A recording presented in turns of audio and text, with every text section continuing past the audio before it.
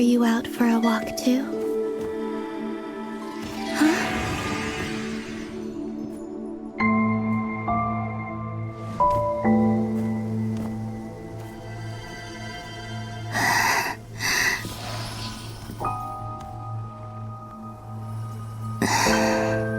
The day has come at last.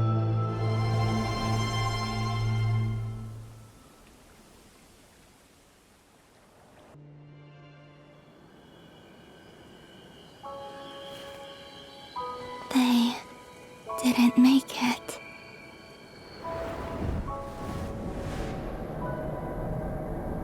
Could you tell me your name?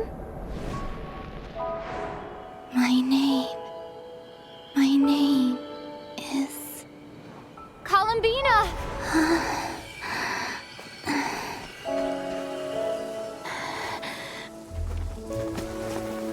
Columbina! Are you here? Columbina! That's the name you gave when we first met. And it's what I've called you ever since. Columbina. It's a fine name. I have many fond memories of Columbina, and so do all of your friends.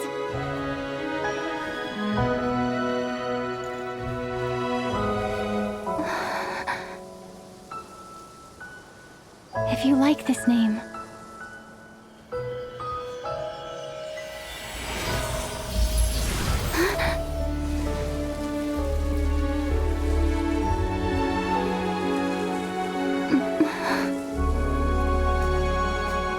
Looking for me?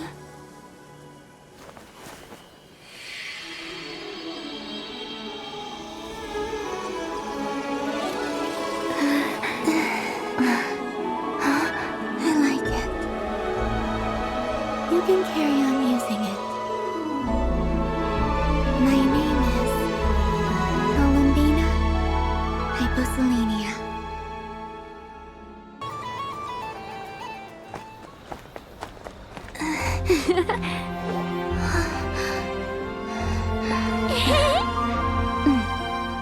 Hey, young lady! Would you like some Moon Prayer Night candy? Happy Moon Prayer Night! Oh, yeah, I almost forgot to say. Welcome home, Moon Goddess.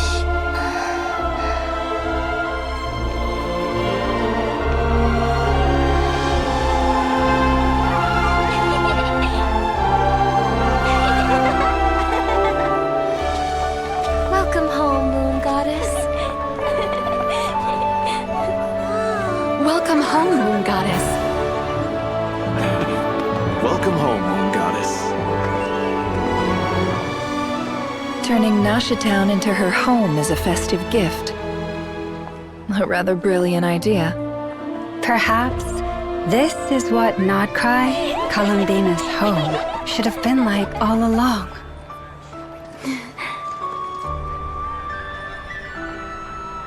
Thank you for the gift. I like it a lot.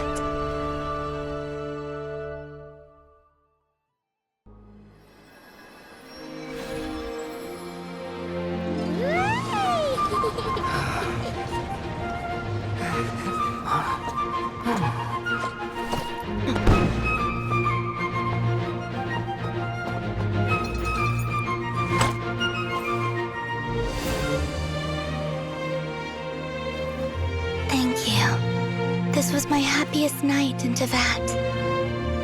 Farewell, Columbina.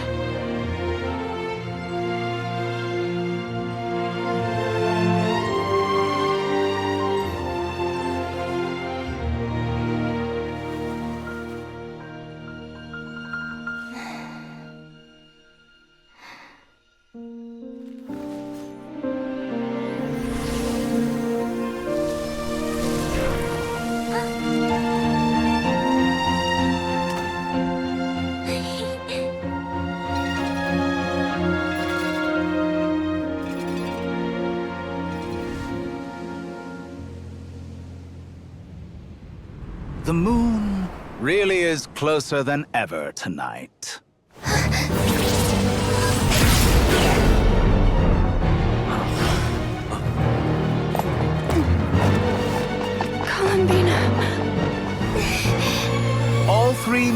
in one place. Time for one final experiment. Reason, life, death, time, and space. They all believed I would fail.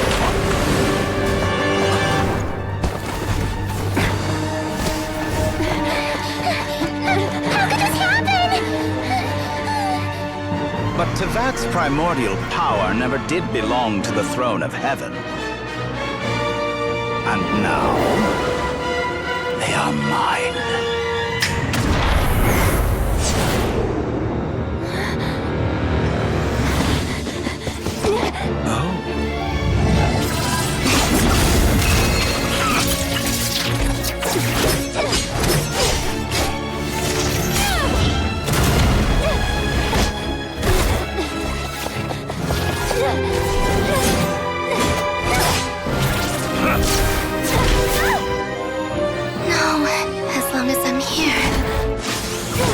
Is free to wield the Three Moons' power.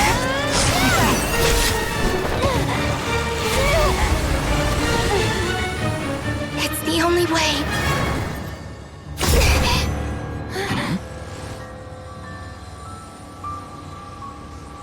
I guess I won't be going home today. Columbina! No!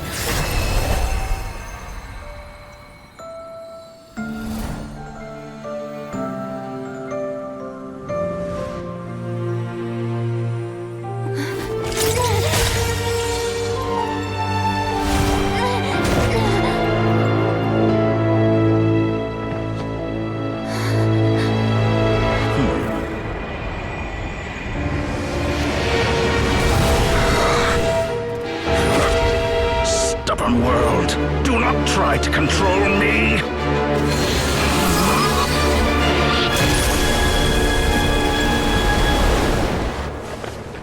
Columbina.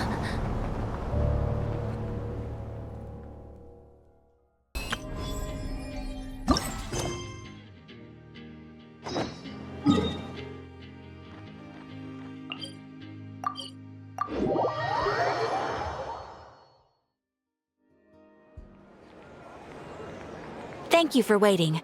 I finished checking your adventurer handbook. Here are your commission rewards. We have no other urgent commissions on the books at present. Thank you for all your hard work lately. Perhaps you two could consider taking a vacation. Amazing! Paimon never thought we'd end up having downtime in Krai. Things were pretty hectic when we first got here. Everywhere you looked, it was either the Wild Hunt causing chaos or the Vatui stirring up trouble. It felt like this whole region was one giant slime in a barrel, ready to go boom at any moment. Sure have. Things were looking pretty dicey, but in the end, we managed to turn it around. Whoa! Paimon just got deja vu! Oh, that's right. It's because we've done this like a million times now. Ah, yes. Are you two aware that the Moon Prayer Night is soon to take place? Oh, yeah! Llama told us that was coming up soon. Wait, why do you mention it, though? Do people in Nasha Town celebrate it, too? Paimon thought it was just for moon goddess worshippers. You're partially right. Most people in Nasha Town just see the festival as an opportunity to do business. They do not concern themselves with the religious element. The festival was first celebrated by the Frost Moon Scions. On this day, they would wear moon prayer blossoms and celebrate the birth of the moon goddess through song and dance. They would also prepare food and handicrafts and give them as gifts to others. Over time, it became Krai's most lively festival. Oh, sounds like fun! Great! Well, in the meantime, since Catherine doesn't have any commissions for us, let's focus on some personal business instead. When we first got here, you mentioned that this was where your spaceship landed? We didn't get to follow up on it at the time, because we got wrapped up in that whole rare air situation, but now we can finally start investigating it properly. Well, there's a saying Paimon's heard around these parts, which goes, if you lift up a rock, you'll find something you weren't looking for. By that logic, you'll never find what you're looking for while you're searching.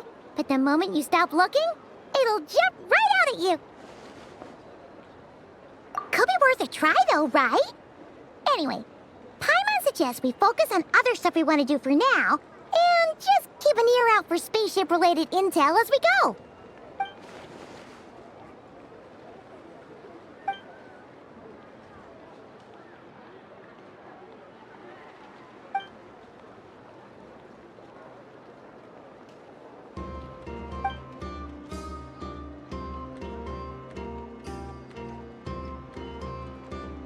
What's wrong? You look super serious all of a sudden. Huh? Paimon gets why you'd be concerned about Columbina, but what does the doctor have to do with anything? Oh, that's true. And now that you mention it, we're definitely overdue for a showdown with the Fatui. It is weird that he hasn't shown himself this whole time. What could he be up to? True. Paimon would much rather deal with Marionette anyway. She says the meanest things, but when it comes down to it, she doesn't seem like a bad person. Maybe it's the pressure of being a Fatuse? Especially as a Harbinger. Does she feel like she's gotta act tough to keep up appearances or something? But then, every time we headed out with Rarier, she always wound up having to repair Polonia and her other robots. That's gotta sting.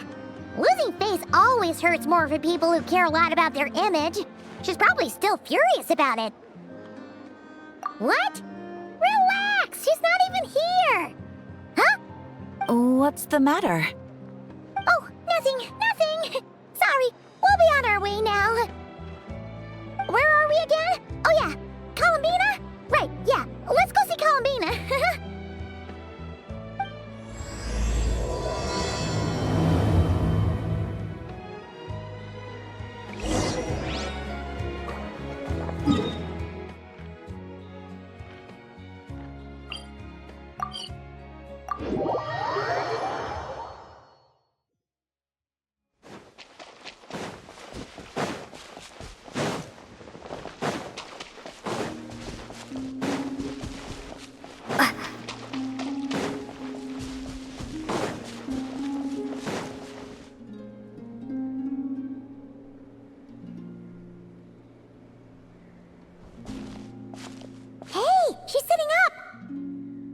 Is me sitting here a rare sight?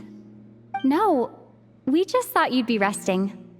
Perhaps I would have been, were it not for the sudden arrival of some unexpected guests. Not that I consider it a disturbance. After all, you are the only ones who are free to enter. Would it not be a little unfriendly of me to lie down while we speak? I didn't realize you put so much thought into little things like that.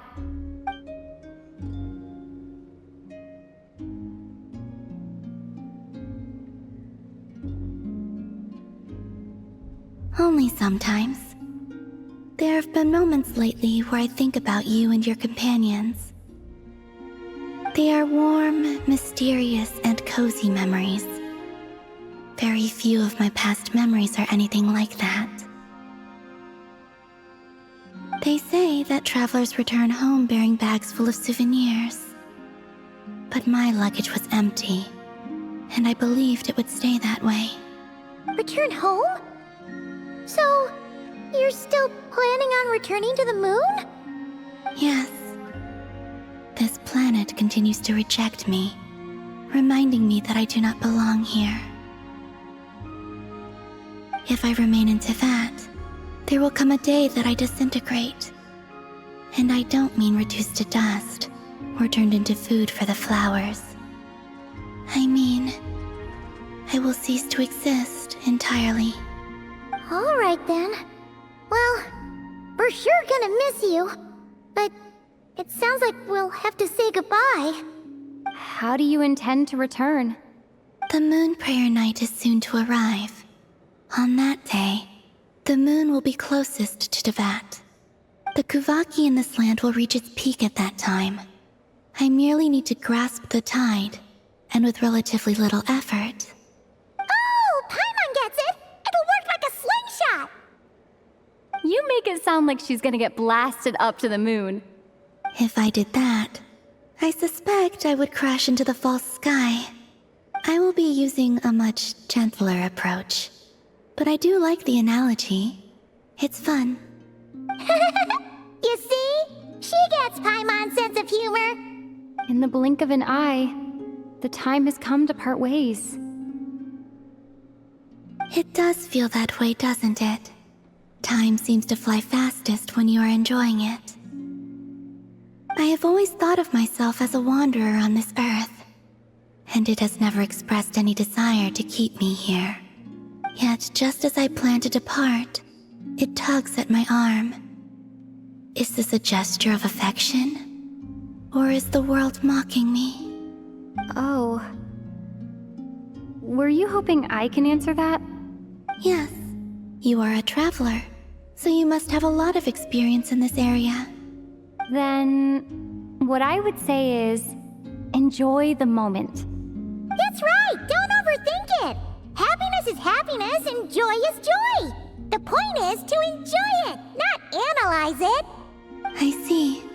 Then what I would say is, even though I am very tired right now, I am still happy.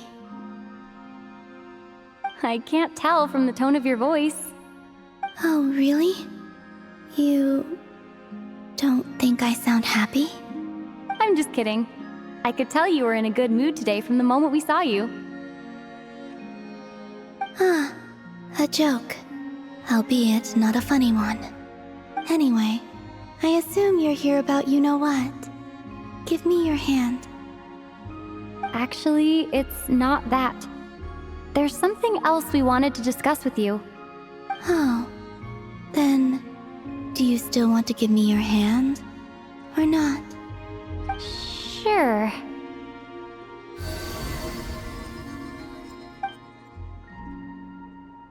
Thank you. So, I've heard that in the Moon Prayer Nights of the past, people here would hold celebrations in the Moon Goddess's honor. Since you helped so much in our fight against the Rayhir of Solnari, I think you deserve a farewell party before you return home. I haven't asked everyone else for their opinions on this yet, but I'd like to invite you to join the upcoming Moon Prayer Night. I've never joined a Moon Prayer Night before. I'm not sure what I would even do. Oh, don't worry about that! We take care of everything! All you need to do is show up. Of course, there's no need to force it if you're not feeling strong enough. It's just, this kind of felt like a golden opportunity. But they call me Kutar, and the Fatui have an arrest warrant out for me. I shouldn't appear in public right now.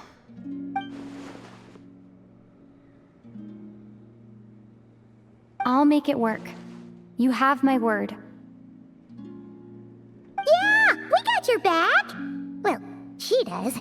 Paimon's actually not too sure what she's planning. All right, if you're sure. I will not refuse your invitation. I suppose it wouldn't hurt to pack a few more sights from this world into my suitcase before finally learning what my homeland looks like. Oh, if you see Lauma, please tell her that my answer to the question she asked me is neither yes nor no. Rather, it is, there is no need. That was kinda cryptic, but sure. Guess it's between the two of you. We'll pass along the message. Bye for now!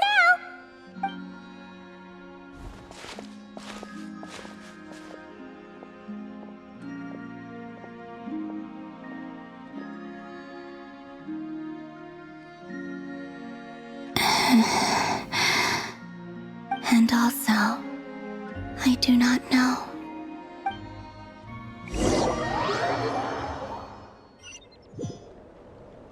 Since she's agreed to join the festival, let's go see who else wants to take part.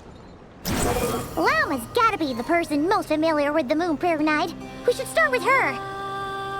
Also, what exactly is your plan to keep her safe? Not sure yet. I'll figure something out. What? Are you serious? And Paimon even gave you her vote of confidence back there! When did you become so sneaky?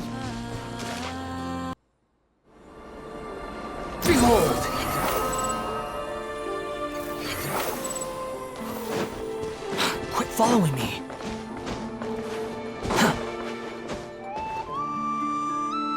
Hey, Llama! It's us! Huh? Varka? What are you doing here? Beats me. I had a bit too much to drink last night, and when I woke up, I was on Hisi Island. Mr. Varka is helping to oversee Nasha Town's preparations for Moon Prayer Night. He is here to go over some details regarding the decorations and custom cloth designs. Right, yeah, that too. What do you mean, that too? Yes, celebrating this festival is a long-held tradition here in Nocturne. On this day, the crescent moon at the top branches of the verdant crest turns into a full moon, and the moon prayer blossoms bloom with a special radiance. Our people take these to be blessed omens. It's an especially welcome event coming off the back of all that nasty business with Rare. Everyone got put through the ringer recently, and now they're looking to turn their fortunes around. The big shots in town all agree that a big, lively celebration is just what we need to rebuild people's faith in this place. No wonder Catherine said that people weren't so bothered about the religious element. That's right. It's become more of a local custom by this point. The celebrations have little to do with whether the religious stories behind this event are true or not. Even the Frost Moon Scions are eagerly awaiting the coming of Moon Prayer Night, despite now knowing that their past beliefs were founded on a falsehood. That's fair. It's a bit like the Lantern Ride in Liyue. It's a chance for people to enjoy themselves, not debate the existence of the Adepti. Oh, one other thing! We just went to see Columbina.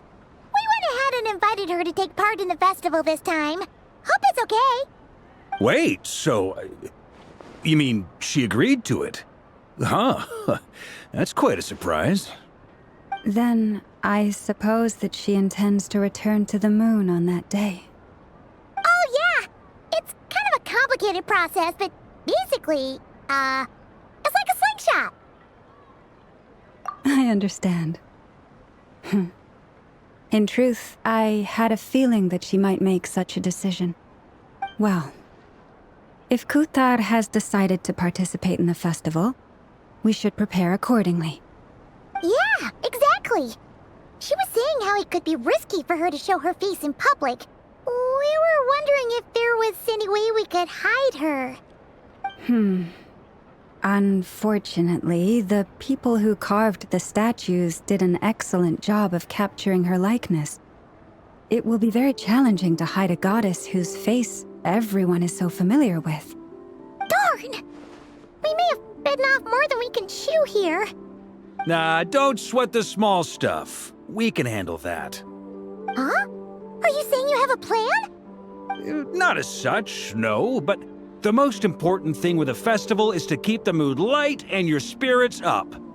You can't go preparing for a festival with those long faces. You'll never convince anyone to enjoy themselves. The Mondstatter spirit is strong with this one. As it happens, I agree with Mr. Varka.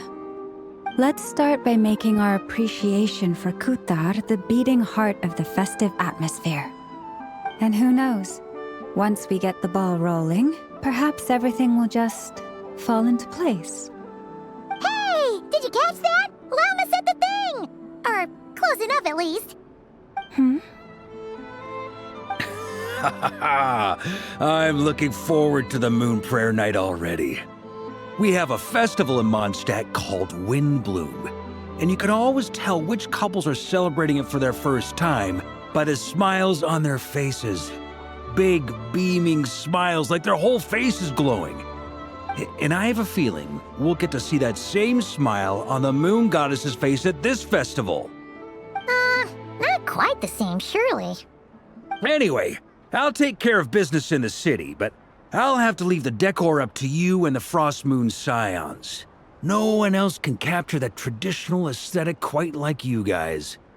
But lastly, there's the final key element that brings the festival to life. Companionship. Before you leave, let me show you something that we've been preparing. Mr. Varka had asked to see it already, so you may as well tag along. Also, I have some further questions about Kutar's decision.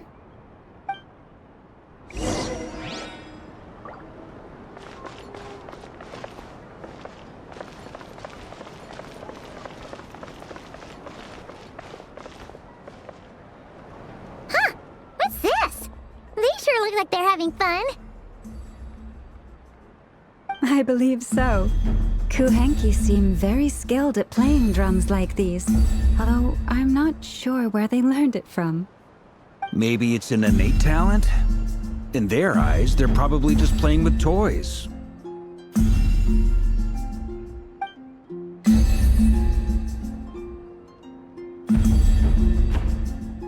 DOTTORE! You want to play too?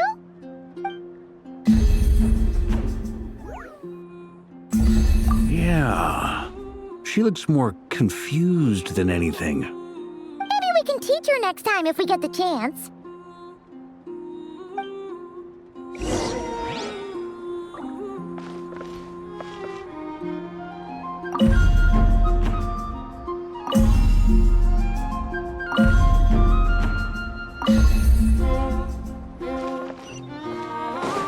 What are these floaty things? Moon veils. We hang them from buildings in the city during the festival. When you look at the sky through them, it creates a lovely misty effect. Everyone seems hard at work. They are preparing items for Moon Prayer Night. For instance, the sculpture being made over here, Mr. Varka and I were just finalizing the details of where it will be placed. Ah, there she is. I didn't know the finished article would be so large. Not to worry, though. All the necessary arrangements have been made. Just let me know once it's ready, and I'll get some people to ship it over. You have my thanks. And over here, we are preparing a very traditional confection. Oh, look at all these colors! It looks great! Can Paimon try one? Of course. I have a feeling you'll like it a lot. You bet! Sweets and treats are Paimon's favorite. If you included those in the Feast of the Moon, I bet Paimon would have joined the Frost Moon Scions by now. There will also be verdant crests like this present in Nasha Town during the festival. The timing of Moon Prayer Night is not completely set in advance. We make a rough estimate, then observe the changes in the verdant crests and moon prayer blossoms to guide us. As such, the wait itself is a fun feature of this particular festival.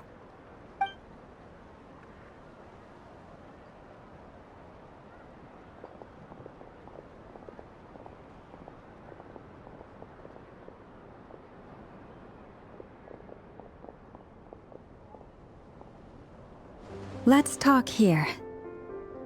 To tell the truth, I am very surprised to hear that Kutar is willing to participate in the festival. I once asked her if she'd be willing to stay with the Frost Moon Scions. I could introduce her to everyone, and we could be a family to one another. She did not answer, but she has not appeared here since. I took this to mean her answer was no, but if that were the case, she would not have accepted this invitation. Ah. I see. Maybe she is right. Maybe the Frost Moon Scions of today no longer need a moon goddess. But my wish was not for her to come here and be worshipped as a deity. I simply wanted to offer her a place to stay. I'm sure she believes that showing herself here might invite Fatui intervention, and as such, she does not wish to cause us trouble. But what really pains me about all this is that this is her birthplace. She ought to belong here, yet no one has been able to grant her shelter. I think I'm qualified to weigh in here. When someone's about to depart on a long trip, what they need is blessings, not burdens. We should wish her the best, not make the journey harder than it already is. Anyway, she's agreed to attend, hasn't she? All we need to do is simply respect her decision. I see your point. Yes, she will soon depart after all. Our job is to leave her with some happy memories.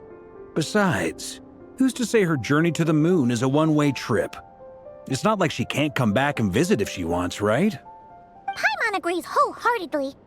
Festivals are all about having fun, so let's keep it simple. All right, I'm gonna head back to Nasha Town soon. Want to come with? I'm guessing you have some other folks to visit there. Sure thing, let's go! Bye for now, Wilma! Thank you all. Goodbye.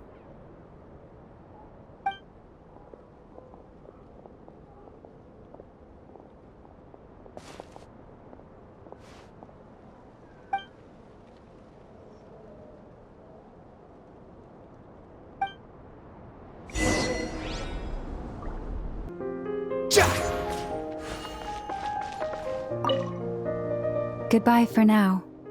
I look forward to the festival.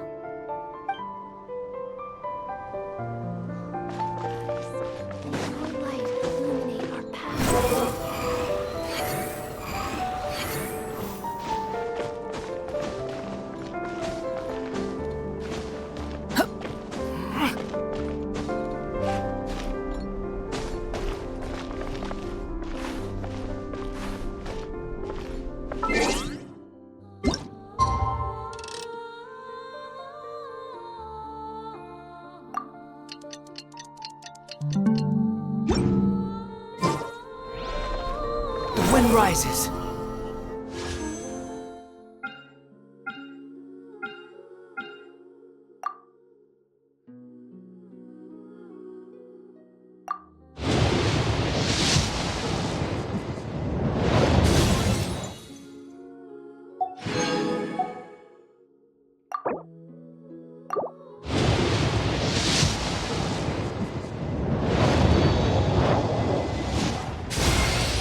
It's been a long time.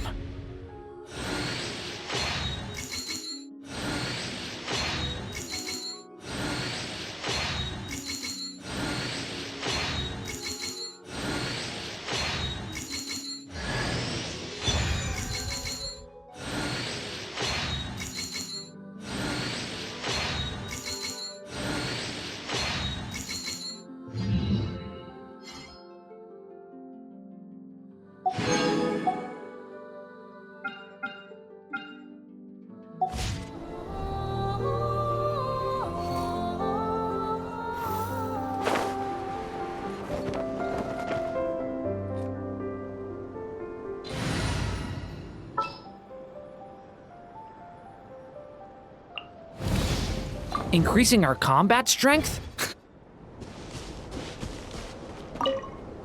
Goodbye for now. I look forward to the festival.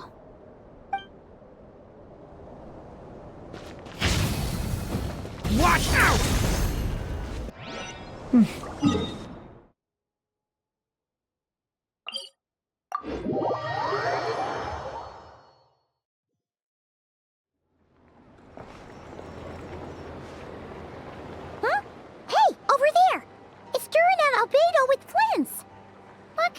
Chatting about?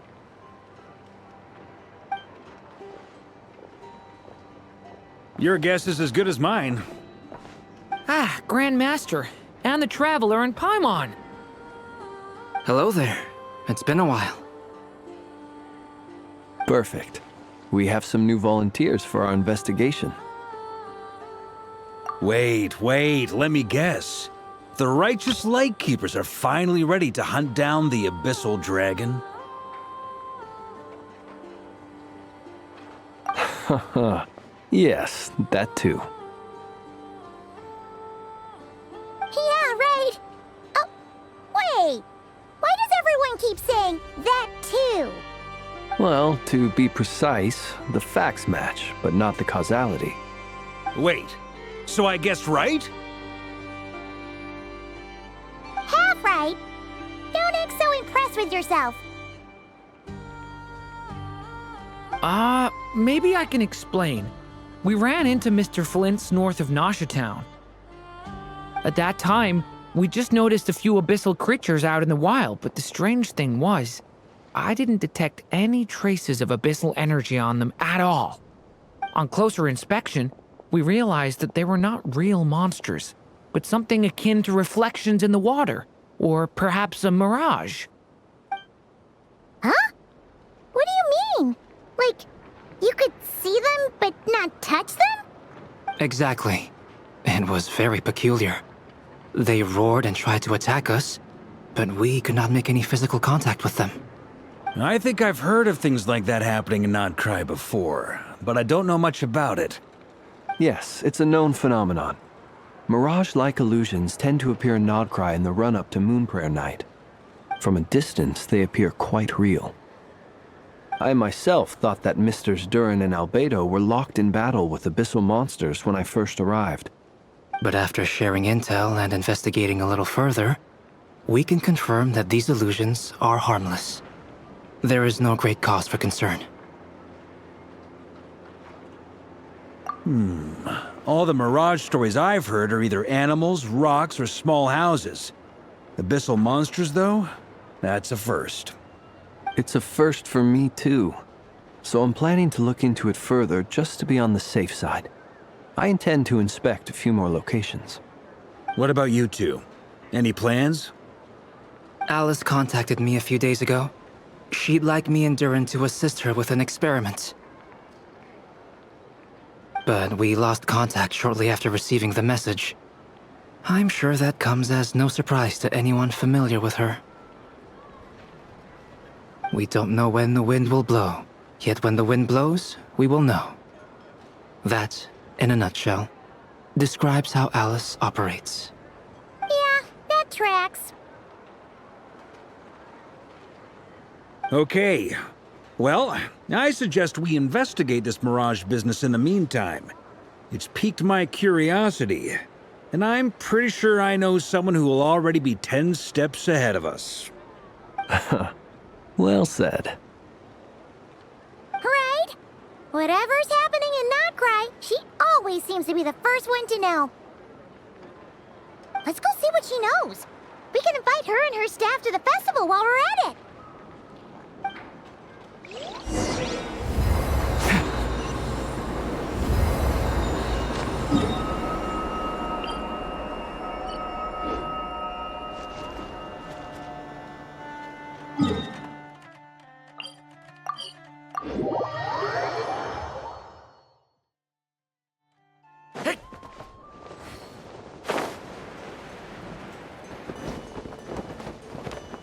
Will I become a star in the sky?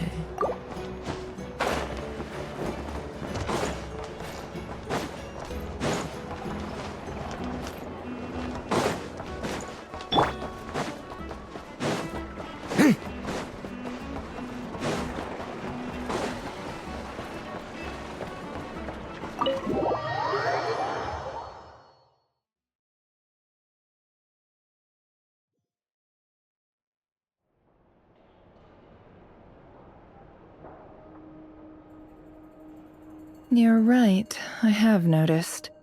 There's certainly something a little fishy about this situation. Only a little, though. Records indicate that this phenomenon can occur in the days before and following Moonprayer Night. That said, it has always been a rare sight in the past. The odds of encountering these phantoms are similar to looking up in the night sky, happening to see a shooting star, and managing to make a wish before it disappears. But this time, either everyone's getting lucky, or they're appearing far more frequently than usual. Yehoda's out gathering intel as we speak. In the meantime, let me check off some points of interest. First, the Abyss. The ones we saw seem to be abyssal monsters. Indeed. But we have identified one location where many more of them have made an appearance. And not just monsters, but human phantoms, too. Given the scale and nature of the phantoms, it's almost as if someone's last memories are coming to life. Or perhaps the memories of multiple people. Oh. So you mean the phantom monsters are hunting down the phantom humans? Exactly. The phantoms can interact with each other, but we have no means of intervening. In addition, some of the human phantoms would seem to be from the very distant past. This is clear both from the clothing they wear and the stories they tell. They claim to be from Hyperborea, a name which I've heard from Lauma before. If this is true, it means they must be from 6,000 years ago. Did Paimon hear that right? 6,000 years? It sounds like this merits further exploration. That'd be a big help. I'll leave it with you, Albedo. My knowledge of ancient history is non-existent. I used to doze off every time the pre-Knights of Favonius era came up in class. It's quite a miracle that you were able to understand these phantoms' speech, given how long ago they lived. I suppose you're right. But I'll leave the archaeologists to ruminate over that conundrum. As an intelligence broker, my sole interest is in the value of the information I gather. Which, in this case, hopefully means earning myself some good favor with our dear Lady Moonchanter. So calculating. Whew, this intel broker logic always catches Paimon by surprise. Sounds to me like we could split the work up. I think the abyssal phenomenon is best left to Albedo, Flint's, and me. Agreed. It coincides with my duty as a lightkeeper. For my part, I'd like to understand the abyss better. Even a little knowledge would go a long way. This is certainly a rare opportunity to study the abyss. But even rarer, perhaps, is the chance to make contact with the ancients. The Curatorium will take the lead on investigating the Hyperboreans. We put in the work to learn what we know so far. It seems only fair that we get some quantity of exclusive intel. That just leaves our trusty team of 2 unassigned. Since you became an honorary knight, of course. This was part of my grand plan all along. Ha ha ha! Oh yeah, by the way, we managed to convince Columbina to come to the Moonprayer Night celebrations. Would you and Yehoda like to join too? She agreed to that? Huh. Quite an achievement. Never underestimate the traveler, I guess. I'd be happy to join. No point shutting myself inside when the streets are all decked out. I doubt any clients will be visiting during the festival in any case. And Yehoda loves a party, so I'm sure she'll jump at the opportunity. No, no, no, no, no, no, no, no, no, no! Way to contradict me in front of... Wait, no, that's not what I have bad news, boss! So many people. All right, everyone inside, quick!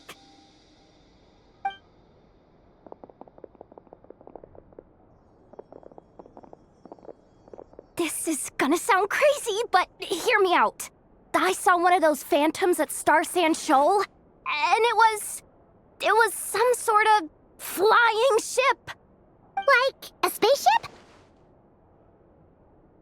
That's gotta be the one you came to Tibet in. You said you saw the same thing through the moon marrow, right? Huh? You already know about it? Ugh, I thought I was gonna blow people's minds. Turns out I'm the last to find out. Wait, back up. You came here in a spaceship? Now my mind is blown! What's it like on the inside? Was it like flying through space? I want to know everything! Yep, exactly. Huge discovery. You're the best. Second best intel broker in the world. After your boss, of course. Wow. Really? Well, I don't know if I'm all that, but... I guess that decides where we're heading next. Come on, don't look at me like that. I know the spaceship doesn't have anything to do with me, but you don't want to leave me as the only one twiddling my thumbs, do you? please? Fair enough. You can tag along. In that case, let's meet back here to discuss our findings once we're done. I wish everyone a productive investigation. You too!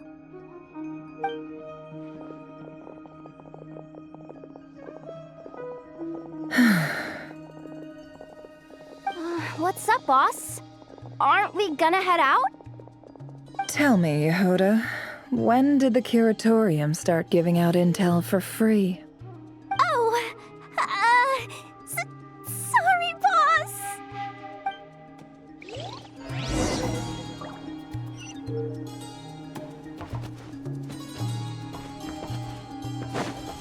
Hup!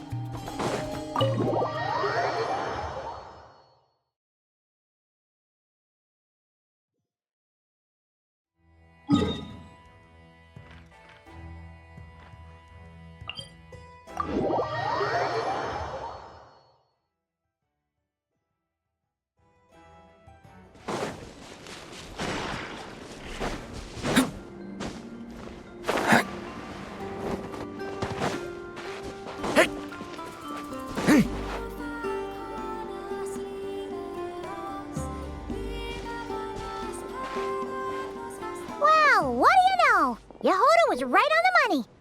This Phantom really is your spaceship. But that's so weird. Why would it show up here? Is it some kind of projection? Or a ghost?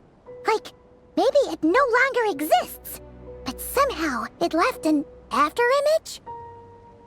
Ah, you're already here. Miss Lauma, what a surprise.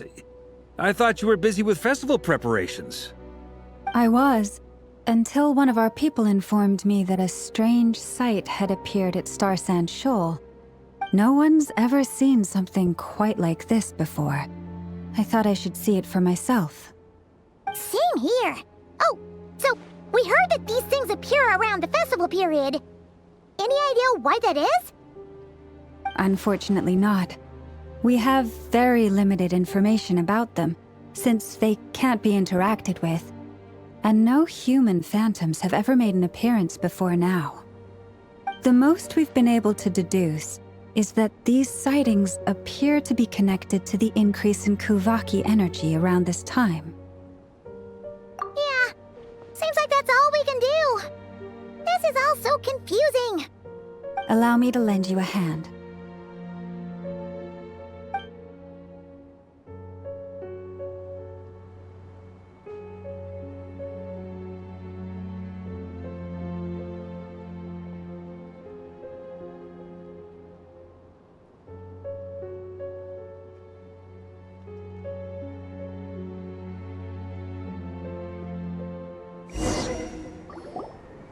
Everyone, our friend here should be able to provide us with some information. Is that a phantom rhymehorn deer? I've heard about how the Frost Moon Scions live in harmony with the animals and can even communicate with them. That's coming in handy now, for sure. Okay. Yes, I understand. Then how about this?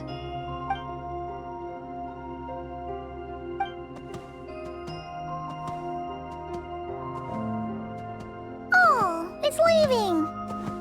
It appears to share our curiosity about this giant spaceship, so I asked it if it wouldn't mind investigating along with some friends. In return, I told it about some nearby spots where the wild fruit grows abundantly. We may live in a different era from these phantoms, but I trust that the terrain, climate, and ecology here are more resistant to the effects of time than some things are. Let's give them a moment and hope for the best.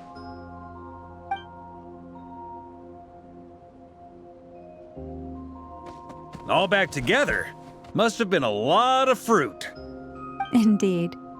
Now let me ask them some questions.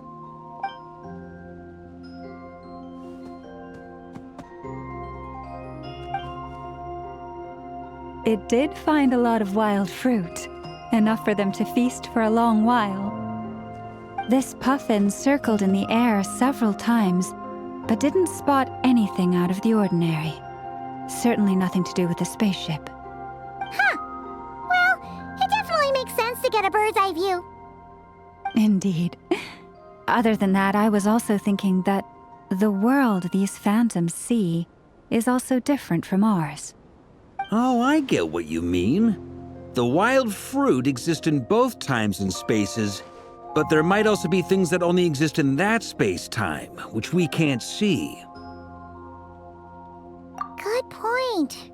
Great thinking, Lauma. Blunthorn rhinos can use kuvaki to shift great rocks, but this one says it couldn't get that ship to budge by even an inch. The sniffer mole tried too, but despite being a skilled digger, it could not get through. They say that the spaceship looks robust and undamaged. It seems completely impervious to any and all attacks. Whatever lies within is well defended from harm. So, just like us humans, there was nothing they could do about this spaceship either. Yes. Still, they deserve our thanks. We are grateful for all your efforts, dear friends. Now go, and enjoy your feast. I've noticed some other human phantoms gathered nearby. Come on, let's go talk to them.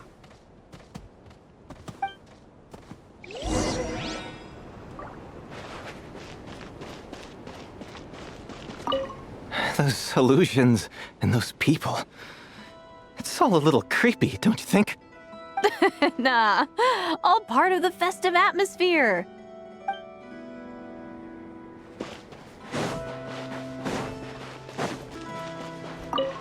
Have you ever seen anything like this? Nope. Never seen or heard anything this weird.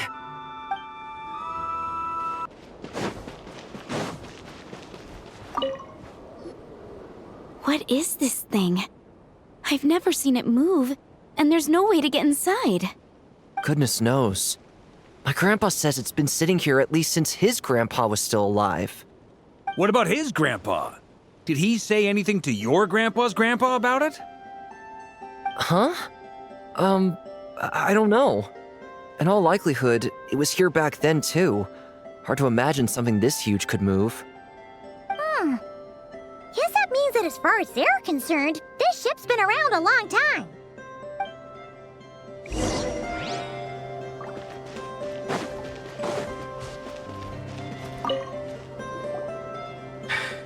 Come on, brothers. If we can get even a small chunk off of this thing, it's gotta be worth a fortune. Today is the day we strike it rich. Huh? You mean Paimon? Yes, brother, I shall join you. Let's make our fortune.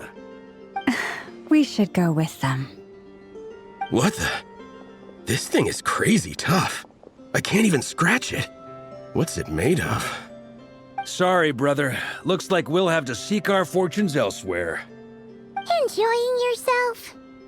I was just seeing if I could influence this phantom's perception by playing. But nope, no dice.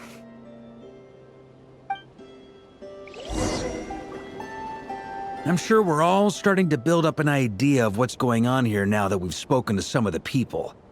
These phantoms are reenacting real historical events in Nocturne. It's almost like we're in some kind of interactive stage play. We can talk to the actors, but the plot is fixed and we can't influence it. It makes sense. History is set in stone. The objective facts of the past cannot be changed. Paimon totally thought you were just goofing around earlier.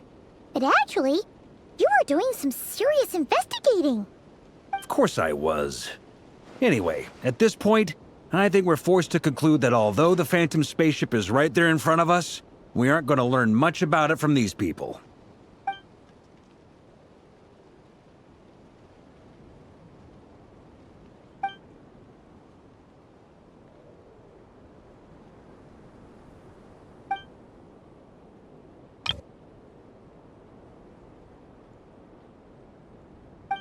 Don't be discouraged.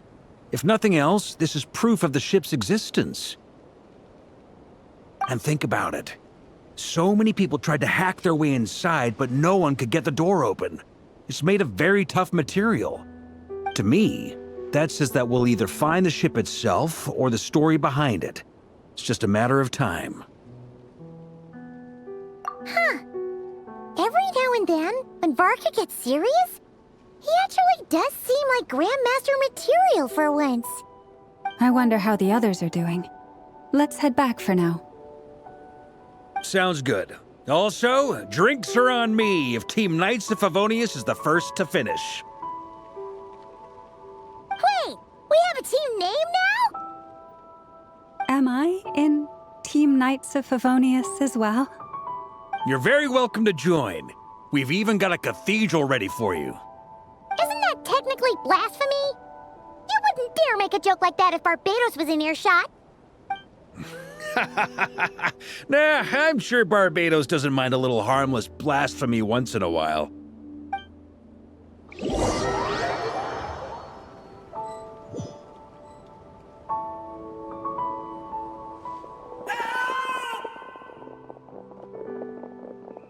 Oh, no!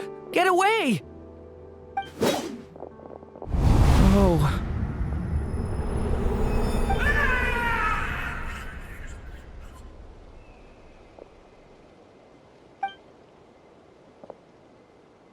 I know it's hard to stomach, Mr. Duran. But as I'm sure you've noticed, there is nothing we can do to intervene in that which unfolds before us. But we have to at least try. And try you have. But are you aware of how many unsuccessful attempts you've made now? I wasn't keeping count. I'm afraid this is the 39th failure so far. Or the 5th if we're only counting this particular victim. There are no indications that these phantoms may be altered in any way. You seem to have calmed down a little. I'll make us a fire. You should rest and have some water. Feeling any better now, Mr. Duran? May I ask a few questions? Be my guest. What exactly are we witnessing here? What happened to those people? My guess would be that we are seeing Nocturne during the Conrian Cataclysm. Would that be accurate? Conria. That is correct.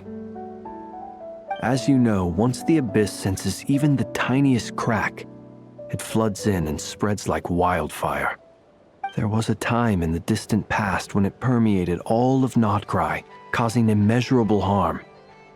The people paid a terrible price to heal this land. Then 500 years ago, the whole of Teyvat suffered an abyssal disaster. Once more, Nocturne was dealt a devastating blow. I see. In the face of the abyssal onslaught, all were like grains of sand tossed around by a tidal wave. Be they human, fae, or god. The moment you witnessed is but one drop in a whole ocean of catastrophe. All right. I guess that answers my second question, too. I wanted to know why there's nothing I could do to help them, and that's because what we are seeing is history. That would be my guess as well. As I understand it, history and fate are not all that dissimilar. The latter may be unseen to us, but both are immutable. Yes. Fate was determined long, long ago. I still have a couple of other questions for you, Mr. Flint's. You mentioned more than one abyssal disaster that has struck this land in the past. How can you be sure that what we're seeing is from the Conrian incident? And also, how are you able to stay so calm when you're talking about these events? From everything I know about you, you're not cold or ruthless, and you're not indifferent to the suffering of others.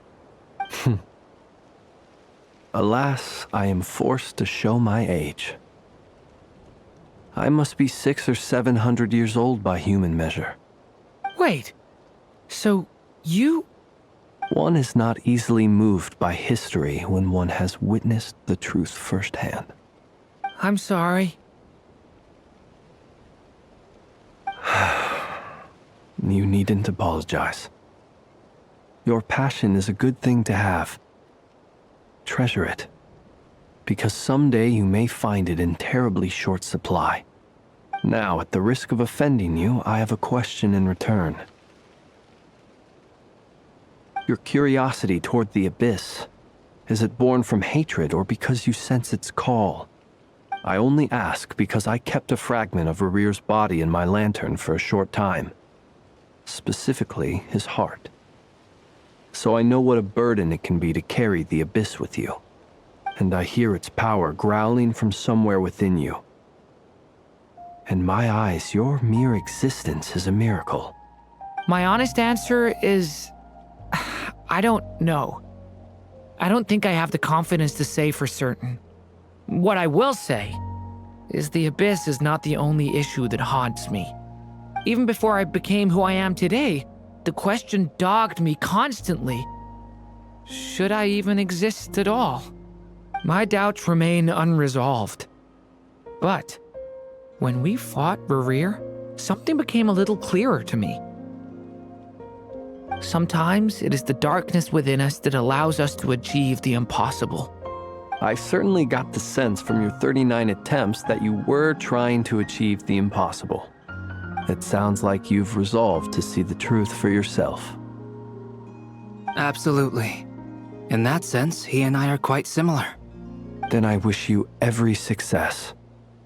I look forward to the day of your transcension. Well, if everyone's caught their breath, I suppose we should head back. Oh, and one last thing. I'd appreciate if you kept our discussion about history a secret.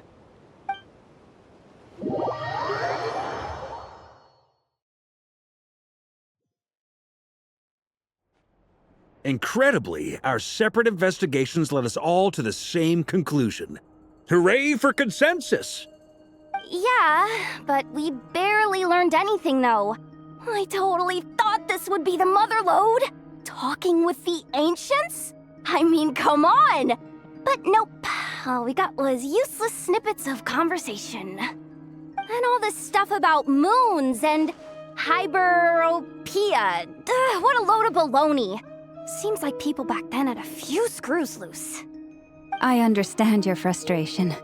We found the same issue. Each phantom only showed a very brief moment in time. There isn't much value to be found in these miscellaneous fragments of a civilization's history, no matter how glorious it may have been. If there's a silver lining, it's that these phantoms are harmless to the present reality. They shouldn't get in the way of the festivities. Paimon agrees. And not just because it's the first thing she understood in this whole conversation. You look disappointed, Nefer. Is something the matter? What do you think? We all worked our tails off, but the only one to gain anything from it was you, Lady Moonjanter. Well, please do share the Hyperborean records with me. I will gladly inscribe them in our people's documents. Oh, duh! Yeah! That was it! Hyperborea! Hyperborea. I'm serious. Only an expert in the Frostmoon Scions and their history can turn these records into valuable research material. The alternative is to let them gather dust on the Curatorium's storage shelves until the pages turn yellow. Nefer, you're wise enough to know that cooperating and sharing the profits is the best course of action here. Well, that goes without saying. Sure, let's do that. Huh? But didn't you say we aren't supposed to give out intel for free? Sorry. Shutting up. Now is not a good time to push Nefer's buttons. Anyway, back to Moon Prayer Night. I'm thinking that we should prepare something a little special, aside from the usual decorations and so on. You mean a parting gift? Can't go wrong with food. Although, does food go bad on the moon? Perhaps a lantern would be a better choice. It might be dark up there. It could prove difficult to light a lantern on the moon. Magical stones might serve that purpose better. What about a clockwork mecha model from Fontaine? I've got a whole bunch at home. I use them for fighting practice in my free time. None of these sound like things she would be even remotely interested in. But we don't interact with her enough to know what she likes. Yeah. It would really save us the guesswork if someone could find out what she's into. Wait, what the? Traveler? They're all looking at you. Great! Haha, problem solved. Now, I need to stop by Dory's. Gonna need her help sourcing a bunch of stuff for the festival. Then let's leave it there for now. We all have our own business to attend to. Traveler, if you find out what Kutar likes, let us know right away.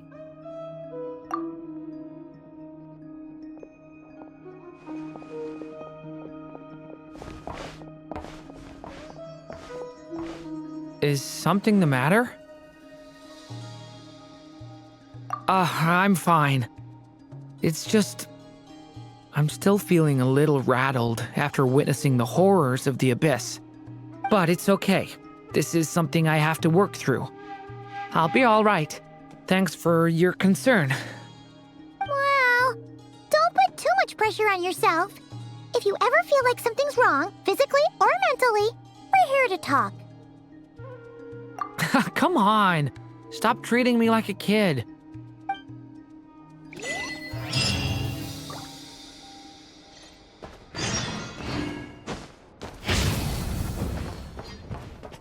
Could you do me a solid and try to smooth things over with Boss Neff?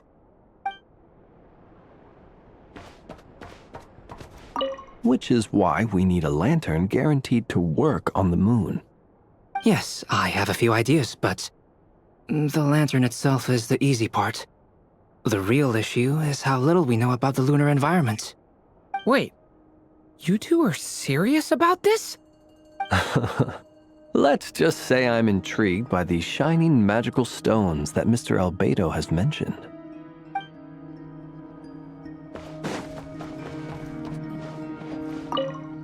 You should get going. It's important that we ascertain what Kutar likes.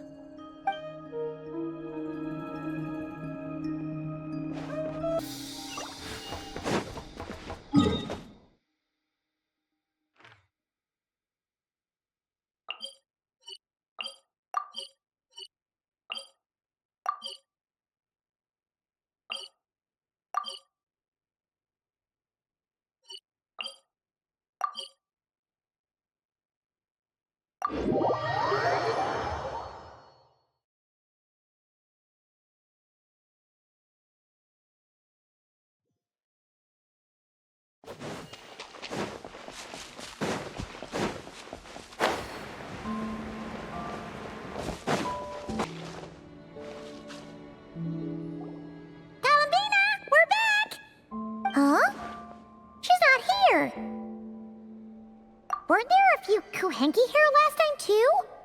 Where did they all go? Walkies? For Kuhenki? You're not pets, you know. Oh, well. Looks like we just came at a bad time. Let's try again tomorrow. There's still a few days until Moon Prayer Night, so we're in no rush. Besides, she needs time to rest anyway.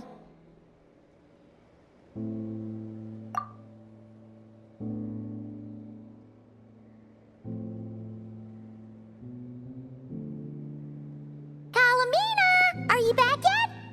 Oh, how strange. Looks like she still isn't here. Right? It's not like her to spend so much time outside, especially since she's worried about attracting unwanted attention. What about Luonatar? Luonatar, you there? Hey! Do you know where Columbina went? Sorry, didn't understand. But if If you know where she is, could you take us to her?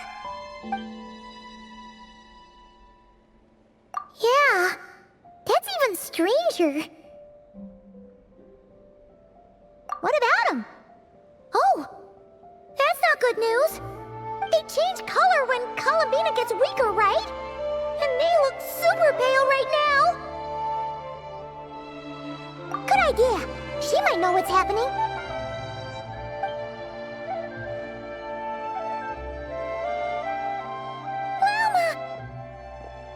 Ah, it's you. How is Kutar? Is she okay? No, she hasn't. I came here to check on her after I noticed the flowers had changed color. Based on past precedent, she must be very weak right now. Even getting up to walk would be a struggle. It seems unlikely that she wandered off outside. Not to mention that she doesn't do that at the best of times either. So yeah, this is super weird. No. Very few people are in the know about Kutar's whereabouts. And if anyone suspicious had visited, they'd have left some sort of evidence. Come on, let's go to Nasha Town. If anyone has seen her, someone there will know about it. It's not Krai's information hub after all. Makes sense. Let's go!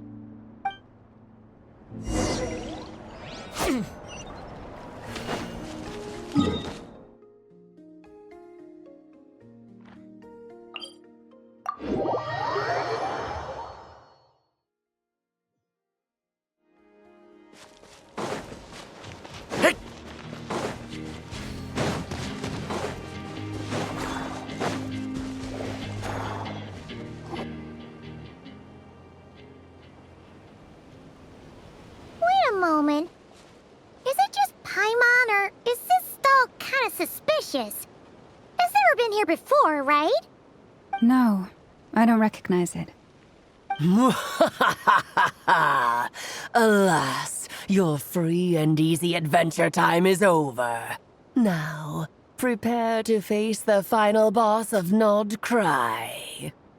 Whoa! Where'd that voice come from? Not sure. But it's definitely hostile. No, not that way. The final boss is right here. The sniffer mole? That's the final boss? Surely not. Also... Okay, the jig is up. I'll stop teasing you. Turn around. I'm right behind you. It seems I've managed to leave quite an indelible impression, even though you've never seen my face. Oh, nothing could make a great mage more pleased with herself.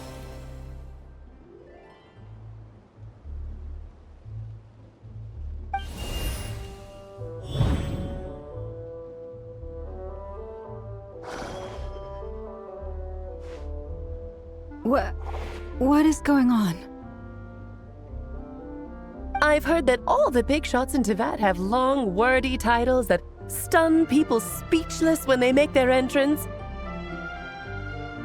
Unfortunately, none of them are affiliated with the Hexenzirkel, and we ourselves keep a very low profile. The notorious name-dropping doesn't quite work for us. Still, I, for one, think I'm really quite amazing. So that didn't stop me from coming up with a title anyway. Alice! It's really you this time? Not a lantern or a Dotoko, but Alice in the flesh? Oh, that's right. So, what do you think? How does it feel to finally meet me? You look like... Oh, that's the first thing you thought. A little surprising, but that actually makes me very happy. Because that means that when Klee grows up, she'll be just as stunningly beautiful as her mother. So she's a friend of yours?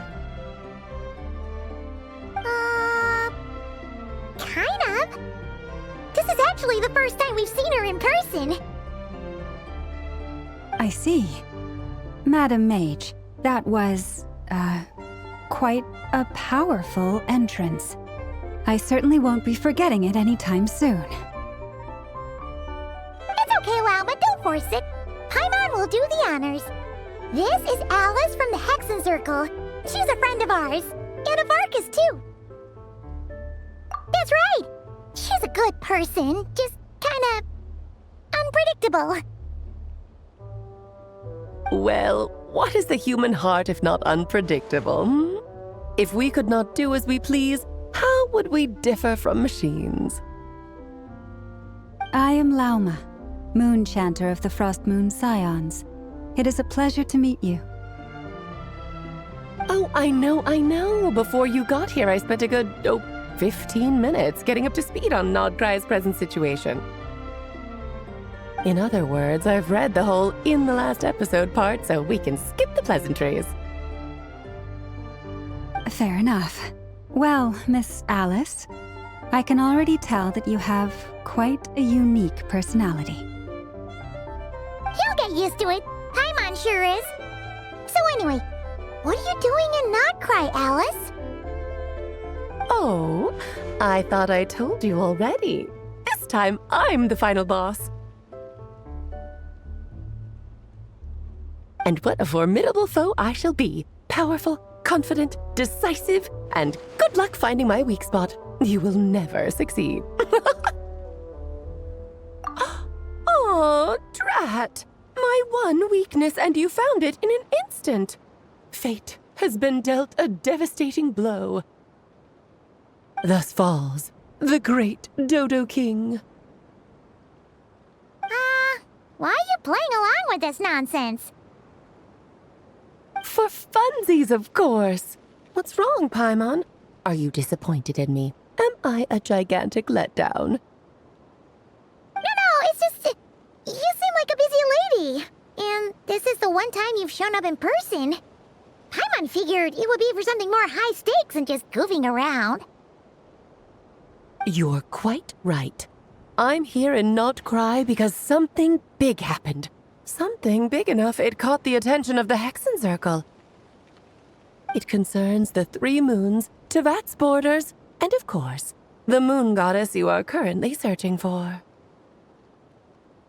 Kind of. Why don't we discuss this over a pot of tea? My main reason for coming on this trip to Tevat was, of course, to have some fun. But I do technically have a job to do as well, namely, maintaining the stability of Tevat's borders. I'll skip over the complicated parts, but to sum it up, abyssal energies are all that lie beyond Tevat's border. We'd find ourselves in a real pickle if they ever made it through. And the phantoms you've been seeing are a sign that the border has been disturbed. No wonder they tend to show up around Moon Prayer Night. Is it because the real moon is now so close to us that its power can cross the border? In part, but only a negligible amount passes through. Just enough to influence the verdant crests and so on. And as you've noticed, there has been an unprecedented number of phantoms appearing this year. The influence of the moon beyond the border cannot explain this. No, there is another far greater factor at play. The trilunar syzygy.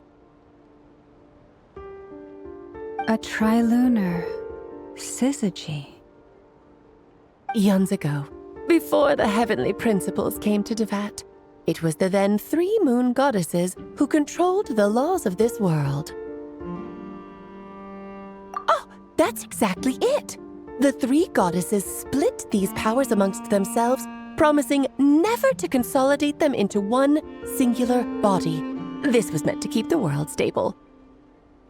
But, fast-forwarding to the present, the eternal moon's marrow is with you, while the iridescent moon's marrow, which should never have appeared in this world, has been retrieved. Add that to the presence of a moon goddess in the flesh and... the power of all 3 moons is gathered here in Nodkrai. There hasn't been an event like this since the War of Funerary Flame. And it's having a noticeable effect on Tevat's borders. Because I wish to give my darling daughter a peaceful, sunny environment to grow up in. Is that a good enough reason? Kinda sounds like you're dodging the question, but it does make sense. Well, that's one reason anyway, and the most important one. The others are a little complicated to explain. For instance, cleaning up after dearest Miss R. Albedo could tell you more about that if you're curious, but right now, I have a more important question to ask you.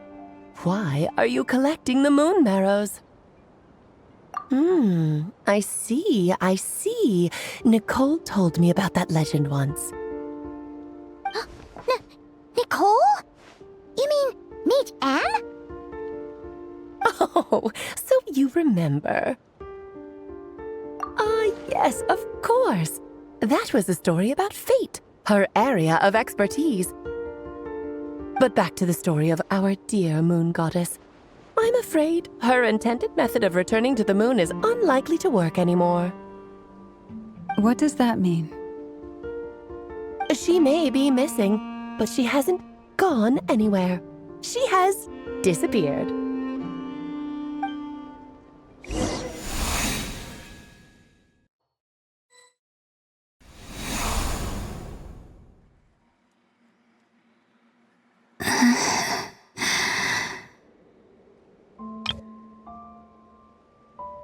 My body is so heavy. Wait, no. It's my mind that's heavy. My arms and legs are as light as a feather.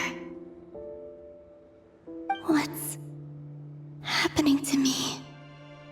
I feel drowsy, like I've been asleep for too long. Is it daytime or nighttime? Is the moon out? I think I'll go for a walk.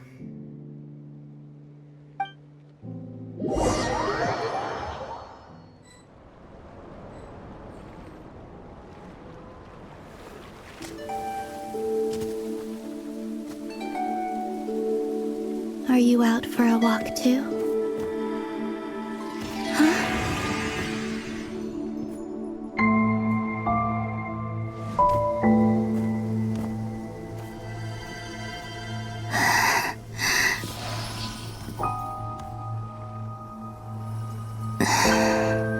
The day has come at last.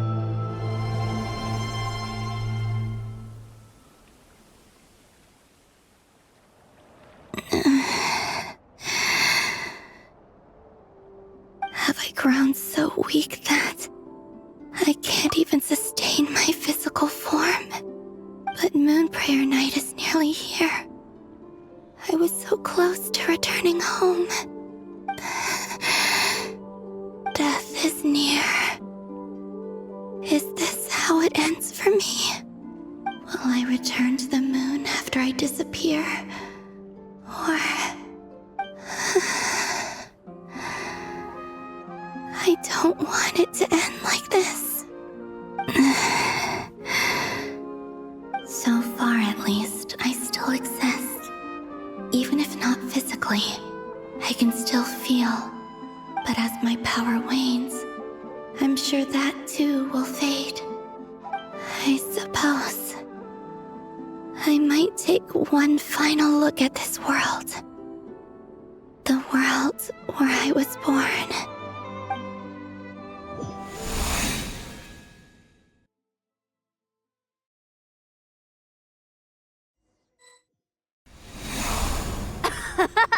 Come on! Come on! Wait for me! The Frost Moon Enclave. How much it has changed since I was born. These decorations, they're so heavy. It's times like this when you kind of wish men could be priestesses and acolytes. How fascinating. I've never had the chance to be privy to people's private lives in this way. In the past, people would get so solemn and serious the moment I showed my face, like they were frozen stiff. Karina, Lametti, it's time to eat. Coming! I want to watch them a little longer.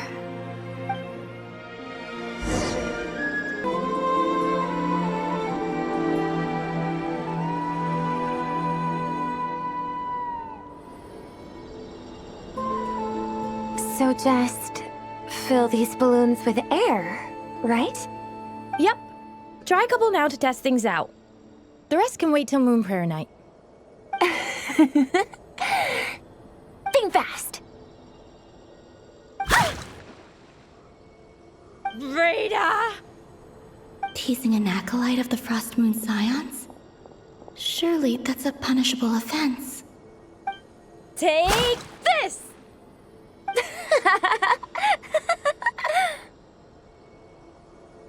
Huh? All right, enough horsing around. Lady Lauma gave us a task. We should get back to it. The task is just to check that the balloons don't leak, right? Doesn't matter if we fill them with air or water. Yeah. Okay, you got me there. And you got me there. But still, we can't use all the balloons before the festival even starts. We won't use all of them. And as long as Lady Lauma's trusted acolyte doesn't snitch, this can stay as a little secret between friends. A couple more can't do any harm, right? Oh, you menace. Then, think fast!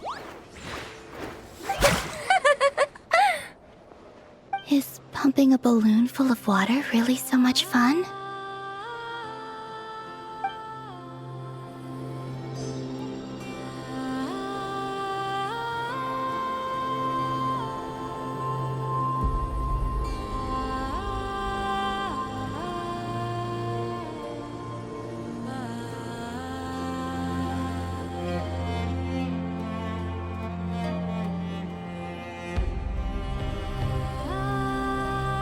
I'm sure you're both tired from playing all day. Come on, eat up.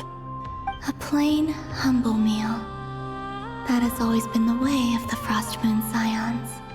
Huh? How come Lametti got a midsummer berry dessert?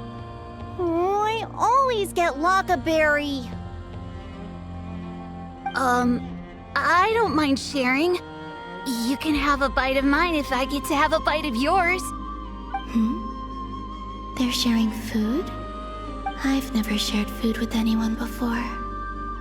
Even at the Harbinger tea parties, everyone just ate off their own plate. And when I couldn't finish my food offerings from the Frost Moon Scions, they'd leave the leftovers out under the moonlight for the animals to claim. Hey! That was 2 bites! Then you can have another bite of mine. Oh, you too. Oh, don't fret now. Here, have some of Granny's too. So this is what it means to be family.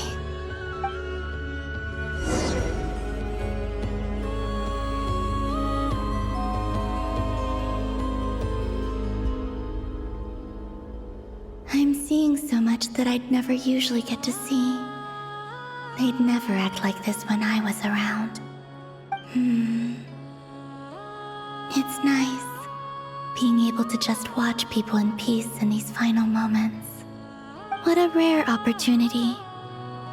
I think I'll go take a look around Nasha Town, too. Maybe the Traveler will be there.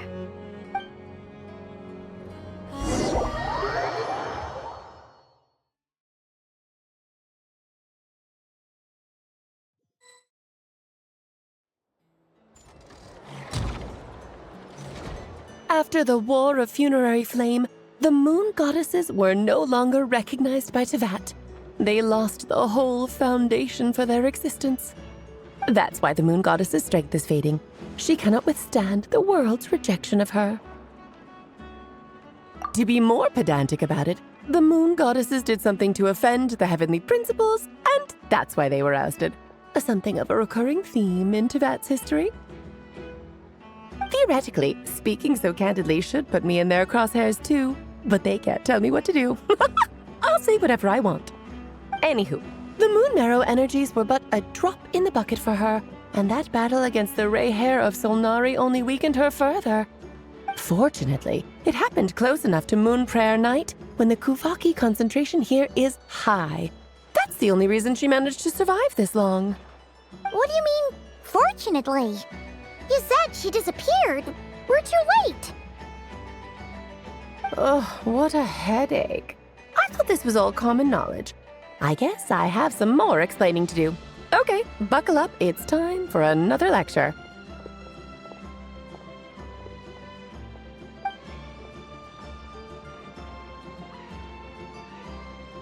Now, I said earlier that the moon goddesses lost the foundation for their existence.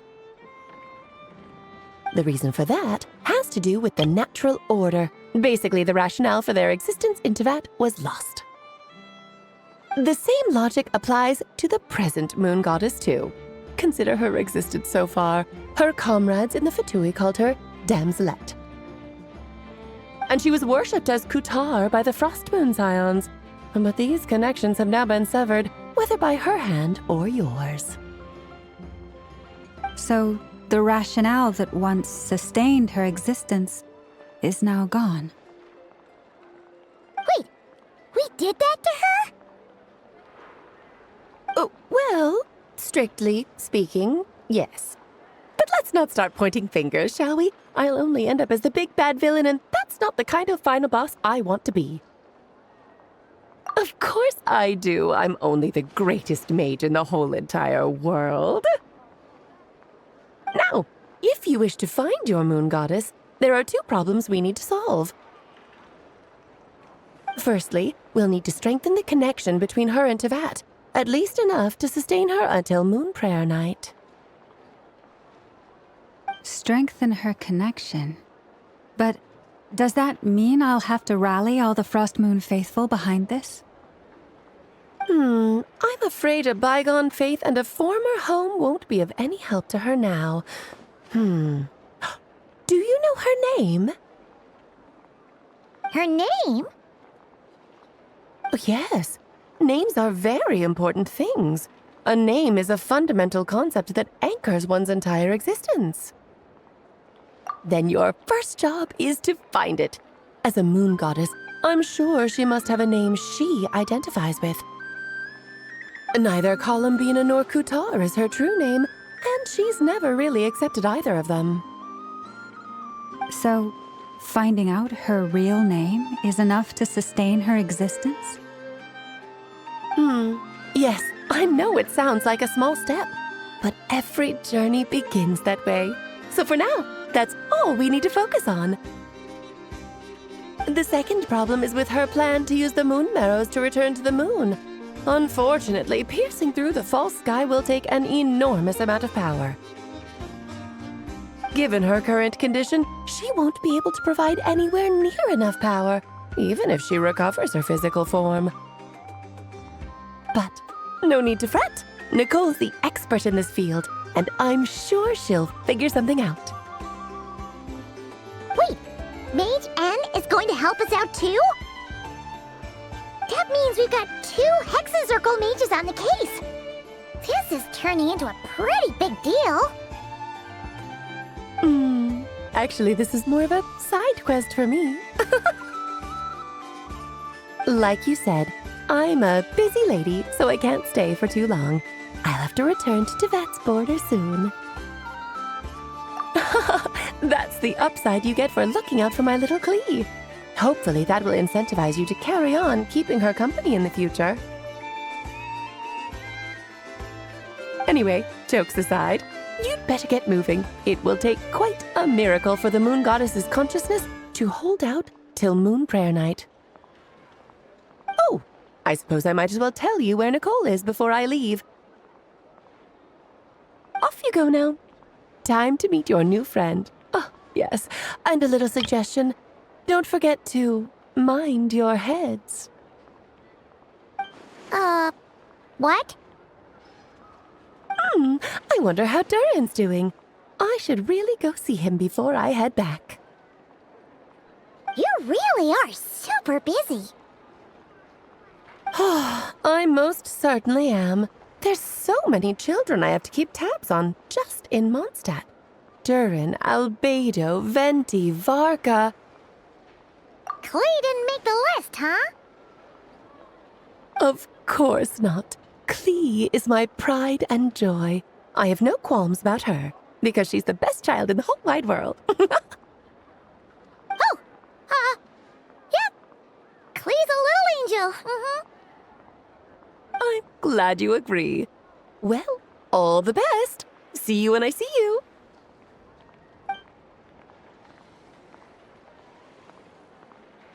She left in a hurry.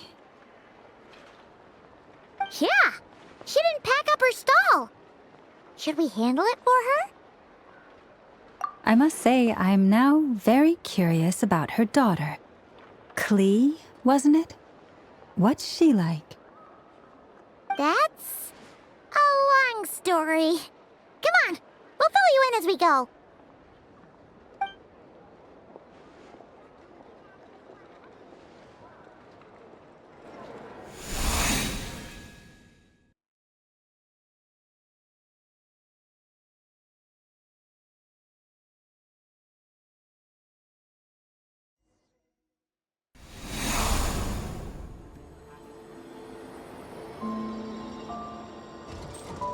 What a lively place. I've never experienced Nasha Town like this before. Hey, you old geezer! Your hammer's rusted through! Who are you calling old geezer? Are they quarreling? I'm looking right at him! You've really gone downhill since giving your daughter free rein in the workshop. Can you even swing a hammer anymore? It shouldn't take you days just to fix a single chair. You might as well use that hammer to massage my back for all the good it's doing. Don't run your mouth, or you'll get a back massage that'll put you in bed for the rest of your life. Look, the materials haven't arrived yet, all right?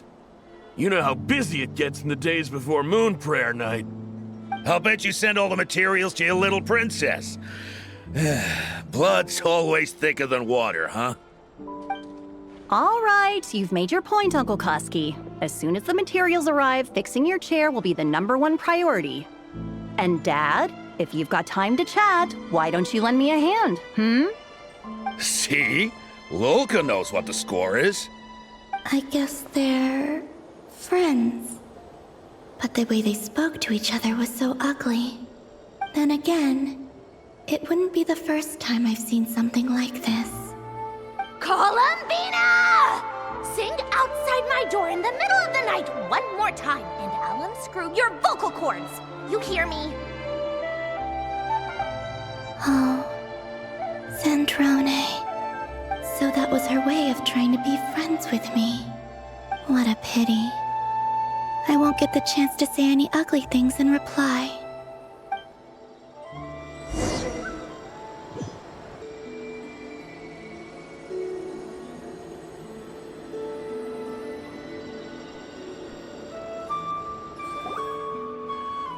Hey, have you decided what to give her for Moon Prayer Night? I sure have. She's gonna get the surprise of her life when she's least expecting it. Then I'll whip out the ring and pop the question. The surprise of her life. What a fun turn of phrase. Cool, I get the picture. You can spare me the gushy details. Ooh, looks like we have a customer. Hello there, ma'am. Would you like some Moon Prayer Night candy? Huh? Is he talking to me? Can he see me? Here you go.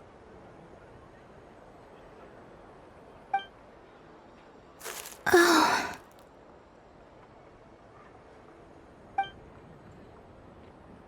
Come back anytime. Right. Now, where were we? I don't know why, but I still held out hope.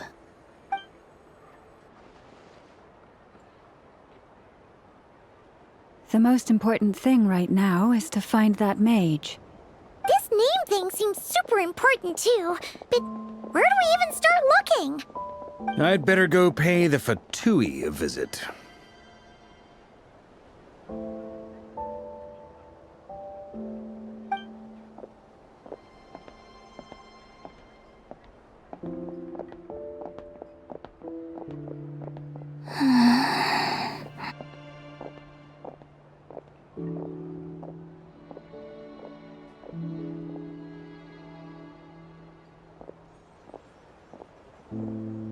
Columbina?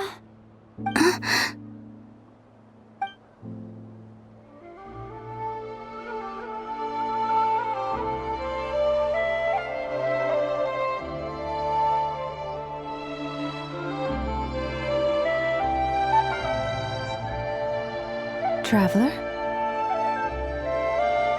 Let's go! This is no time to be spacing out!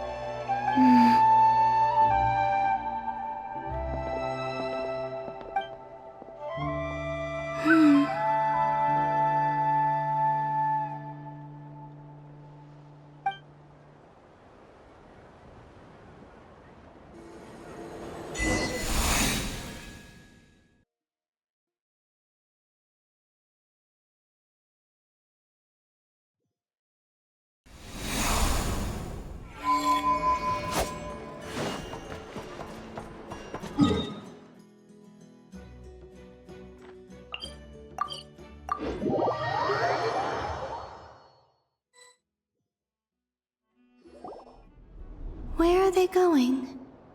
They mentioned a mage and... a name?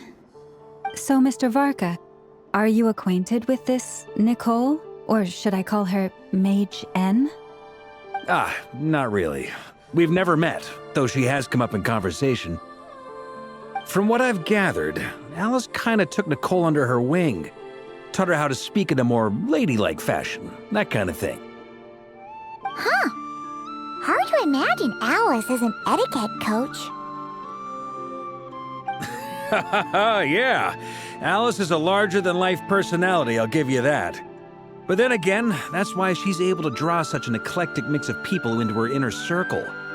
If I remember correctly, being an interesting person is actually one of her main entry requirements.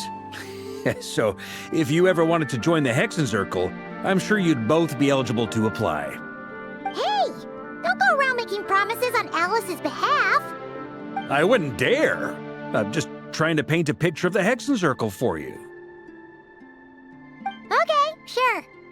Anyway, since none of us have ever met Nicole, how are we supposed to find her? We can't just go up to every woman in sight and ask, "Hey, are you Nicole?" Maybe something she's wearing will give it away? Like, a windbloom pinned to her chest or something.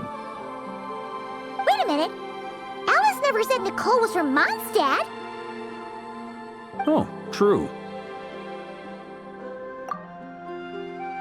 That would be... this young lady, then?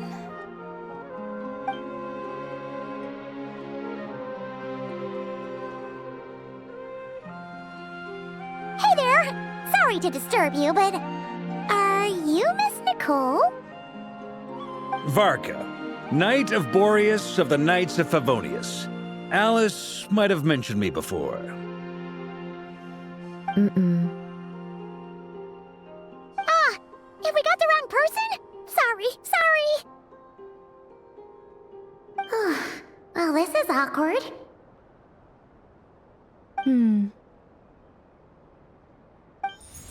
When I shook my head, I meant, no, Alice hasn't mentioned you before.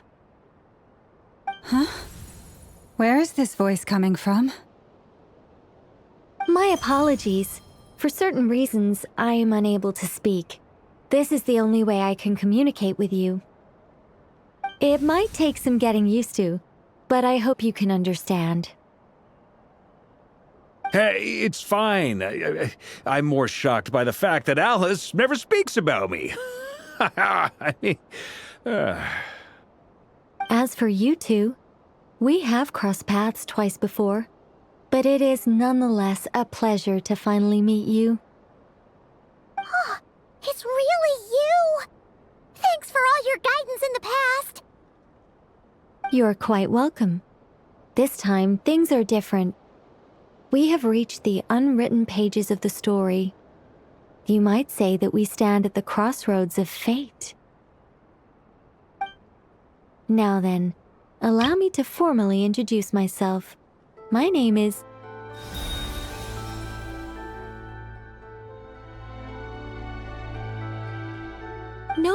No, stop! Alice! I can't believe it! I had a whole speech prepared. I'd agonized over every single word. She always picks the worst moments to ruin other people's plans. I'm so sorry about that. Alice took the liberty of devising some bespoke self-introduction magic for each member of the Hexen Circle. But I could have sworn I deleted all of the triggering conditions for it. How did it bypass everything? Oh gosh, this is so embarrassing. This is a very different side of Nicole than what we're used to. Is she not used to face-to-face interactions? Don't worry about it. We've seen that introduction magic once already, so it wasn't too much of a shock. Please go on, Miss Nicole. We'd love to hear what you have to say, or, well, communicate. Huh? Are they talking to this lady? But... Will you all promise to forget that horrendously embarrassing introduction? Sorry? Embarrassing? When? Yes, my name is Nicole, and I am one of a very few angels who have retained both their preferred form and their power. The Traveler and Paimon should be no strangers to this concept. There is another of our kind in Natlan. They call her the Lord of the Night. Alright! Paimon remembers her! Yes. Well, I have retained more of my power than she. It's because I don't have a long-term duty to fulfill. To be more specific... no. We'll be here all day if I get into the specifics. Moving on. If I'm not mistaken, you are here because you wish to learn how one might reach the moon beyond the sky. That's right. Is that something you can give us any guidance on? Yes, I do know a way. It began with the Hyperboreans, who lived after the War of Funerary Flame. Blank looks. Maybe I should start with the background of the war. Or maybe not. It shouldn't be an issue. I'll fill in the gaps for you when we have more time. Anyway, after that war ended, the three moons retreated to beyond the false sky. The Hyperboreans were humans I once aided. They accepted the civilization and creations bestowed upon them by the angels. But despite accepting many blessings of the angels, many among them still held on to their faith in the moons. They were reluctant to accept the new order. Even after the War of Funerary Flame, they sought to contact the moon goddesses beyond the sky and receive their guidance. But all three had passed away by that point. This mage has a unique method of communicating. Is she talking about the moons? Yes, but they did not know. And so, still they prayed for the moon goddess's mercy. After building titanic structures that consumed vast amounts of Kuvaki, at last they glimpsed the moons and heard their voices. But of course, they were gravely disappointed, for it was then that they realized the three moon goddesses were dead. Oh, that's such a sad story. It is. Humanity was in a very sorry state at that time. The angels who had once aided them were gone, and the War of Funerary Flames had left them homeless and destitute. Just a second, I gotta ask. How relevant is all this history to the task at hand? Well, I mean, it's... Okay, it seems we've drifted into irrelevant narrative waters. It's been a while since I've had the chance to speak inside someone's head. As soon as I got started, I lost control and the words just flowed out like a waterfall. What I'm trying to say is... Right, yes, that's it. The relevant part is the ritual created by the Hyperboreans. The fact that they bypassed the false sky and saw the true moons implies that they successfully built a connection between Teyvat and the outside world. Which means, with enough Kuvaki and a sufficiently stable connection, it should be feasible to send one person over the border. Okay, so they built some kind of portal? Oh, yes. A portal. Yes. Is something wrong? You sound disappointed. I just didn't expect you to summarize it so well. It turns out I could have said all that in one word, if only I'd managed to think of it. No, please, it's fine. This is invaluable knowledge. I'll be sure to record and preserve everything in writing. Oh, really? Well, in that case, I suppose I could backtrack and add some more detail. I did gloss over a few things so far. Whoa, whoa, whoa, time out. Let's summarize what we've got first. The Hyperboreans were the last ones to use this method, right? So we somehow need to find whatever structure they built and make sure there's enough Kuvaki to power it up. Luckily, we have the moon marrow of both the eternal and iridescent moons, so we're all good for Kuvaki. Which means the key issue we need to focus on is finding the place. Am I right so far? Yes. Although I expect the structure is long gone by now. That said, what if we could take advantage of the phantoms to travel back to a time when it still existed? Well, travel back isn't quite accurate. It's more like we'd be creating a handshake between 2 points in space-time. We wouldn't even have to pick a time when it still existed. It could just be a time when it still appeared in phantom form via projection, or we could project our own phantoms, fold them together at... You look lost. Was that too hard to follow? Yeah, things got a little, technical there. Paimon's brain is reaching capacity. All right. Let me think about how to put this more simply. Okay, got it. Over the next few days, I'll search for phantoms that we can use. Once I find one that meets the criteria, I'll let you know and we'll regroup. By completing certain rituals, specific individuals will be able to enter the phantom and make it to the Hyperborean structure. If everything checks out and it looks feasible, we'll just need to wait for Moon Prayer Night, and we can send the Moon Goddess back home. I'm really skimping on the detail here. Is this making any sense at all? I think so. For now, we'll just wait to hear from you. Yes. Basically, yes. Great. Counting on you. In the meantime, we'll focus on finding the Moon Goddess's name. My name? Are they looking for a way to stop me from disappearing? Excuse me, Miss... Go on, Miss Nicole. This conversation was a little all over the place. I didn't catch your name. I am Lauma, of the Frost Moon Scions. Ah, I did wonder. I noticed that you listened very intently when I spoke about Hyperborea and the moon's history. If you'd be interested, I'd love to visit you this evening and go through it again in greater detail. Also, if you were serious about making a record, it would be too risky to simply write down the raw details as is. I would suggest some tweaks. Maybe rewrite the stories as fairy tales or fables, perhaps even prayers. Anyway, we can cross that bridge when we come to it. So, see you later then? Oh, and no need to prepare anything. Just a cup of tea will do. See ya!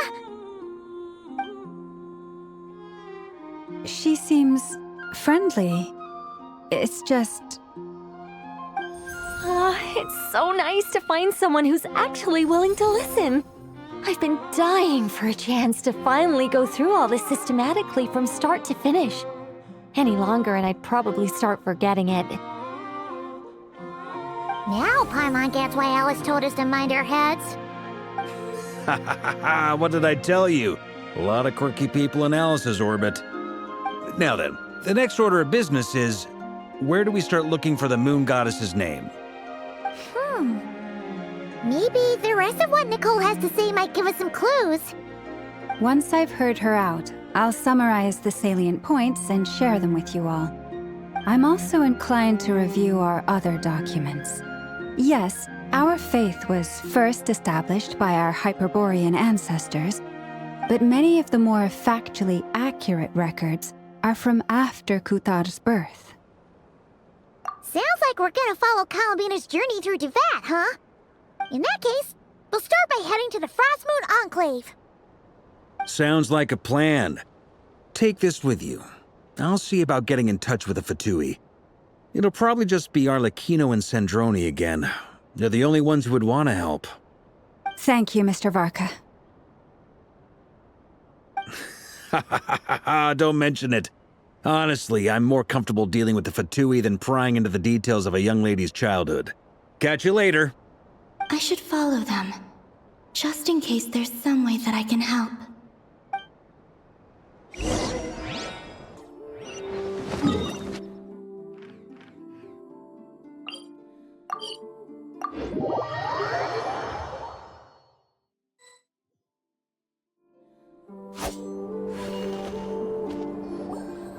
A while ago, I took the time to organize all documents in our possession that pertain to Kutar. What you see here is the material I consider reliable. You're saying there's unreliable material too? Yes. Most of the information we have was transmitted through an oral tradition. Inevitably, some of her stories were mythologized and deified over the years through countless retellings. That's why I organized them into reliable and unreliable. There's no sense seeking answers in history unless we can ensure the veracity of the historical record. Makes sense. All right, let's take a look through.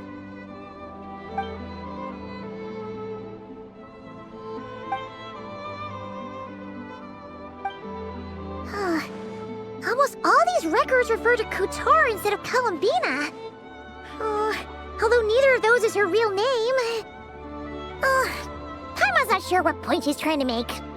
What we can gather from these records is that the Frostmoon Scions worshipped her as a god, placing impossible expectations upon her. I cannot fault them for their earnest faith, but for all their devotion, worshipping her day in, day out changed nothing. I imagine that none of it resonated with Columbina. It wouldn't surprise me if, even back then, she had already begun to reject the name Kutar and everything it represented. Lama speaks the truth. When I heard them call upon Kutar with hope and expectation in their voices, they may as well have been calling upon somebody else. Well, that's a bit complicated. I looked at the level of detail, perceived authenticity, prose style, and how realistic their portrayal of Kutar seemed to be. Amongst the Frostmoon Scions of today, only I know of her existence, and I alone have spoken to her face to face. As such, I know that there are certain things she simply would never do. That being said, I have sensed some changes in her lately. Changes? Me? Seems like this is getting us nowhere. For what it's worth, why don't we check the unreliable sources too? Sure. Give me a moment.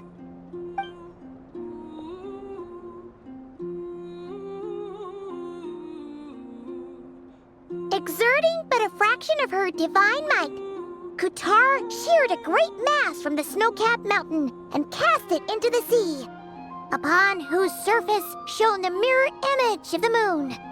Thus was formed the island of Hisi. Yeah, right.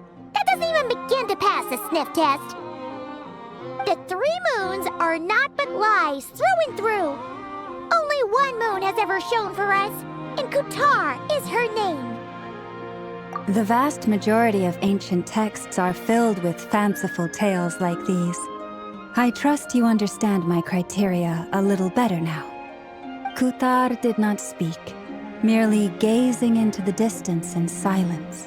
And where her gaze landed, this was her prophecy. Clearly, whoever wrote this text never even met Kutar. Otherwise, they'd know that her eyes are always closed. What about you, Traveler? What are you reading? Come on, let Paimon see. The child wished to build a wooden nest with which to shield the fledgling bird from the cold. But being so young and lacking in strength, the child could not snap the branches from the trees. Kutar was passing by. Upon seeing the child, she summoned forth a Kuhenki, who built a beautiful nest for the child. I remember that. Not knowing the meaning of Kutar's divine intervention, the child dared not to respond, and thus ran home to call their parents. But Kutar was gone. The Moon Chanter declared the event a miracle and took the nest as a relic, placing it on high for all to see. The child was named as one favored by the goddess, and was greatly respected amongst the people. Yet, no further miracles were bestowed, and this matter was forgotten in but a few years. Huh. Any thoughts after reading that? Yeah. Columbina probably just wanted to join the kid in making nests. Ah. I'd originally considered this a fabrication, because Kutar did not perform any similar actions in subsequent records. But now that I think about it, it does seem like something Columbina would do. It's just that... She didn't know how other people would interpret her actions. She was probably worried about making things difficult for people.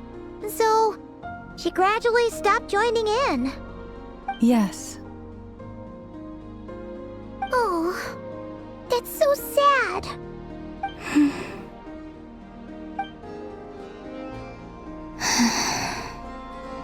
And now, I can make no such gestures of warmth, even if I want to.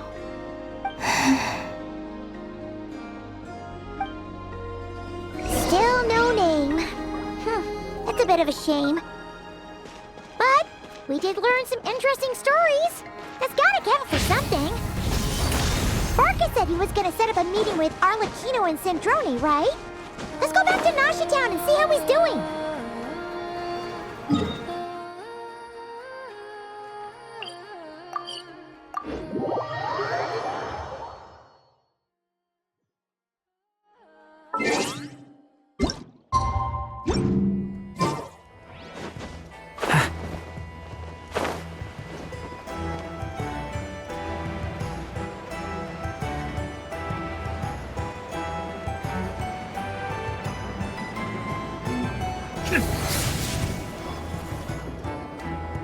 Let's see. There's Varka. Oh, and it's Durin and Albedo too. Yeah, this is pretty much the same place we bumped into each other last time. I convinced them to stick around a little longer. We were all waiting on people, so I figured having a little company would help pass the time. Ah, so you've been waiting for us? Does this mean that you've already arranged things with the Fatui? Sure does. Now you're back, we can go meet up with them together. How'd your investigation of the Frost Moon Enclave go? Well, we didn't find out Columbina's true name. But apart from that, it went pretty well. Aha, just as well that I didn't tag along then. I'm sure our moon goddess wouldn't want every man and his dog knowing all about her private life. Still, desperate times, desperate measures, I guess. Someone had to do it. waiting on us. But what about you two? Are you waiting for Alice? Oh, no. We already met with her. We discussed that experiment I mentioned to you last time. Oh, and she also handed me this communication device. That's right. I understand she informed you about the relationship between the phantom phenomena and Tevat's borders, yes? She wants me to help her with some more experiments on that front. She said that she'll contact me through this device with more information. Ah, I see. Following instructions and making observations. Pretty common research method. Takes me right back to Albedo's lab. Wait, then who exactly are you meeting? Someone you know. Albedo's met him too. But I don't think Miss Lauma or the Grand Master have been introduced. Introductions are overrated, especially in cases like this. It's you! So, it's not like the Academia has prohibitions against going abroad. Also, I applied for leave. I've been writing to Hat Guy since obtaining a human form. I've already brought him up to speed on everything that's been going on in Nocturne. Hat Guy? Turns out, I actually have heard that name before. Oh? Then why did you react the same way I did? I only knew the name, not the fella. But since we're all here, let's do some introductions for what it's worth. I'm Varka, Grand Master of the Knights of Favonius. Lauma, Moon Chanter of the Frost Moon Scions. And I'm a Driosh from the Vahumana Darshan of the Sumero Academia. Hat Guy. Good to see you again, Mr. Guy. I believe we last saw each other on the boat ride here.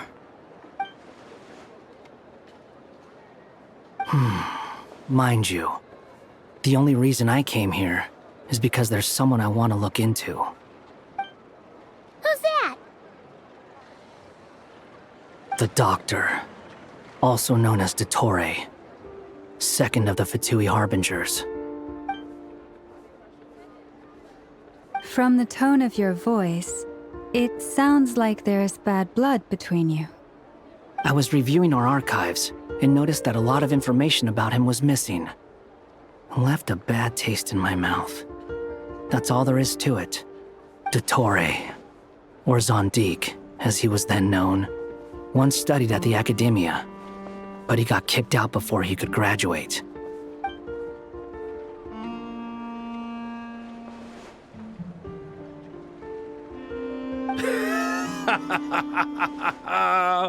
So the Harbinger's #2 man is a college dropout? How embarrassing for them. Last we heard, he was planning something. We actually heard that a few times before, even coming to Nocturne, but we haven't seen a trace of him since we got here. He only appears when something interests him. For all we know, he might have left already. But the fact he did something here at all is worth noting. It'll fill a couple extra lines in his file. Why does it sound less like a file you're writing and more like a criminal record? Anyway, we were just about to meet 2 of the other Harbingers. Want to come along? You might learn a thing or two about him there. Sure. Even though they're Harbingers, well, they're old acquaintances of ours, so, you know, when you talk to them, try to be... I got it. The Frost Moon Scions' relations with the Fatui remain tense.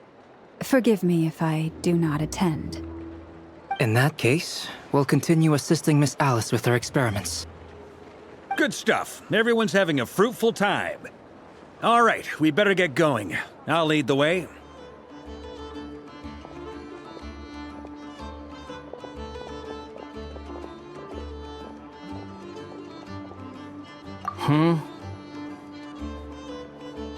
Well, yeah, that's obviously part of it.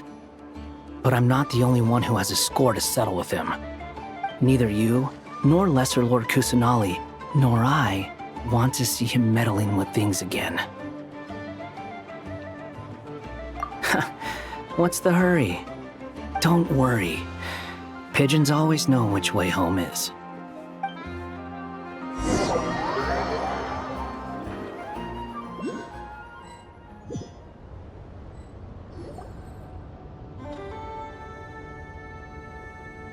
You made it. Who is this? A scholar from Sumeru. They call him Hat Guy. He's an old friend of the Travelers. Wait, this is the academia representative you wrote about? He doesn't exactly look the part. I believe this will prove my identity. You'll notice it bears the seal of the Sanctuary of Surasthana. Well, what do you know? So it does. All right then. My mistake. It's fine. I expected as much.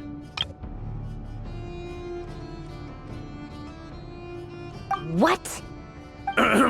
So as I mentioned in my letter, the Academia's got its eyes on DOTTORE. But this matter remains top secret. Apart from those assisting in the investigation, the fewer people who know, the better. If anyone asks, I'm here in Nocturne to pursue my personal academic interests. Gotta say, Barca, you did pretty well to keep all this under wraps for so long. Sounds like you got in touch with the academia about this way back. You flatter me. Where do I even start? Remember that time we fought Rerir at Star Sand Shoal? He sure let me have it then, didn't he? I'll bet DOTTORE had that all sketched out, with me as his convenient little pawn. He could not care less about us if he tried, but hey! The feeling's mutual. Does DOTTORE really strike you as the sort who values his relationships with his colleagues? Fair point. Definitely not. Which is why I always keep my guard up whenever he starts making suspicious moves. To that extent, our motivations align. On top of which, I consider you trustworthy people. Now, back on topic. In the wake of the Reikir of Solnari episode, Sandrone and I grew suspicious about DOTTORE's complete inaction during the entire affair. So we tried to find out what he'd been up to, but unfortunately to no avail. He never lets anyone in on his plans. The more he cares about something, the more secretive he gets. Indeed. Perhaps he believes that by keeping a low profile, he can avoid trouble. But that trick isn't going to work on his colleagues. Yeah, I mean, he's been researching the ancient moon's remnants. And he's been trying to get his paws on the moon marrows. Only an idiot would believe he doesn't have something more planned. With this in mind, I returned to Snezhnaya and relayed my thoughts to Her Majesty the Tsaritsa, entreating her to have him recalled. That's pretty direct. Did the Tsaritsa agree? Yes. I made it abundantly clear that the Fatui's business in Nocturne is almost concluded, and we do not need 3 harbingers in this territory. Her Majesty concurred. Accordingly, DOTTORE has returned at her orders. I imagine he is continuing with experiments, which no one besides he would ever have any interest in. Common sense might mean nothing to him, but he's not stupid. He knows that no good can come from opposing the Tsaritsa. Smarts alone won't get him all the way. He needs the Rooster's resources and Regrator's Mora, both of which the Tsaritsa can strip from him by waggling a finger. But doesn't he have a track record of publicly following orders while going against them in private? He probably has it down to a fine art by now. Wouldn't put it past him. We worked together on a research project once. Only briefly, but it was enough to show me that we're fundamentally different people. He has no interest in doing things methodically, stage by stage. His thoughts jump all over the place, and the moment his curiosity is satisfied, or he gets the results he wants, he disappears. The only similarity we share is that, once we set our minds on doing something, we will see it done, whatever it takes. Well, we definitely saw some of that in your battle with Rerir. You got so competitive. Ugh, do not remind me. Then I believe we all concur. DOTTORE will not simply give up. Fantastic. Now this is turning into a whole day of unpleasant memories. Ugh. Are you talking about the moon marrow stuff? He also strikes me as the kind of person to disregard experimental regulations, ruin all the equipment, and go way over budget. Then leave the first person he can find to deal with the fallout. Exactly. This one time, he was running some high-temperature experiment and the substance exploded. But does he care? No. He orders his subordinates to open the device so he can observe the results, which causes the gas inside to leak out. That gas was poisonous. If I hadn't been there, who knows how many people might have died. And after all that, he left while I was still cleaning up after his mess. What a waste of time, he said. Waste of time? The nerve! He wasted my time! You've been bottling that up for a while, huh? Hat guy, I must say, you seem awfully familiar with internal Fatui affairs. Especially when it comes to DOTTORE. Thank you, Lady Harbingers, for providing such valuable information. I have no other questions for now, so I'll be on my way. Wait, what? You're just gonna leave?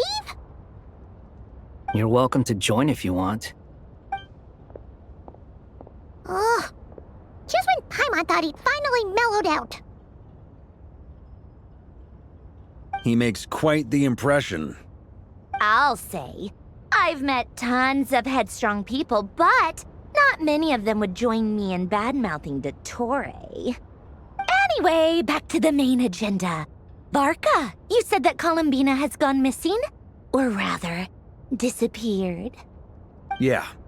We're working on building a connection between her and this world.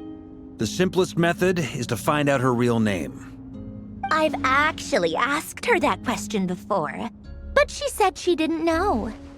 Considering our relationship, I doubt she was lying to me. As far as I recall, she was never dispatched by Her Majesty to claim a gnosis or anything like that.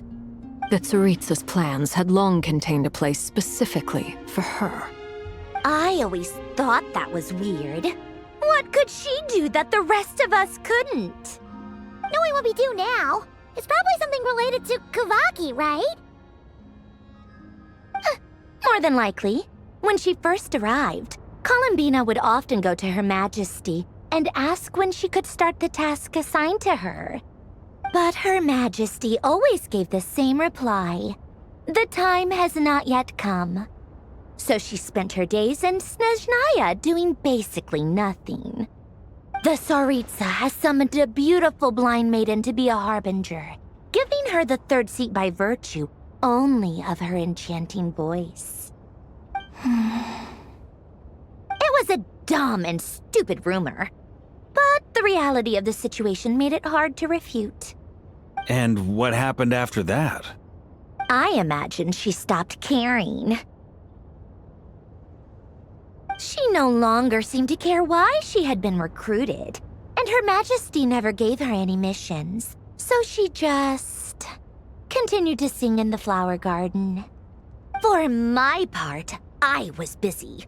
So busy, in fact, that watching someone be that idol had me fuming. But still, I got the sense that she had long been used to a life of other people claiming she was needed when she wasn't. I just felt that having a place to stay would cost me something eventually. And so I waited quietly for the day that I would have to pay the price. And on the other end of that spectrum, you had me. Someone once told me that I had the lousiest work and the toughest luck. That's a good way of putting it. I forget who said it, but those words have always stuck with me. But you've done your job exceptionally well all this time. Because at heart, you are a conscientious person. What is it? Something come to mind?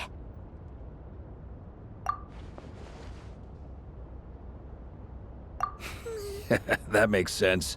Nothing screams you are needed like your name shouted from across the town. Well, good luck with it. But if you ask me, Colambina is still the most shoutable name. I'm just so used to it now, after all the arguments we've had. I can't be bothered trying to remember another name for her. Nor I. Sandrone. Harlequino.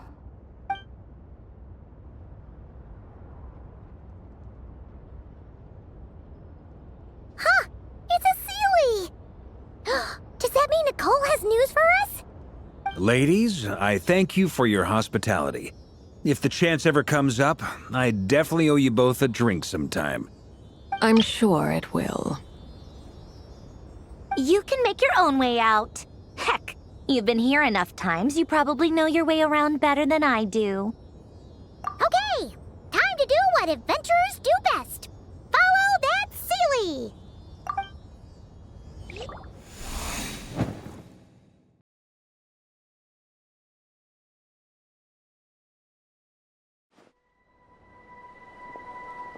Here you are.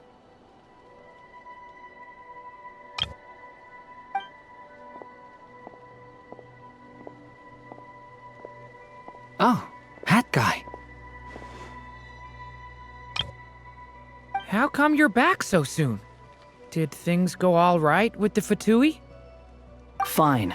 DOTTORE's been summoned home by the Tsaritsa. Couldn't get much more than that. How about you? Any progress with the investigation? Unfortunately not. We've tried everything. Different phantoms, different locations, different points in history, but the results are the same each time. Abyssal monsters roaming the land. People crying out in despair, with no hope of being rescued. Every time I see it, I can't help but think, is this what it was like in Mondstadt when Dragonspine Durin attacked? And if I fail in the task I've been given, will I create yet another tragedy? That's just meaningless speculation. When we encountered similar phenomena previously, I tried to interfere with those illusions, using sounds and lights to guide them. However, we could not change their fates. At most, we were able to extend their existences. The events of the past are like fate that has been written into Irminsul. There isn't a living thing in Teyvat that can escape its past. But Miss Alice instructed us to try to find ways to change the outcome that these phantoms face. It's an impossible task. Can't you just refuse?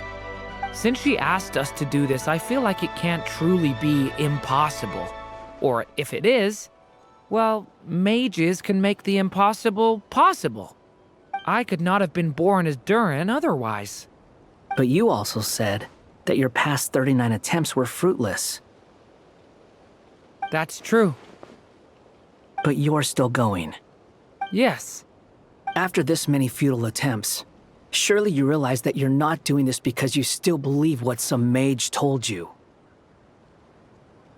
It's because you want her hypothesis to come true. It's something you wish for deep inside. So, think for yourself about what you want to do. As long as you don't believe it's futile, it isn't.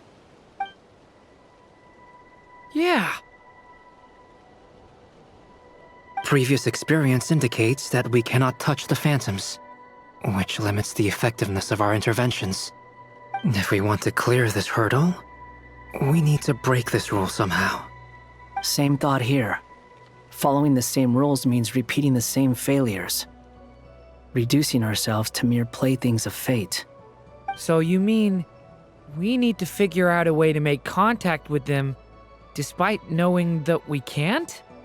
Yes, and I suspect that's something only you are capable of. Everything in Teyvat is logged in Irminsul, but the withering that once occurred in Sumeru was a sign that the Great World Tree was being corrupted. This corruption allowed things that should not have existed in Teyvat to appear. This is tantamount to rewriting reality to an extent. You're saying abyssal power might be able to affect those phantoms? No one's ever tried it before. If you're gonna try it, it'll take courage. And you have to be confident that you can control it. Is anyone there? Has anyone seen my daughter? She's missing. I have to find her. I hear someone inside. Spargana? Are you in there?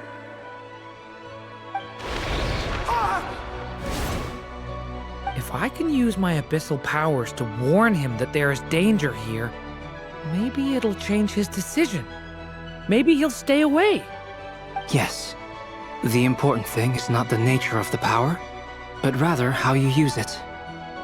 To intimidate and obstruct. Sounds about right for the Abyss. Let me try. I should be able to influence that thing. Have you seen a little girl? What? This isn't the time for that! Just run!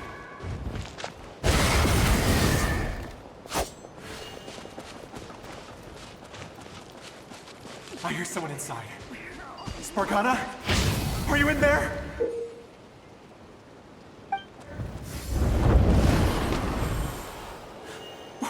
What is this? It's dangerous. I should get out of here.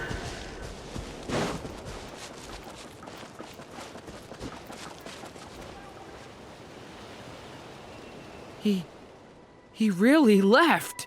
Ha! We did it! Don't celebrate too soon. Follow him. See what he does next.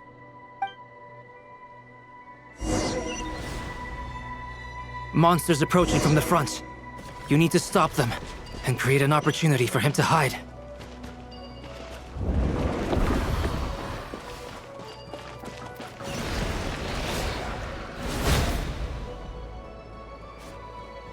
Help me!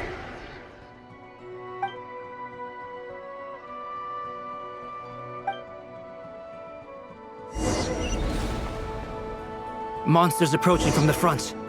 You need to stop them and create an opportunity for him to hide.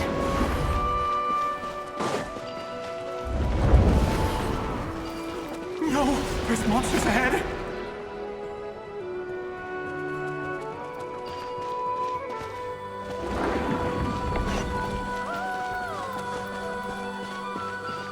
Wait, is that the barrier I saw earlier? Why is it appearing now? It's as if someone's controlling it.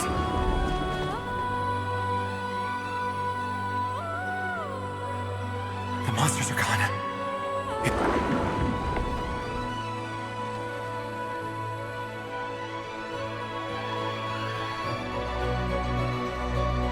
The barrier's gone too. How odd. Anyway, I guess I'll keep going. Quickly, let's keep up.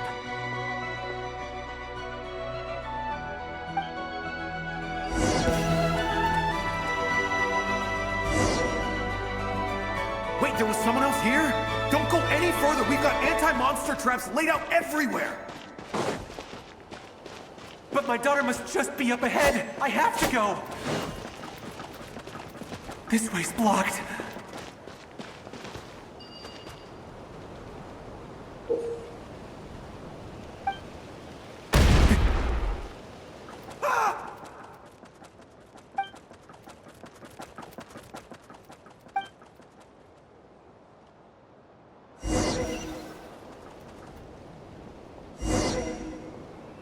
Wait, there was someone else here? Don't go any further. We've got anti-monster traps laid out everywhere. But my daughter must just be up ahead. I have to go. This way's blocked.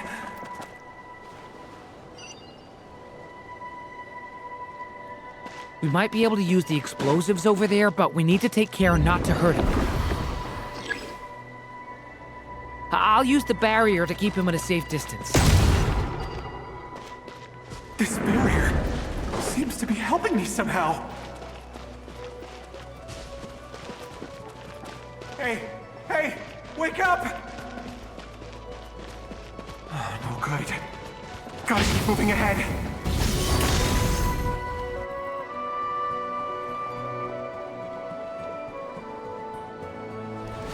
So many monsters!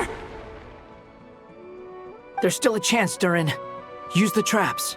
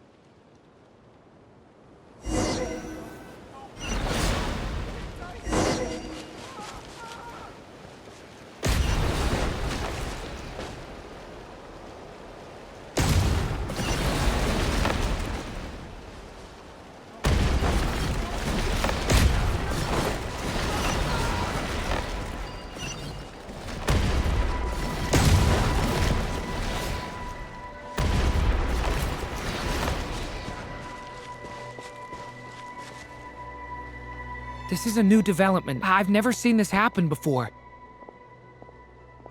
We might just be able to save this person.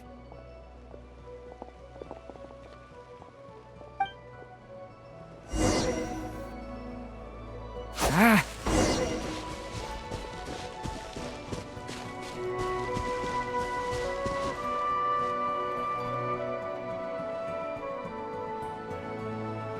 Hello there. Have you seen my daughter? Spargana's her name. She's carrying a large backpack. Get out while you still can, you fool. You won't find any survivors here. But I can't just leave her here. She must be so scared right now. Sorry. Wish I could help, but I haven't seen her. You'll just have to keep looking. Okay, thank you. If I do find her, I'll get her to shelter and come back for you. Don't bother. I've got nowhere left to go.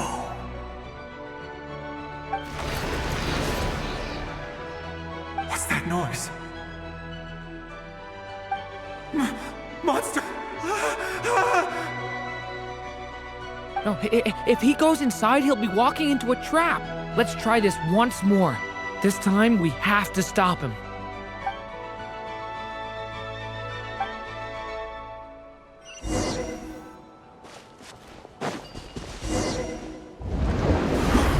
Why? How will I know where Spargana's gone like this? You know what? I'll trust this strange barrier. It's gotten me this far after all.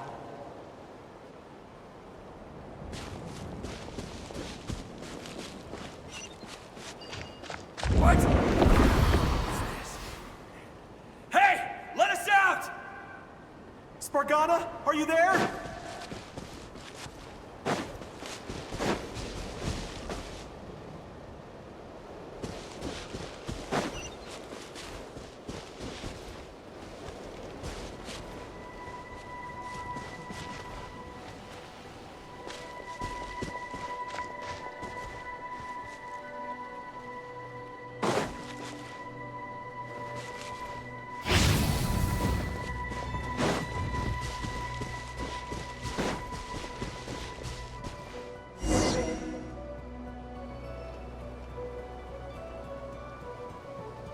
Huh?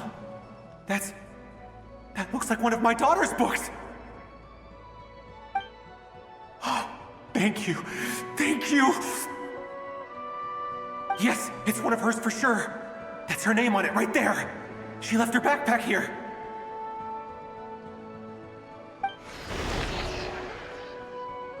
Durin, just like last time.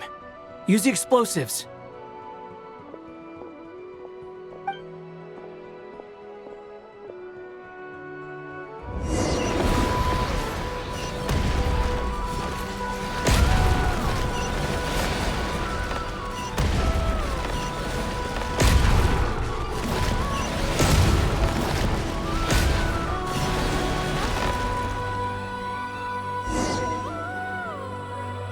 It won't work. There's not enough left. If he makes it in, he'll die. But then, this clue could be the key to him finding his daughter. It might not be the only one. Better he misses that clue than loses his life. I guess so.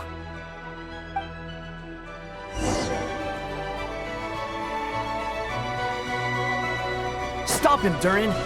We can't let him get any further in.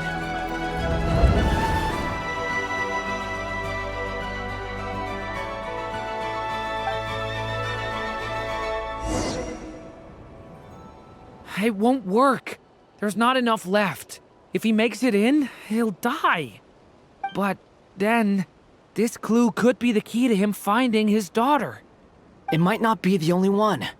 Better he misses that clue than loses his life. I guess so.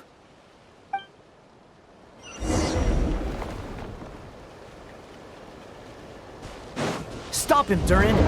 We can't let him get any further in. That's my daughter's book! She's passed this way! Why? Why won't you let me go in? I've searched and searched and searched just for this! But how will I find her without any clues? I no longer have anywhere else to go.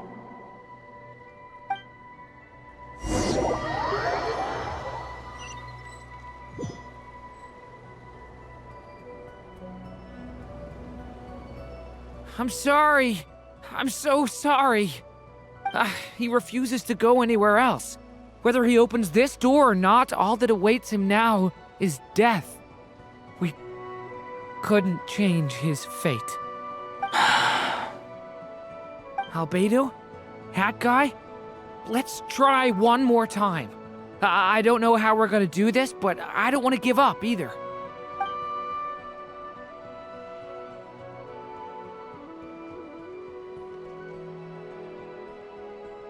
Why am I here? What's going on? All these scenes running through my head. Where are they from? Huh? What's going on? His reactions have changed. How many times have I... What's happening to me? Huh? Wait. Who are you? You can see us now? I feel like I always could, but that I only just realized you were there. I'm sorry, I don't know how to describe what I'm feeling. But you were the ones guiding me using that marked barrier, right? I haven't done anything yet, but those monsters, those deaths, they feel like memories. Like things I really did experience. I won't find my daughter. In fact, I'll ultimately die trying to find her. Isn't that right? Well, no, it isn't. Yes, it is. Even so, we're trying to find a way out of this. You've not seen my daughter either, have you? It seems she really isn't here.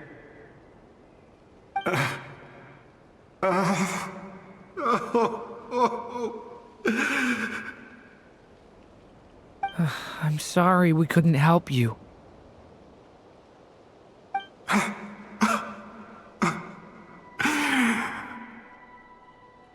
I'm just tired. Maybe this is destiny. Maybe it doesn't matter how hard I search. How long do I have left? Experience says 15 to 20 minutes. 15 to 20. Thank you for all your help. Let's rest a while. You look exhausted too. Now's not the time for you to start pitying us. It's not pity. I'm just realizing that I've only got 10 or so minutes left. You know?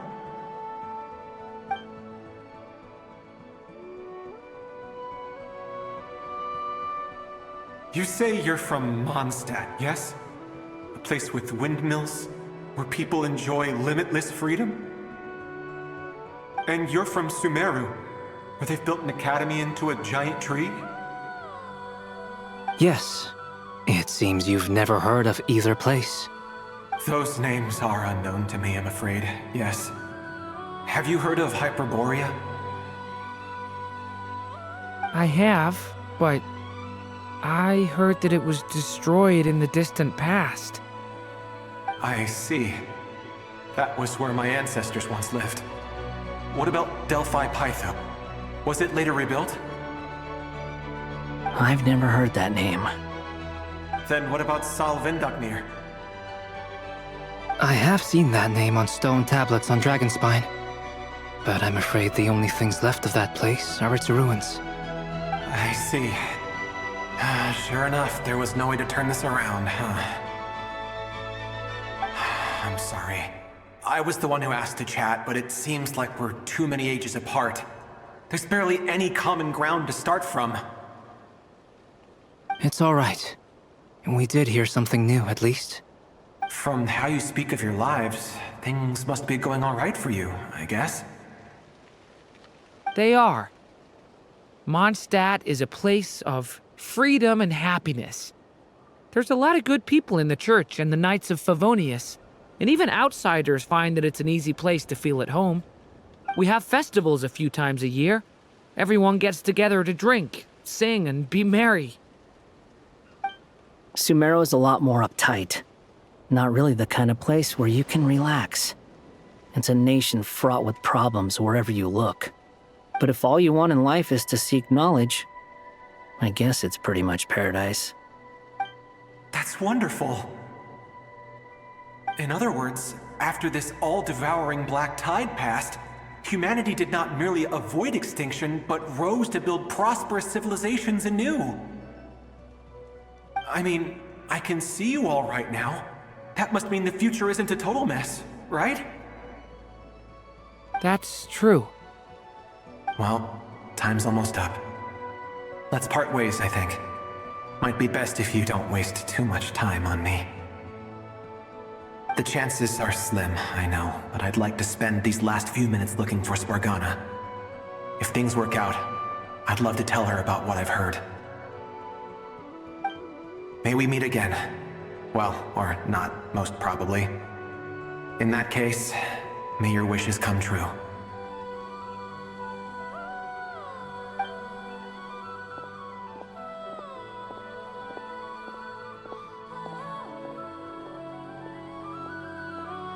He's gone. In a few minutes, he will meet the end that was his to begin with. The ending of this tale did not change, but I believe that we've just made the most progress we have yet. May your wishes come true. If only it were so simple. Hat Guy, could I ask you a question? You've never talked about your past. It seems complicated, and it weighs heavily on you, too. Would you be willing to tell me about it? I mean, sometimes it's better to get things out in the open. Take that guy we try to help, for instance. At least he said goodbye with a smile, right? I know about Albedo's past. Our experiences are very similar, and he created me. As for you, you're my first friend, and you've witnessed every step I've taken. But by comparison, I know nothing about you. Either way, I mean, we're still best friends. But if I knew more about you, I might understand your thoughts a bit better. I've told you about myself. I'm a student at the academia. And what did you do before that? Prepared for the entrance exam? All right. If you really don't want to talk about it, I won't press you any further.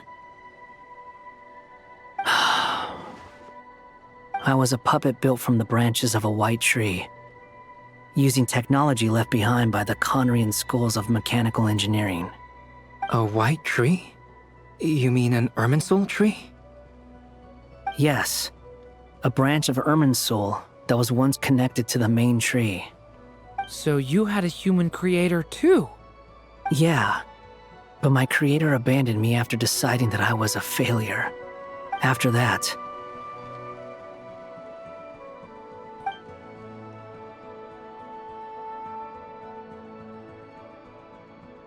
Durin, resisting the influence of the Abyss, suppressing the urge to destroy, trying to do the right thing. None of these things are easy, but no matter how hard they are, trying to rewrite past wrongs is far harder. You asked me if you would create a new tragedy if you failed. I told you there was no point speculating about that, but the real answer is, yes, you absolutely will. That guy. But at least you've got people here to help steer you away from the wrong path. So, just keep aiming towards the light. I will. I promise. All right, break time's over. Hello, Durin speaking. Hello, friends, it's me. What have you been up to, I'm detecting some unmistakable fluctuations here at the border.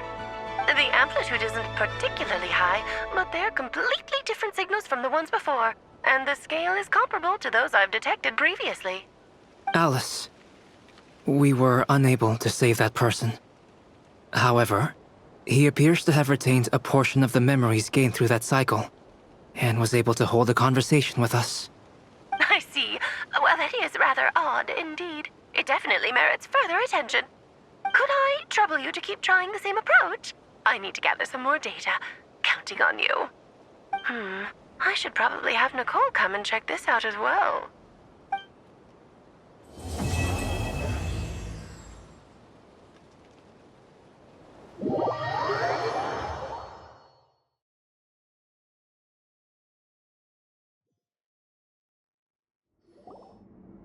There you are. I was worried you might stop to collect treasure chests opened by the Seelie along the way. It would have taken you so much longer to get here. Another conversation I cannot hear. I am delighted to see that you understand what takes priority, and that your adventurer's instinct has not swayed your resolve. Really, I must applaud you for it. You should know. Paimon's head. Okay, I'll try and keep it short. My senses are telling me that this is where we shall find the entrance to the ruins. Oh, cool! Well, what are we waiting for? Let's open it up and see! Patience. This was a sanctuary of great importance to the Hyperboreans. A special process is required to open the gate. Oh! Like the place that housed the Eternal Moon's Marrow?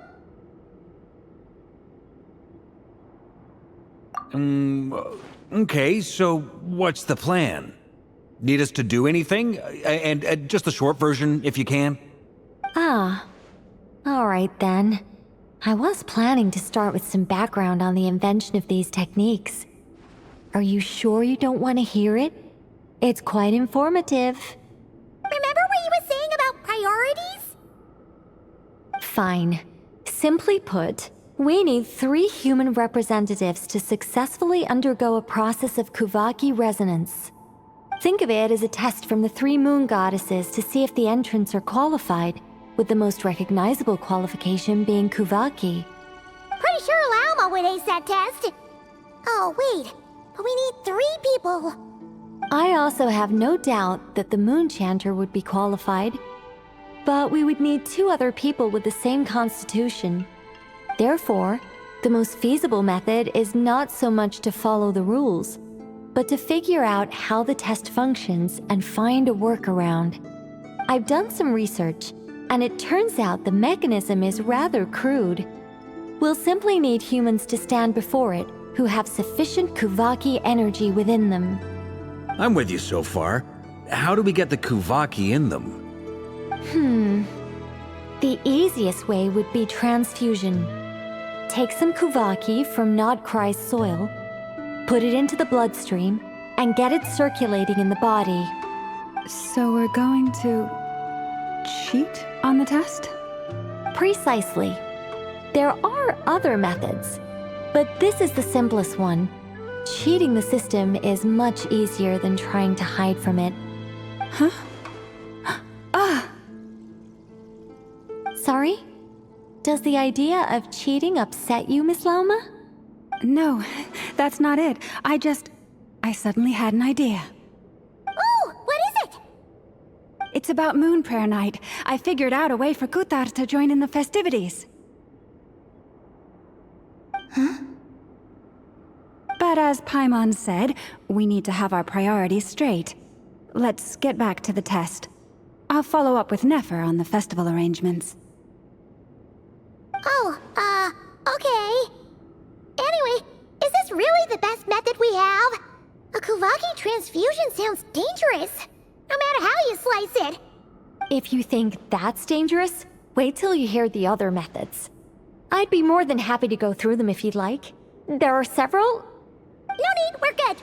Let's go with this one. Very well. Kuvaki transfusion it is. Now, I should mention that the risks can be greater or lower depending on individual compatibility. It would be rash to simply infuse the Kuvaki and hope for the best. If the body rejects it, the reaction can be quite severe. The symptoms are similar to another condition that some people living here suffer from, known as congenital Kuvaki sensitivity. So, before we execute our plan, I will perform a simple test of my own to see who is compatible and who is not. Once that is done, we will have to complete the resonance process as rapidly as possible. The participants must remain stationary while the Kuvaki circulates and bonds with them, and they mustn't eat or drink anything. What? No eating or drinking? That's some hardcore fasting. They'll all be monks by the time they're through. 3 days. Oh, that's so long! And we still need to find 2 more people who are not just compatible, but also willing to volunteer. Fasting? What are they talking about? Really? Don't you want to think this through? Haha, count me in too. 3 days without food? I can handle that. Mr. Cole has made it clear that this is the easiest way. The way I see it, there's nothing else to discuss. It's time to step up. Yeah, you're right. In that case, Paimon volunteers to be captain of logistics. She'll keep the fires lit and grab some spare clothes to keep you comfortable. Then we'll start with you first, Traveler. Please step forward.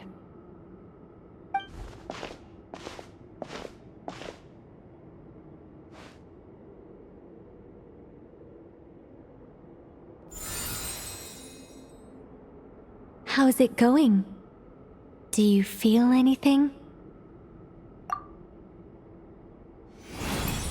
How about now?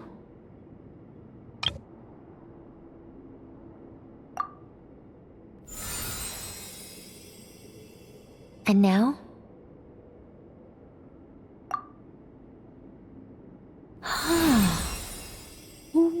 What about now? You guys, it's not a competition, you know. All right, I'm officially impressed. Even as a descender, you can withstand far more than I imagined. It's like I summoned a giant stone titan to arm wrestle you, And your arm hasn't even moved an inch. In my last attempt, I infused 5 times the amount of Kuvaki required. Yes, safe to say, compatibility won't be an issue for you. You're eligible to join. You're next, Mr. Varka. Sure, here goes nothing. All right, I'll start where we left off. 5 times the required Kuvaki dose. Whoa, whoa, whoa, hey, wait a minute. How's it going? Ooh, no, not great. I kind of want to puke.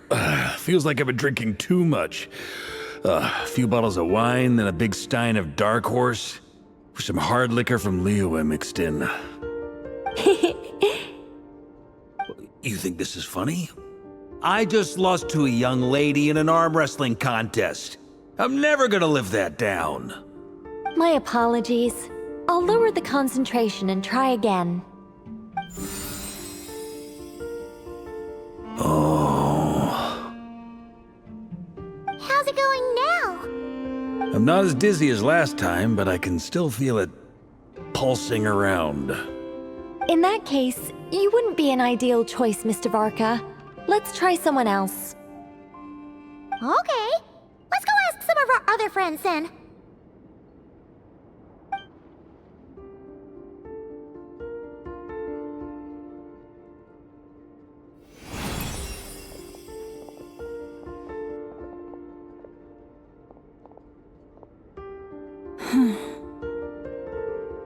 No surprises here, Miss Moonchanter.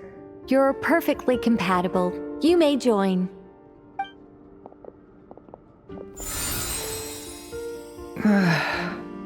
I'm getting a slight headache. Shame. You were so close.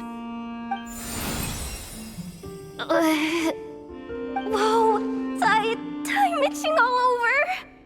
Allergic reaction. We can't have that.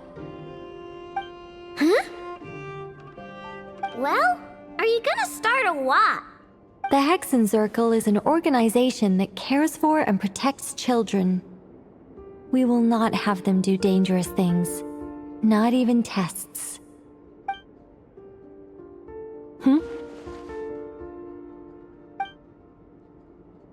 Is something the matter? The candidates have to be human. I guess that rules me out too. Huh. Everyone except the Moonchanter got beaten. Guess I don't need to feel so bad after all. I mean, looks like this isn't gonna be as easy as we thought. Perhaps I could ask for volunteers among the Frost Moon Scions. I'll see about talking to some trusted Lightkeeper colleagues. Itlua springs to mind. In fact, I think we had some former Frost Moon Scions join our ranks recently. Can you give me the scientific explanation for how the test works? I can probably make some kind of test bot. Then we can just zip through Nasha Town, going up to people and pressing a button to check their status. Wouldn't that be way easier? No. Wow! No elaboration for once.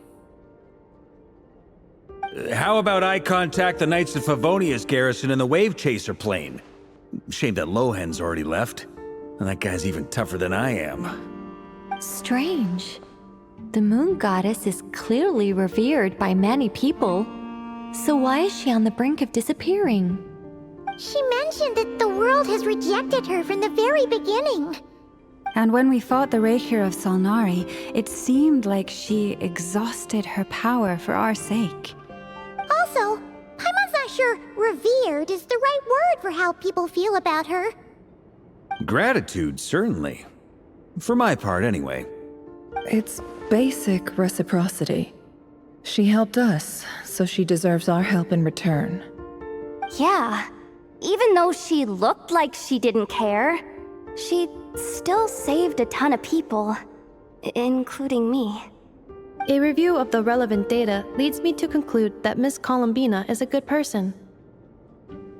Yep, You bet! They really think so? I'm super surprised that Columbina isn't her actual name, though. I think it really suits her. It's light and graceful and... yeah, just a really pretty name. I know, right? Unfortunately, that's not our decision to make. Columbina. That was the code name the Fatui gave me. But it also came up in the song I heard when I was born. But... is that really all there is to it? What do I truly think of my own name? Is there anyone left who will still call me by that name?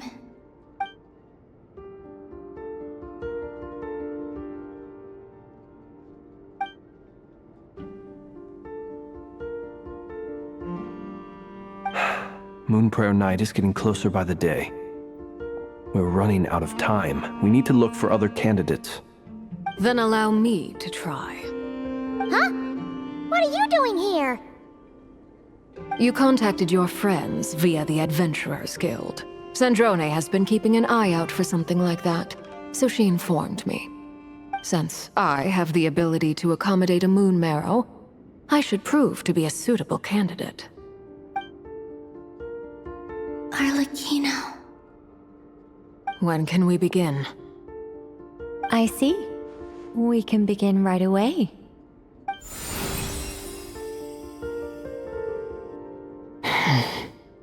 How was it? Did you feel any discomfort? Not at all. Then it seems we shan't need to look for additional candidates after all. Great! Cool. Alright, like Paimon said, the rest of us can take turns making sure the three of them stay warm and comfy. Then, my job is to take care of the caretakers. I will ensure everyone receives food and accommodation. I'm ready as well.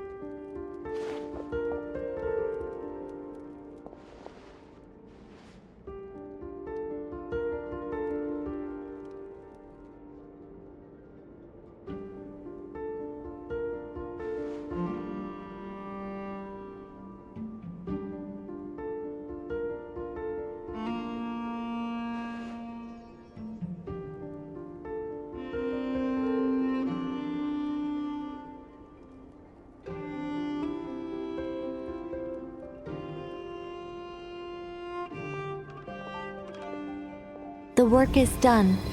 The sacred scroll shut. The stars grow dim, the people silent. The white sun sets, the silver moon rises. O path to the temple, appear now before us.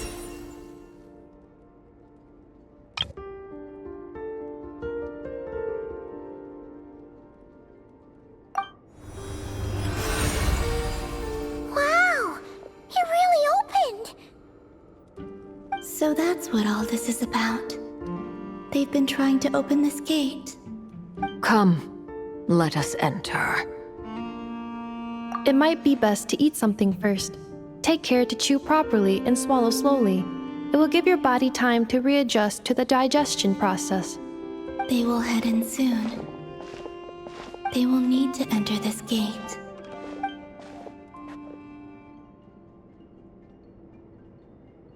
Huh? I cannot pass through. Is it because I have no physical body? It has been 3 days. My strength has all but completely faded. Can I really hold on until Moonprayer Night?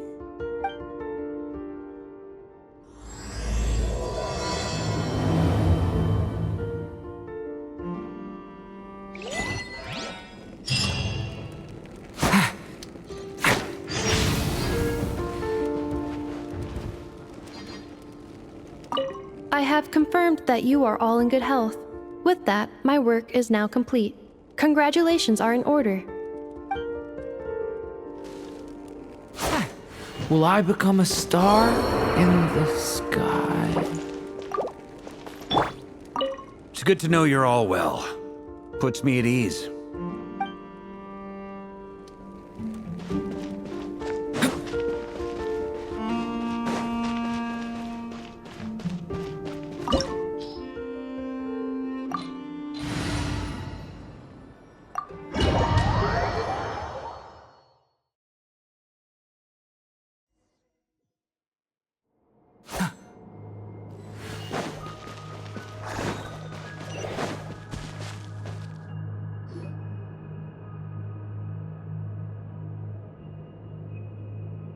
Are these people...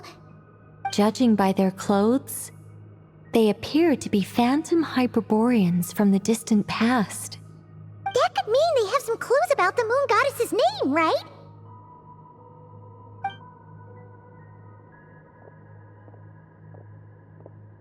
Hey there! Could you tell us what the moon goddess's name is? Sorry. That's probably a weird question, huh? How do we explain this? The moons are long gone, and their goddesses are dead. Their names no longer mean anything. When a new moon goddess is born, we will surely know her name. We have used every last resource at our disposal. All that remains is to wait, patiently and quietly.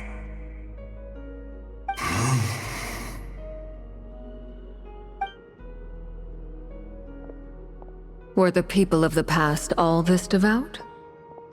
It looks like this phantom doesn't intend to converse with us any further. Surely the new moon goddess he speaks of must be Columbina.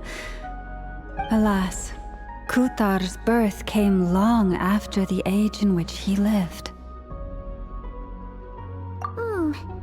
But, maybe if we find a phantom from a more recent age, they might know Columbina's real name. True. Keep an eye out. We should be able to tell which era they're from by the clothes they wear. Yeah! You've been pretty talkative this whole time. What changed? Oh, nothing. I'm fine. You all make good points. When the Hyperboreans speak of moon goddesses, they mean the three from truly ancient times. I can't imagine they would know anything about our current moon goddess.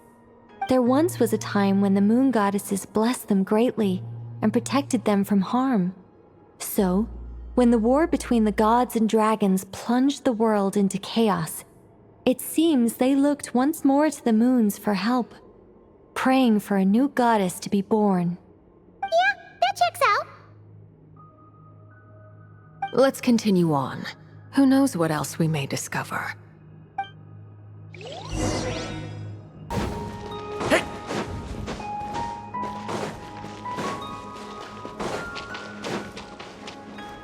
There's a door blocking this path.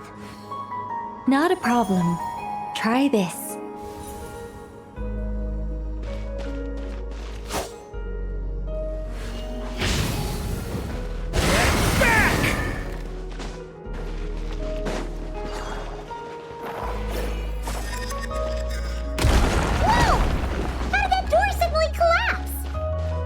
This device was maintaining the door's integrity. Remove the core, and the device stops working. Is this our destination? Impressive. More precisely, this is a device that will help us reach our destination. Let's go. We still have a long distance to cover.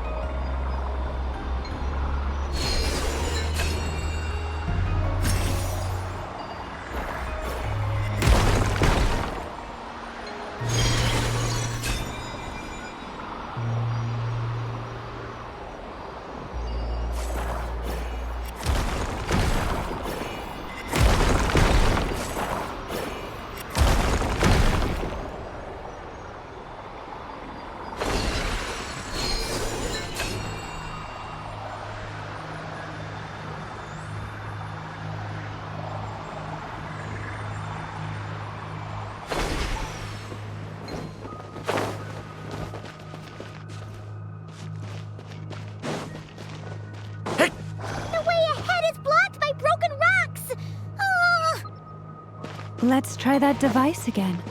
Remember the door from earlier?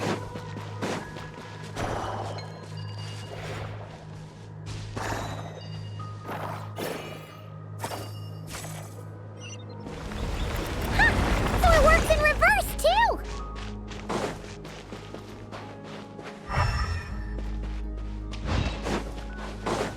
The humans we see are all phantoms, but the monsters are real. What a fascinating place. There'll be plenty of time to admire it later.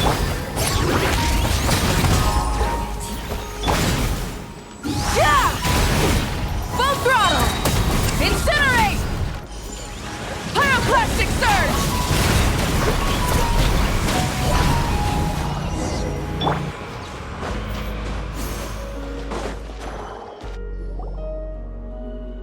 Ooh, there's a whole bunch of artwork in here. Seems pretty old. Nicole, this is probably your area of expertise. What do all these paintings mean? Let me see. To understand these murals requires some knowledge of the history surrounding the War of Funerary Flame. I shared a little of this with Lauma before. Yes, I think I follow. The dispute between the Moon Sisters, the transformation by Nibelung. Oh no, it's no trouble. I'd be delighted to share the tale again. Alright then. Tevat's 3 moons and their goddesses were brought into being by the will of Nibelung, the then ruler of Tevat. But when the heavenly principles came, they changed the world completely, down to its very foundations. The moon goddesses were nowhere near strong enough to challenge this entity. But the heavenly principles did not view them as heretical entities that had to be removed. Essentially, the 3 moons existed to keep this planet alive and operational, which did not directly conflict with the heavenly principles' aims. Nevertheless, the inherent precariousness of this arrangement would soon be revealed. Nibelung returned, yes. He did, and thus began the War of Funerary Flame, a battle for dominance between Nibelung and the heavenly principles. Discord would soon emerge between the 3 moon sisters. One would voice the opinion that they should follow Nibelung, for it was he who first hung the moons in the sky. Another would argue that taking sides in the conflict would only bring the world closer to ruin. There was no telling where it would lead, especially since their creator had returned bearing the perilous power of the abyss. Nibelung would eventually discover their disloyalty. He had all 3 imprisoned before transforming the moons into weapons with which to fight against the heavenly principles. What? Weapons? Yes.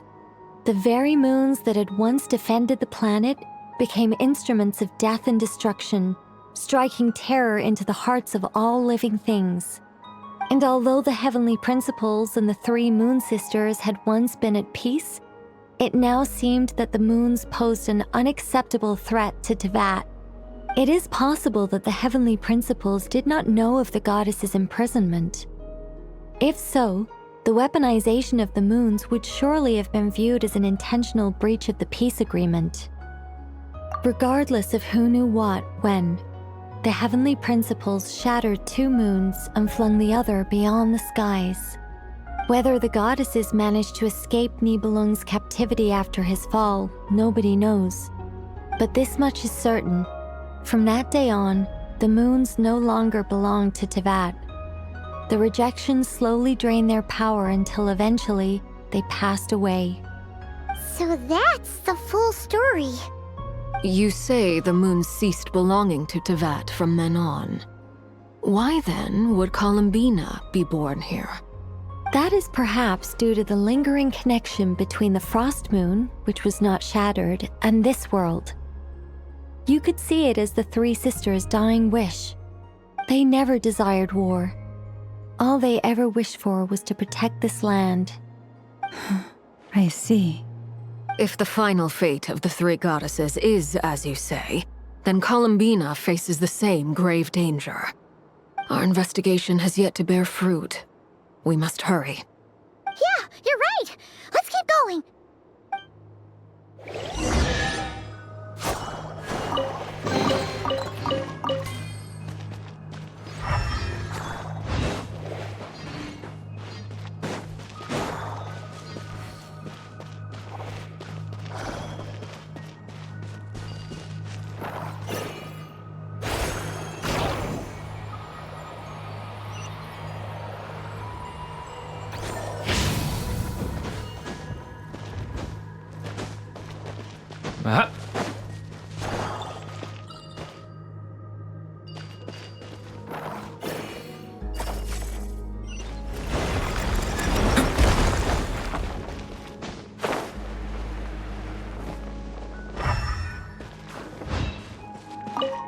Should we trust him to keep his promise?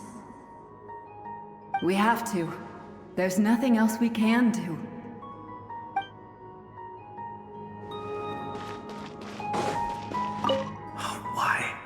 Why do the creators of this world no longer show mercy upon their people? Remember his words. We must change our fate with our own hands. Wait, that's odd. Who is he?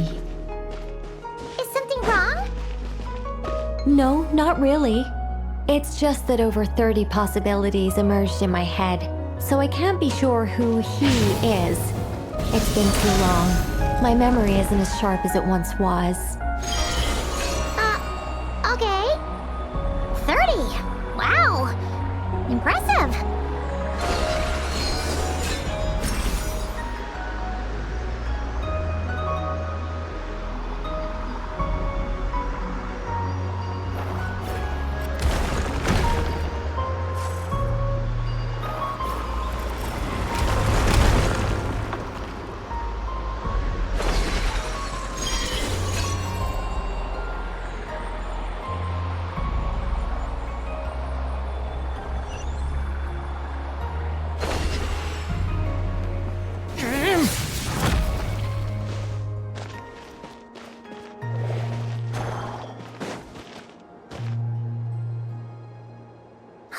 We're finally here!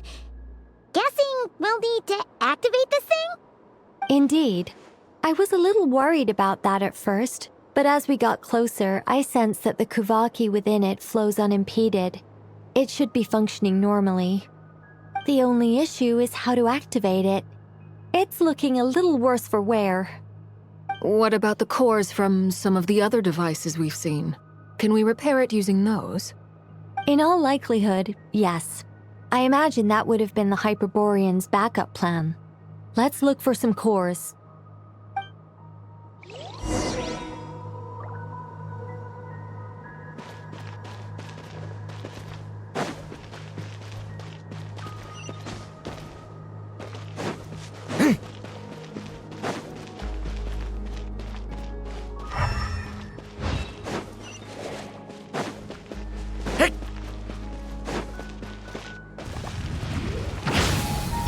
Things are about to get dicey.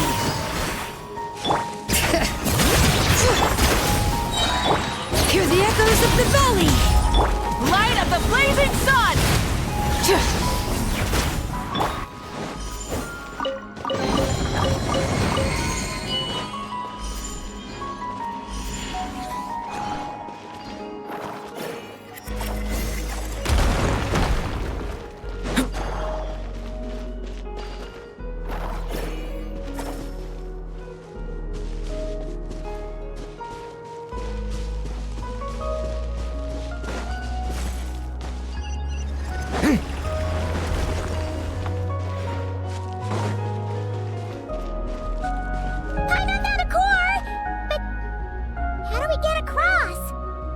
Walk up, then jump down.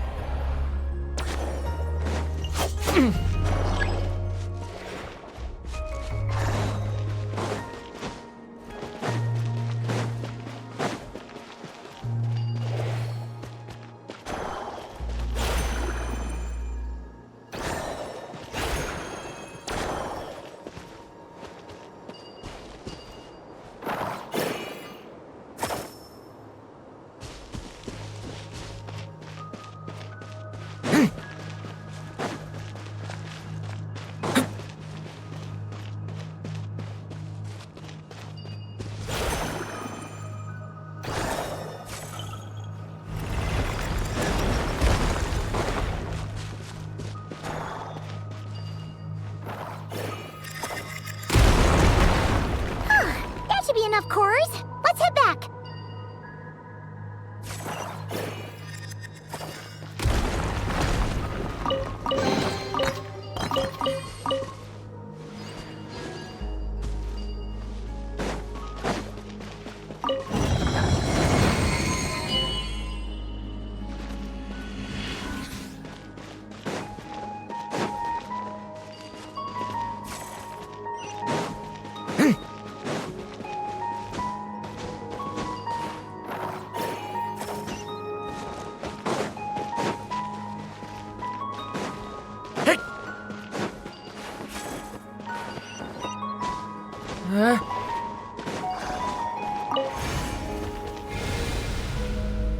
The device is up and running.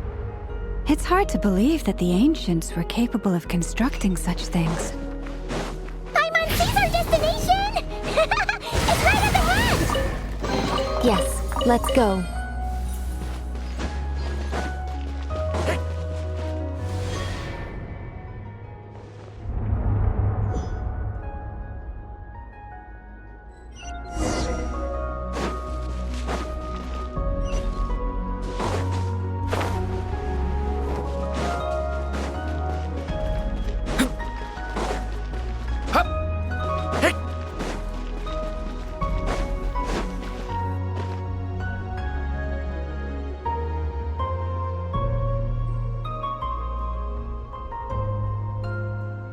This is where the people of Hyperborea communicated with the moons. We need only place the moon marrow upon this platform on Moon Prayer Night, and we shall be able to open a portal to the moon and send our moon goddess back home. The assumption being, of course, that we can find her first. That's right. You want to know if it's safe there, don't you? And yet, she has no choice but to return. You know this.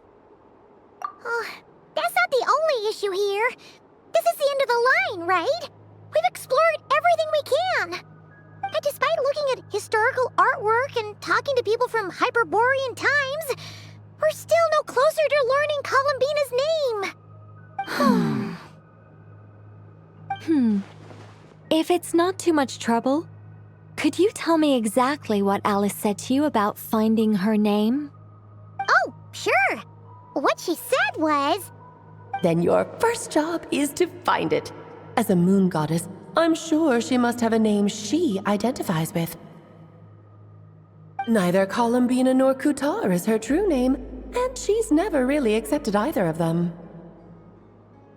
Is it not also possible that she has never had a true name? Not at any point in history? That would be a hard pill to swallow.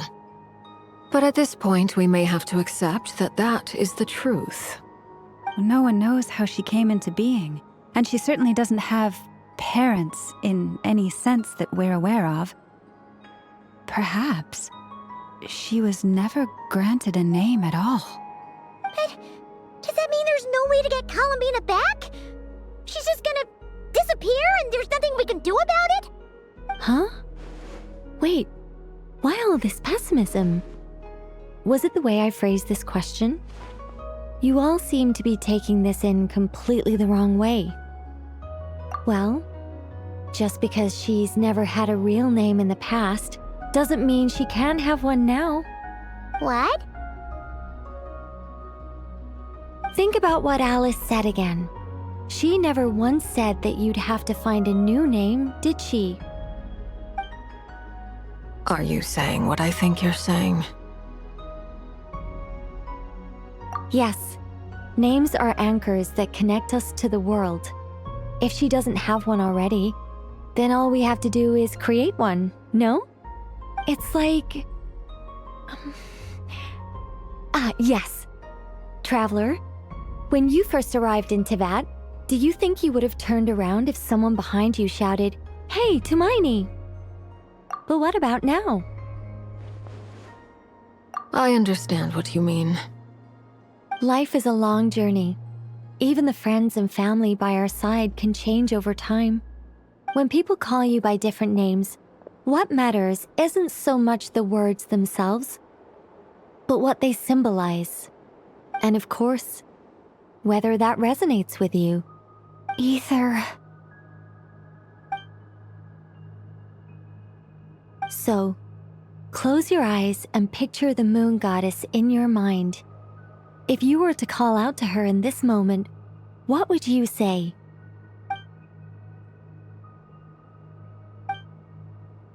Columbina. Columbina. Paimon would call her Columbina too. Well, she has long forsaken everything that Kuthar represents. I think from now on I should call her Columbina too. Well, it sounds to me like you found your answer. Are you sure?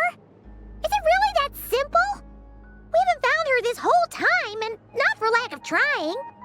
For a journey like this, the process is every bit as important as the outcome. Had you not searched far and wide, rejecting every other answer you were offered? How could you have come to an answer you felt was finally correct? Oh, it all makes sense now. This has Alice's fingerprints all over it. Are you suggesting that Mage knew from the start that Columbina never had a real name to begin with? I can't say for sure. But I can definitely imagine her chuckling in satisfaction somewhere right now, saying, "Ah, what fun." Llama! Your antlers! You should hurry. The festive moon has begun to rise. Do not worry, for when you called the name Columbina just now, I could sense that the power within was enough to summon back the moon goddess. The power within what? The name? Yes. So, the thing is... What's wrong now? This is so annoying. I really want to explain how that whole thing works. Starting from the founding principles of Teyvat and... Oh, I could talk about this for hours. But... Deep breaths, Nicole. Deep breaths. You're an angel. A sober, sensible, solemn angel who has her priorities straight. Okay then. Sorry for asking. Clearly a bad call on Paimon's part. Anyway, you all need to hurry. Last thing, remember how it felt when you called out that name. Then it is agreed. By the name Columbina, we shall find her. Then we'll throw her the best Moon Prayer Night party ever! And at last, we will send her home.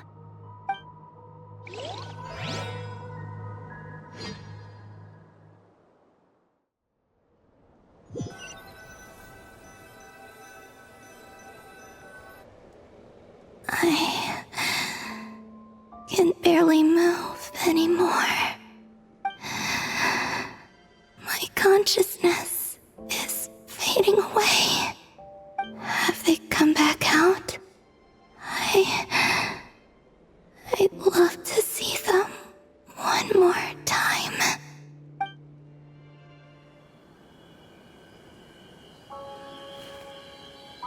They didn't make it.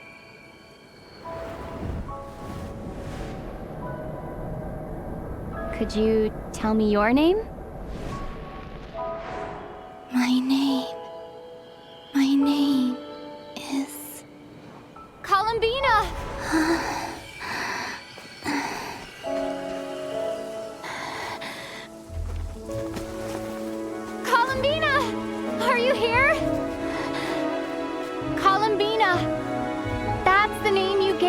when we first met.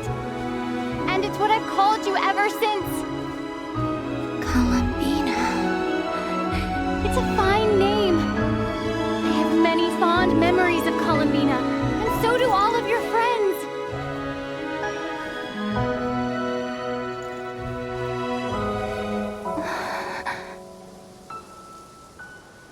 If you like this name,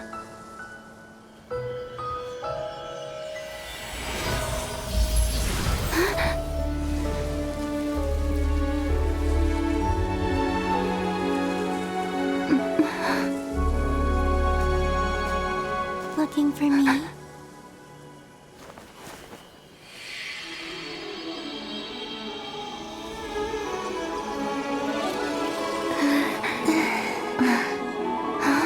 I like it. You can carry on using it. My name is Columbina Hyposelenia.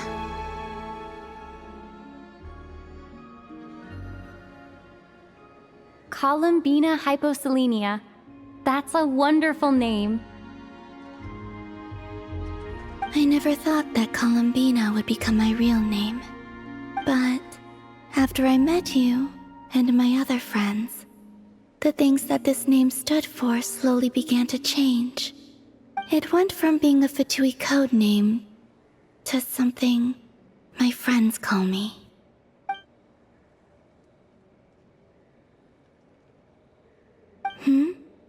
What is it? Why aren't you saying anything? I'm just so happy for you.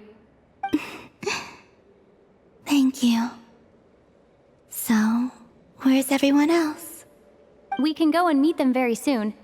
Everyone went to different places to try calling your name. Great. I'd like to thank them as well. Everyone's done so much for me.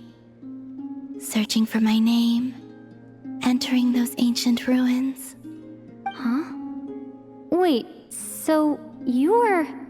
Yes, I was there. Not physically, but my consciousness was still holding on. I followed you the whole way. Starting from when?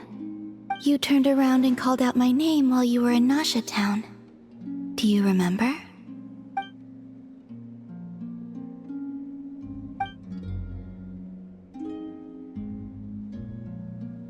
Let's go.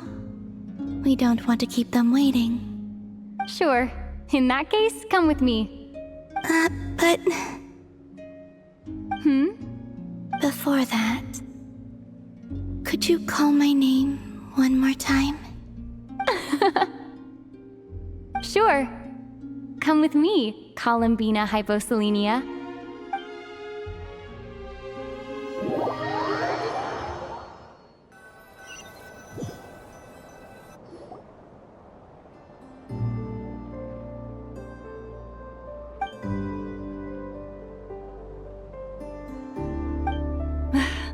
Columbina!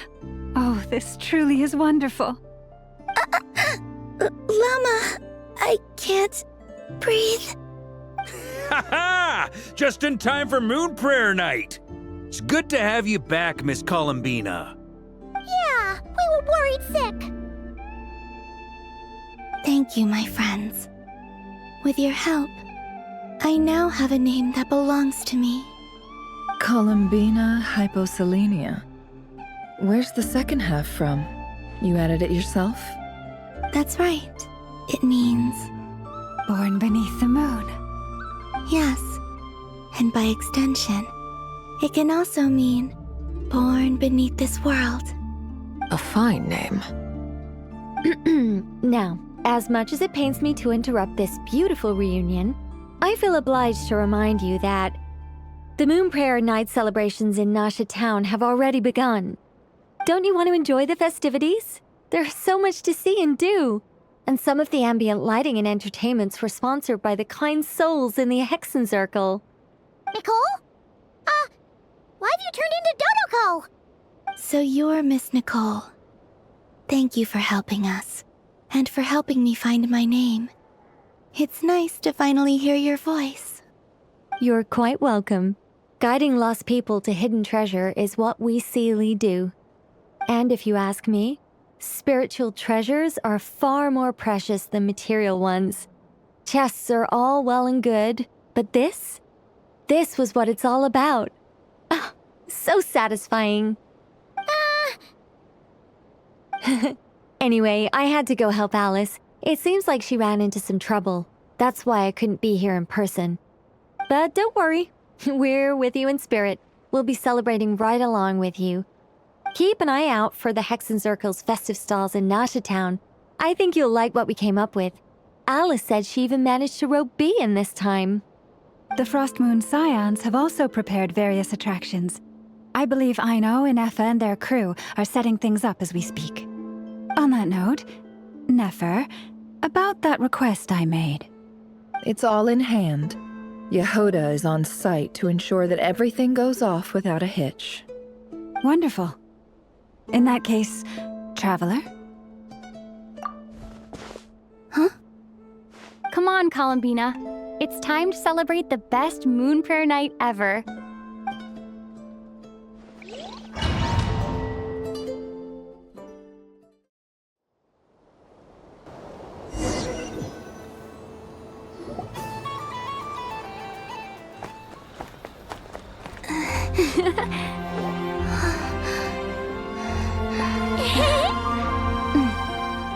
Hey, young lady.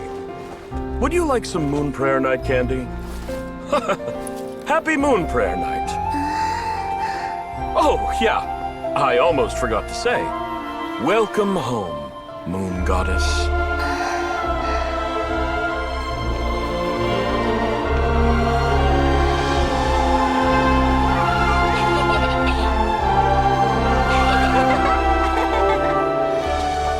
Welcome home, Moon Goddess. Welcome home, Moon Goddess.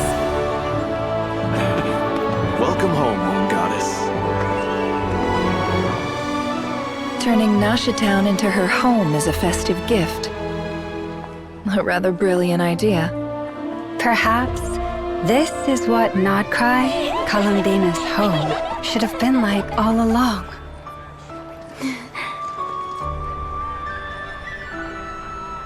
Thank you for the gift. I like it a lot.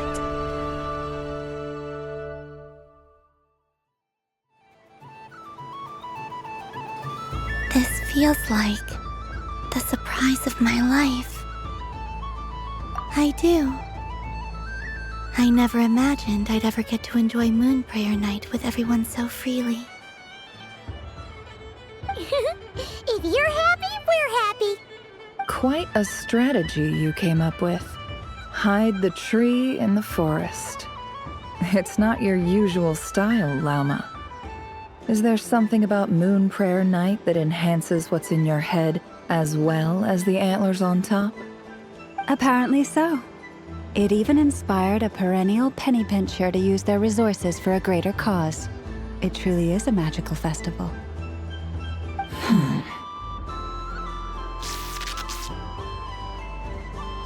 I see it now. This bickering is actually a sign of a strong relationship. Huh? What's everyone doing here? Oh, Miss Columbina, you're back. Yes, I'm fine now. Thanks for your concern. How's your progress with Alice's assignment? Very well indeed. I've never heard her sound so excited.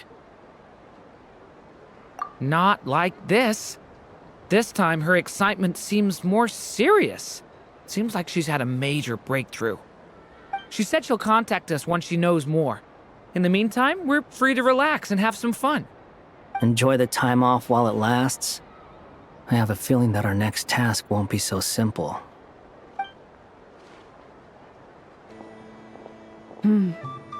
I should go. I still have a few things to attend to at the Frost Moon Scion stall. And I think I'll take a look around. With any luck, this once-in-a-year festival will come with once-in-a-year opportunities. Hold up a second. Where's Varka? I believe he made a beeline for the flagship the moment he entered Nasha Town. They know what they want when festivals roll around. Goodbye for now, Columbina. I hope you have a wonderful night. I will.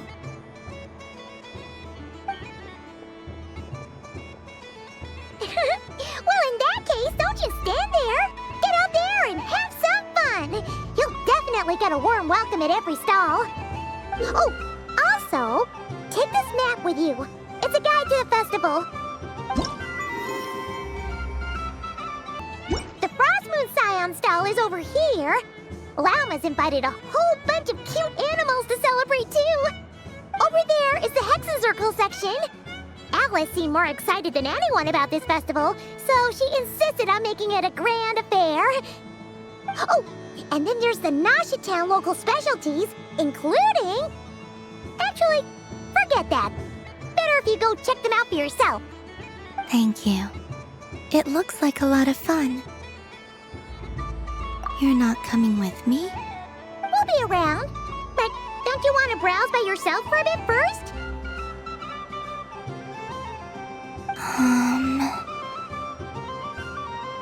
Yep. If you find something you like and want to try it out together, just give us a shout. We'll be right with you. Otherwise, just relax and enjoy yourself. There's so much on offer, so try to experience as much as you can. And don't forget to stuff yourself with all the delicious festival food. All right then. Off I go. Where should I go first? This must be the mage's stall. It feels like I've entered a fairy tale. Ah, how lovely.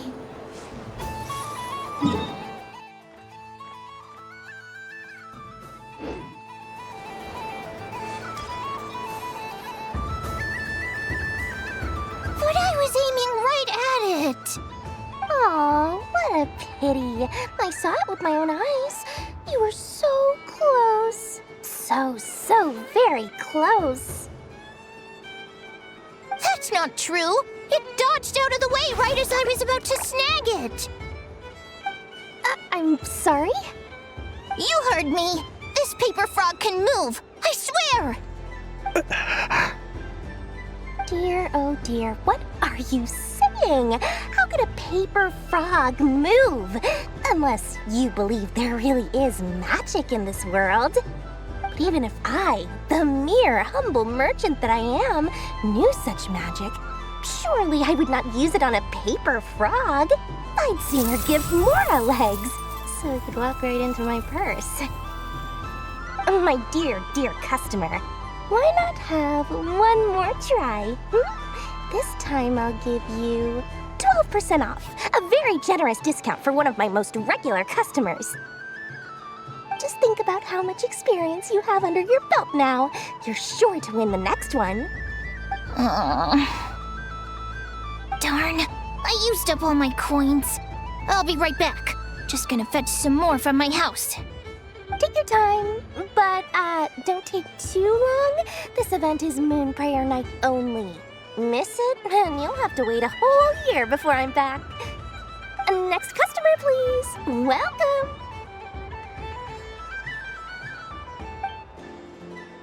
Hello. Whoa, what's this big one doing over here? How do I tell my employees not to go running around this time? Shooting them a glance won't work. I haven't known them long enough. Dory? Why, hello there, Miss Columbina. Would you like to play my ring toss game? The rules are very simple, and it's easy to get the hang of. How much for a round? Oh, first time's free. Not a single mora. After that, well, we can cross that bridge if and when we come to it. But with your sharp skills, I'm sure you'll win all the prizes in one fell swoop. That was an obvious enough hint for them, right? Right?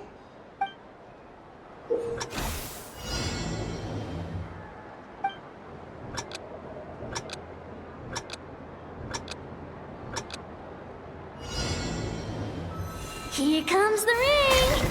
Oh, peanuts.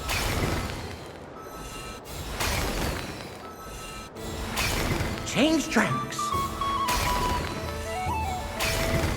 Roselle, should we move or not? Just a tiny bit. All right, then I'll... Let's see now. Let's see. Wow, very good. That's the highest score we've had all night. And here's your prize. Now, how about another round? As for the cost... Happy Moon Prayer Night, Miss Columbina. Happy Moon Prayer Night, Durin and Hat Guy. Are you here to play the game? Yes.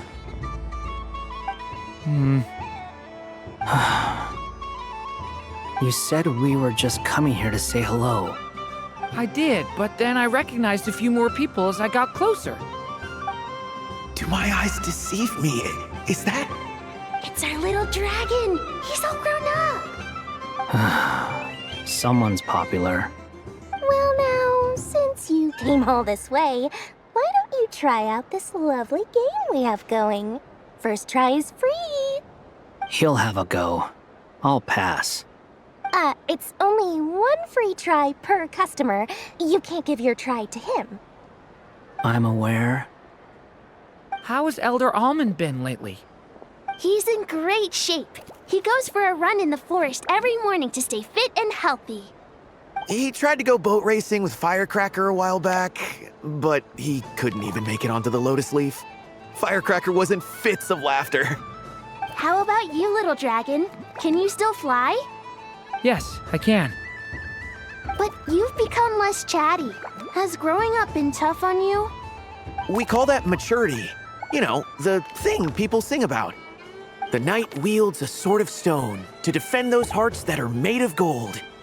Stone is very heavy. That's what keeps him from talking too much. That's awesome! I want to be a knight when I grow up too. Ring, here I come!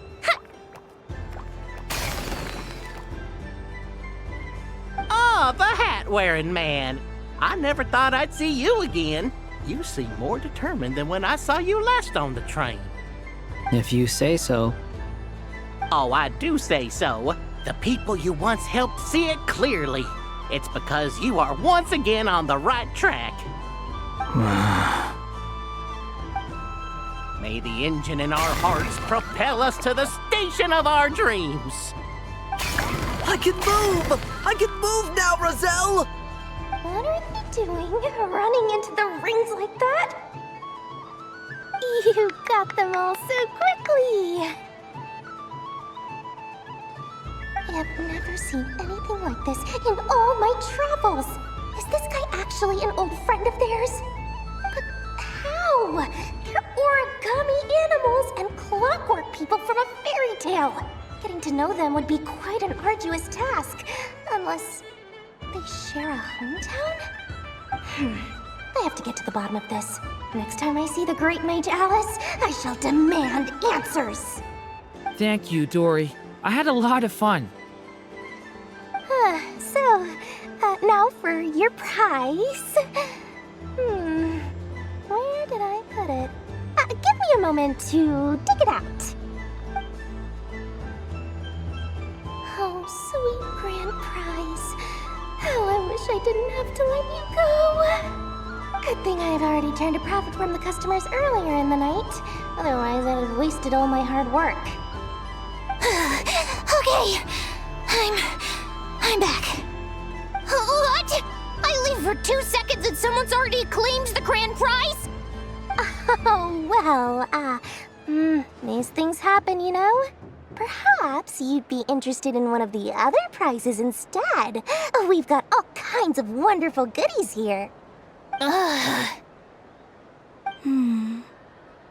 Is this the thing you wanted?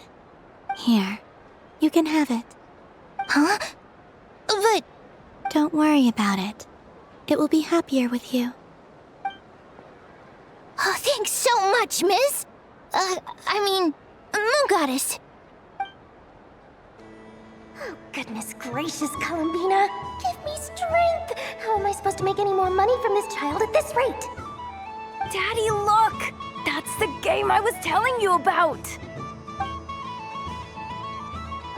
Forget it. She is the moon goddess after all. I'll think of some other way to swing this. Maybe I can try to hook this new kid. Huh? Oh, someone already won the grand prize. You can take mine if you want. What? Why? Why are all these bleeding hearts coming here to ruin my business? Happy Moon Prayer Night, everyone. Happy Moon Prayer Night.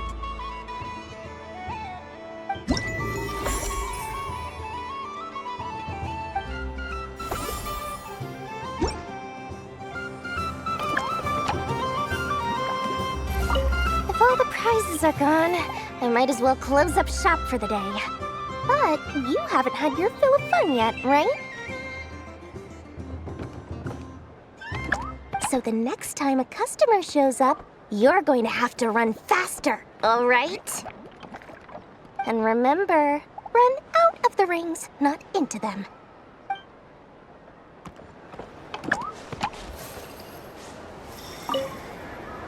Done being a do-gooder yet? Thanks for coming here with me, Hat Guy. Are there any games you'd like to play? It's your turn to pick. I'll come with you. Why does that hamster think you've grown up? You haven't changed at all. I know you don't mean that. You're just taking the opportunity to make fun of me, aren't you? Even if you won't admit that taking some time to compose yourself is important, I can see that you're doing it in practice. Otherwise, you'd have taken off your hat and flown away by now. Looks like Albedo's socialization program has been far more useful to you than all those Vahumana textbooks.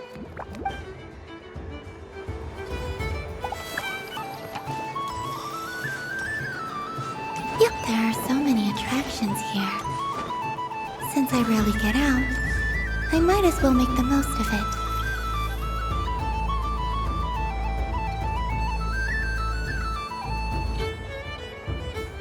Well, look who it is. I heard someone went and disappeared on us the moment we let her out of our sight.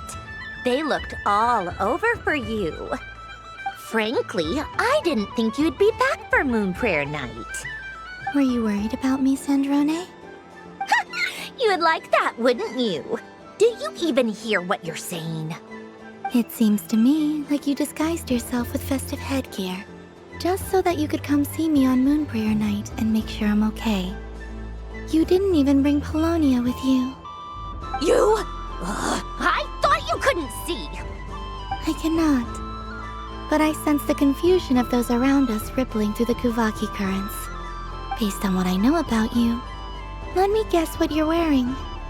Is it cat ears? Hey, shut up! I'm only here to protect the Fatui's interest in this territory. Running into you was pure bad luck. Really? But you were the one who asked Arlecchino to help everyone find my name. Columbina! Ugh! Just one more word, and I'll unscrew your vocal cords. It's Columbina Hyposelenia now. Tell someone who cares. I've missed you, Sandrone. The whole time I was gone, I was thinking.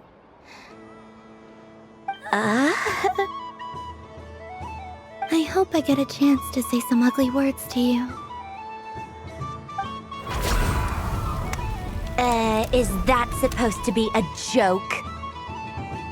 Anyway, let's go play that game. What? You mean that frostfin whale? Yes. It's some kind of game where you get bitten if you step on the wrong tooth. Seems like fun. Who in their right mind would wanna... Because you're not a scaredy cat. Fine! You wanna play? Let's play. Don't complain when I kick your sorry butt. Lovely. You old geezer! I'm gonna beat the pants off you! Just you watch! I almost forgot. Sandrone? What is it now? You'd better not lose, or I'm going to beat your head in. What? Allow me to demonstrate since I'm feeling so nice. You just step on the teeth, like this.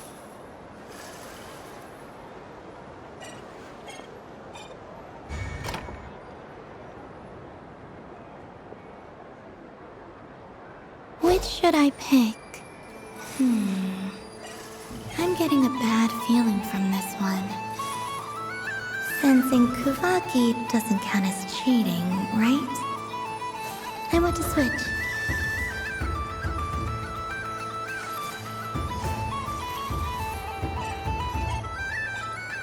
Your turn, Sandrone.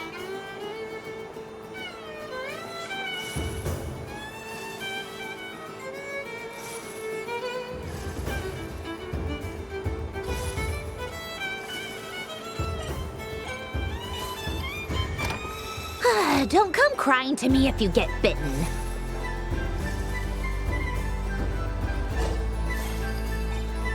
There are less and less teeth remaining.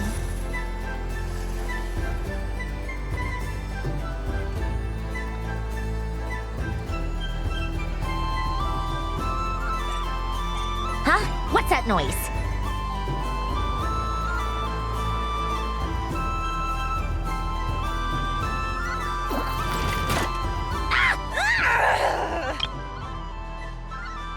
I think you might have picked a bad tooth, Sandrone. Shut it! Do you need any help? It seems like you're stuck. No! It's just a blasted toy! How is its grip this strong? Stop laughing! All right. Well, you lost. So just like I promised. Hey! What are you doing? Are you seriously? Hiya! Why, you... Oh, just you wait! Rematch! Are you all right, Sandrone? That was quite a strong bite. Are your clockwork parts? Quit your fussing! I don't need it! All right. I'll go first this time.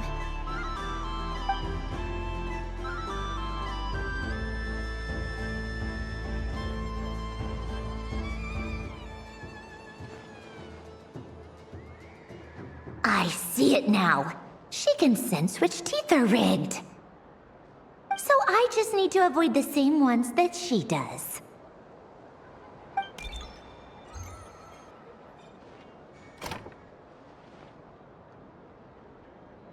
This one... Seems fine.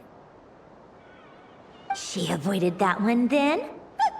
Now I've got you.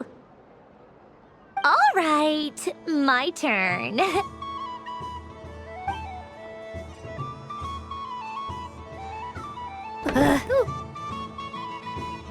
What?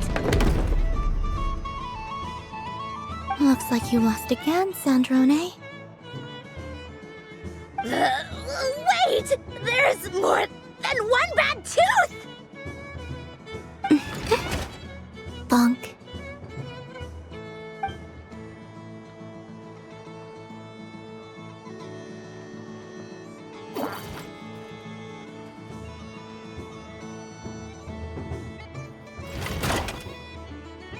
Stupid game! What idiot came up with this? Are you all right, Sandrone? You said some nasty things just now. Oh, I'm peachy. Should I let you bonk me on the head as well? Ah, forget it! Come on. bonk away. It can be your consolation prize for losing so badly. I told you, forget it! Gah, you've always been so annoying. Singing right outside my door, inviting yourself to my tea parties, going AWOL. And now you're off to the moon or something. Of all my days with the Fatui, the times I spent with you, Arlecchino, and Rosaline, they were my favorite. I will not forget them, just as I shall not forget this moment. We'll always be friends, no matter where we are, right? Who'd want to be your...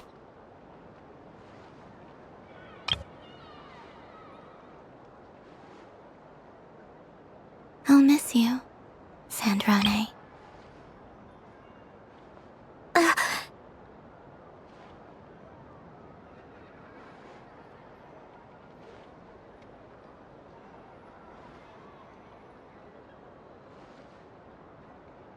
Goodbye, Sandrone.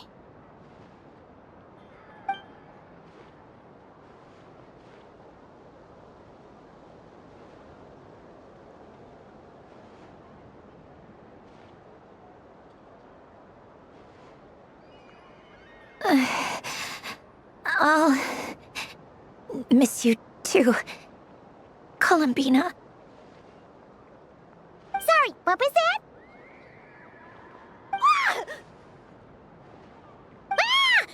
Yeesh! No need to freak out. What's wrong? We've been looking everywhere for you. What do you want? Oh, nice ears. What do you want? This. Huh? It's your turn to draw something. You're one of her friends too, aren't you?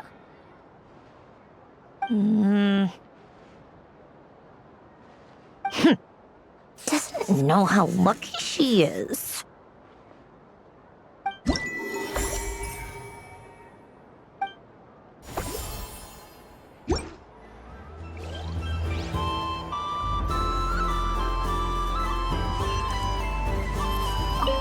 What's there to see on that moon anyway?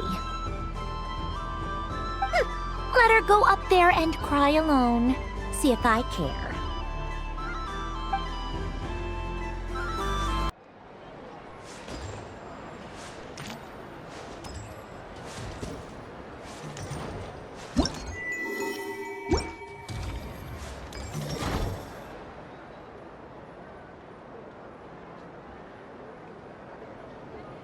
This doesn't make any sense. How am I losing every single time? Wait, Inefa, you're cheating, aren't you? Yeah, that must be it. I am not cheating, Aino. Uh-oh, sounds like Inefa's turning into a big baloney bot. I think it's time for some serious maintenance. Moon Goddess, help me. Miss Columbina, Aino is attempting to cheat. What the? I'm not the cheater. You're the cheater. How dare you throw it back at me?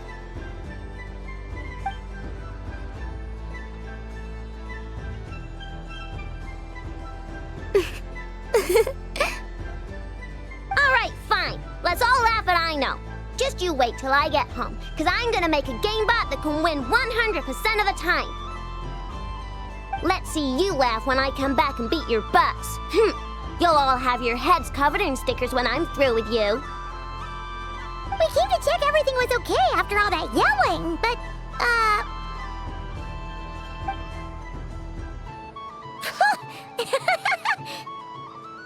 Whatever it is, it sounds like cheating is allowed. Kuhenki concentration.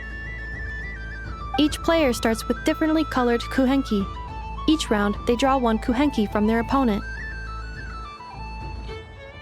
When a player has 2 kuhenki of the same color, they make a pair and can be discarded. Any that can't form a pair must be kept. The round ends when a player can't form any more kuhenki pairs, and that player gets a sticker.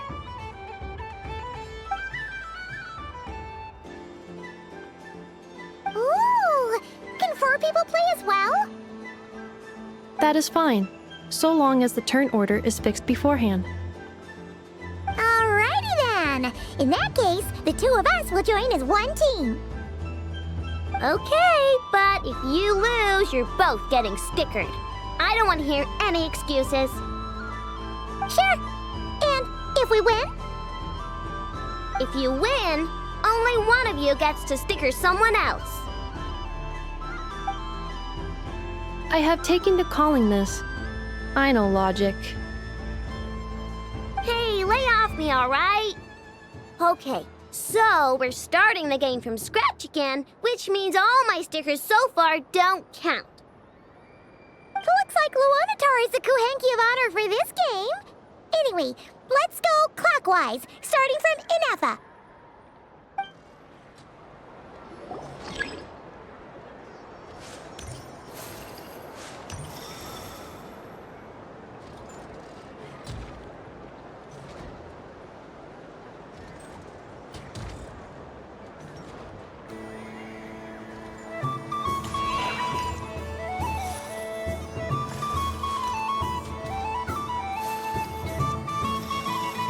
Nice! That's a pair!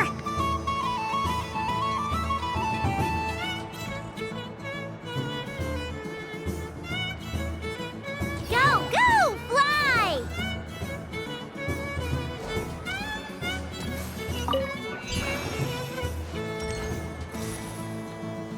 Go on.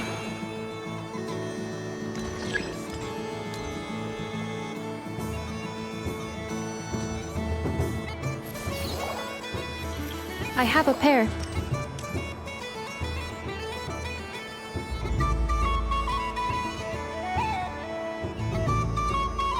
Uh-oh! We gotta pick up the pace!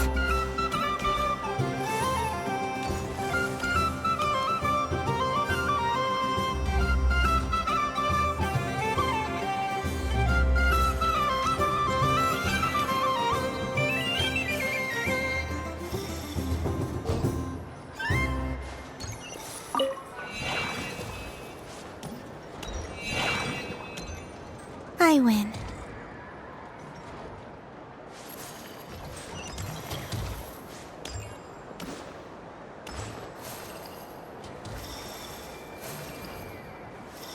Phew, that was too close. I thought I was gonna lose. Good luck, everyone. Aw, we're out!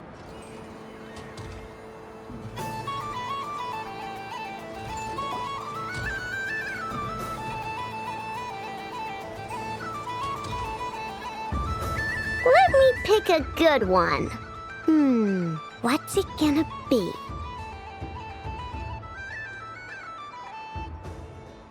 You're looking very pleased with yourself there. What happened to being a huge Grumposaurus? I won. Duh.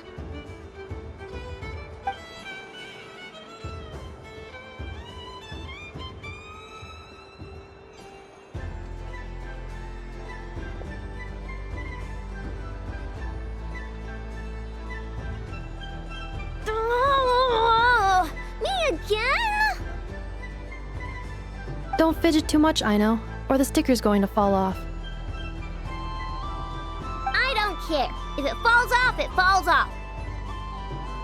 If a pair of kuhenki get discarded, why not a pair of stickers? Huh? Huh?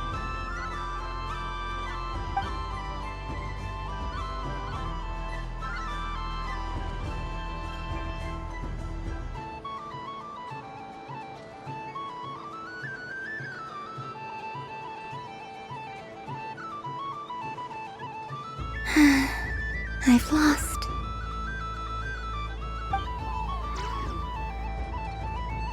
Sticker, sticker, sticker!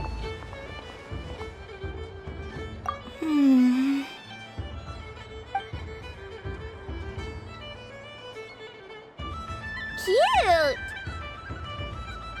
You think so? Shame. I can't see it for myself.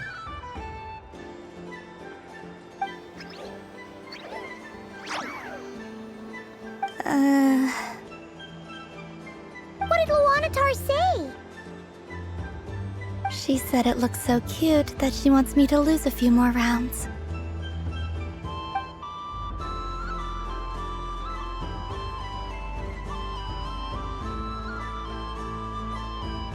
Who put these stickers on Paimon's eyebrows? Ugh, she can barely see! Alright, now, I think we got enough evidence to prove that there's a serious problem here.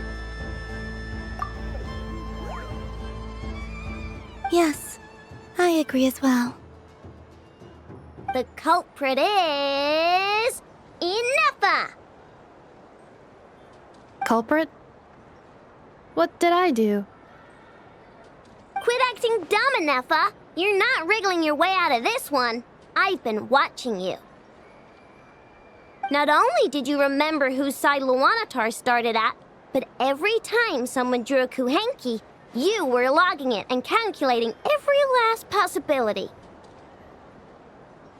Which Kuhenki pairs were gone, who had what color Kuhenki in their hand, even our facial expressions.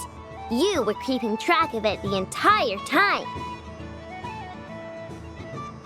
Exactly! Wayano said! Putting aside the fact that running calculations is not against the game rules, do you have any evidence to support your allegations? But that's not against the rules either. So she admits it. She certainly does. Alright, everyone grab a sticker. It's time to get Ineffa back. But... Take that!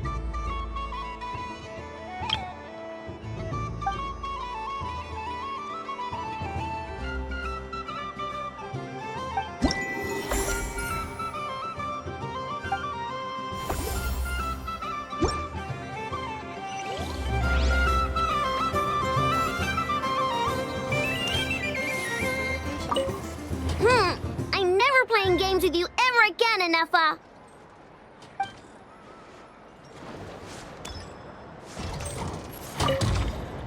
Aino is throwing a tantrum again.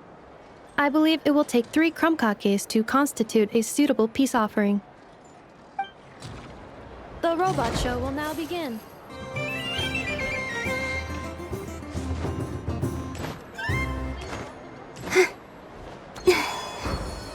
What's this? Should I give it a try? So this is the Frost Moon Scions area. It feels very familiar. But everyone looks much happier than usual.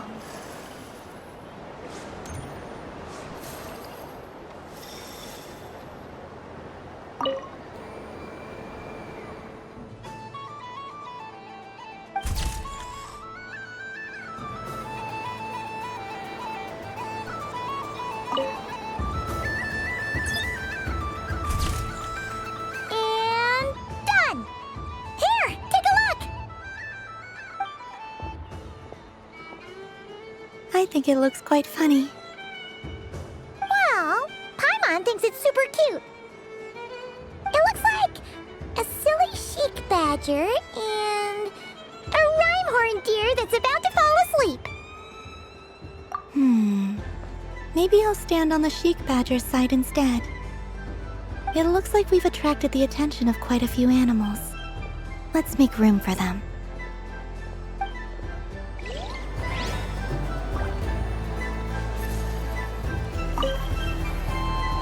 If this were any other day, I'm sure it would make for a great photo opportunity. But Moon Prayer Night has rendered my antlers uncomfortably large. Doesn't it look like this rhyme-horned deer has 2 sets of antlers?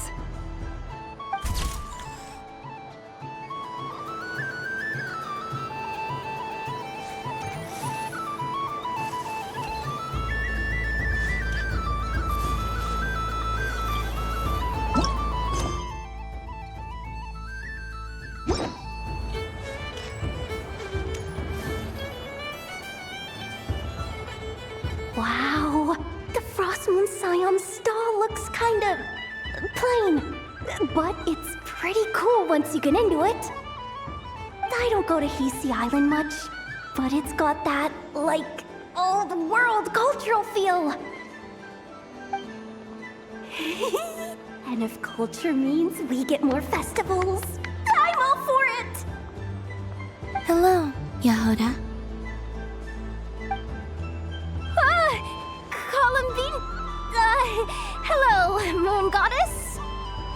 That was too close. I almost gave the game away in front of the staff.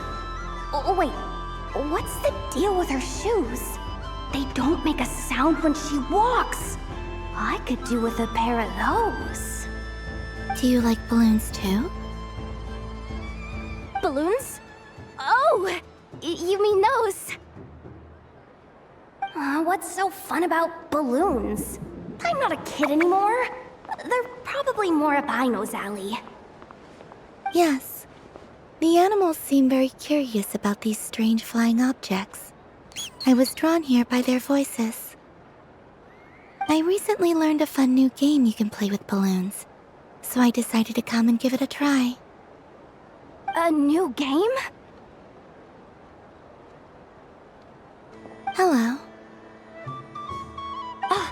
Welcome home, Moon Goddess. Here to buy some balloons? Yes. Could you give me a few that haven't been inflated yet? Are you sure? I guess it's not a problem, but... Yes, please. Thank you. Uninflated balloons? But those are just little rubber pouches. What does she want with those? Would you like to play the balloon game, Yehoda? Huh? Sure. I guess. How do you play it? Wait here a moment.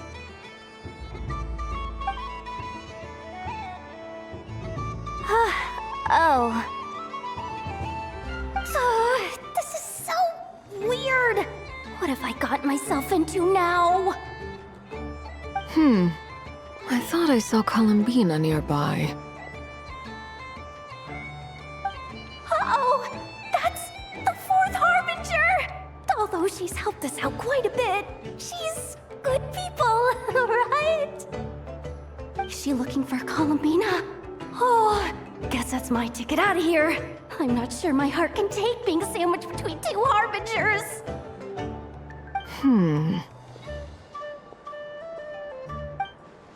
Which stall is she checking out?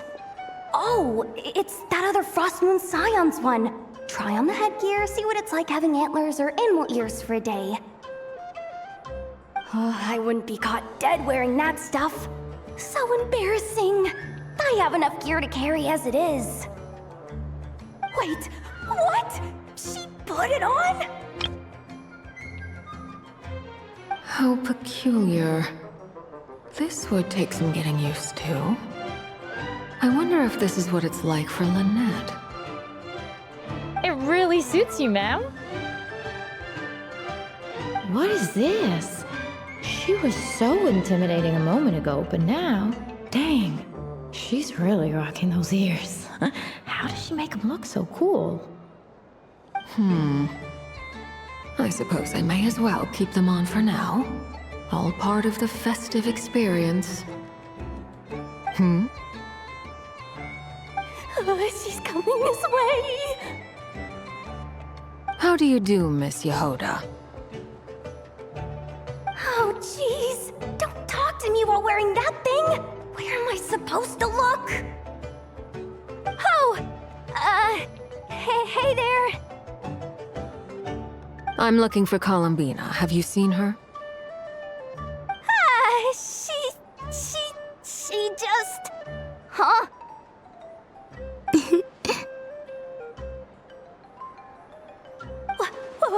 Wait, is that what she meant by balloon game? Yeah.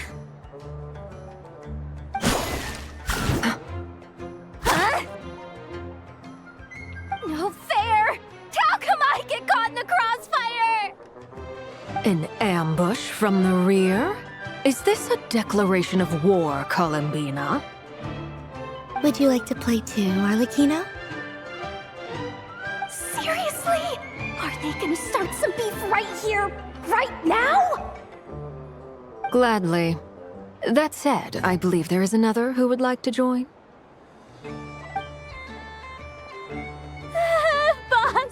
Boss Nev! Thank goodness! You've got to get me out of here! Things are kicking off big time! Hello there. I'd like 10... no, make that 20 balloons, please. Uninflated. What? Miss Moon Goddess, I hope you're prepared to pay the price for assaulting my employee. Welcome to the game, Nefer. Just to be clear, let's keep this a fair fight, okay? No strange powers, please and thank you. Naturally. Don't just stand there, Yehoda. Aren't you going to team up with me? Huh? Do I have to? Of course. Don't forget, the Curatorium has a reputation to uphold. I knew something like this was gonna happen.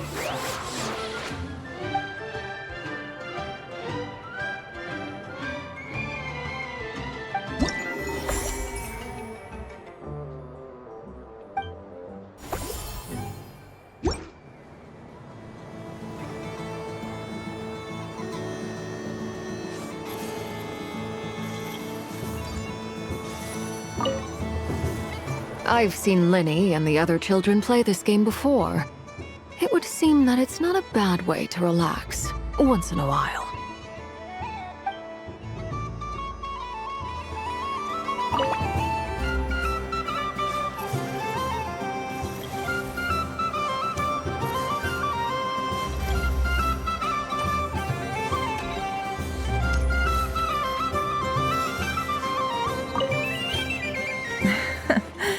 That was fun. It's a shame Ashru doesn't like playing with water, or I'd have roped him in as well.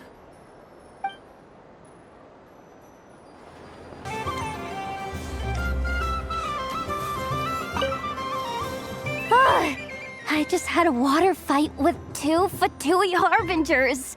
Pretty scary, but also surprisingly fun.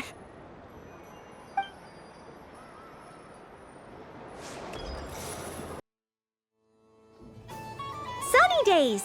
I prefer sunny days. Ah, well, you are as warm as the sun itself, Moon Goddess. Very well. I believe your spirit animal has to be this most adorable chic badger. Wow! Thank you, Mr. Talking Magic Lamp. Have a very happy festival, Moon Goddess.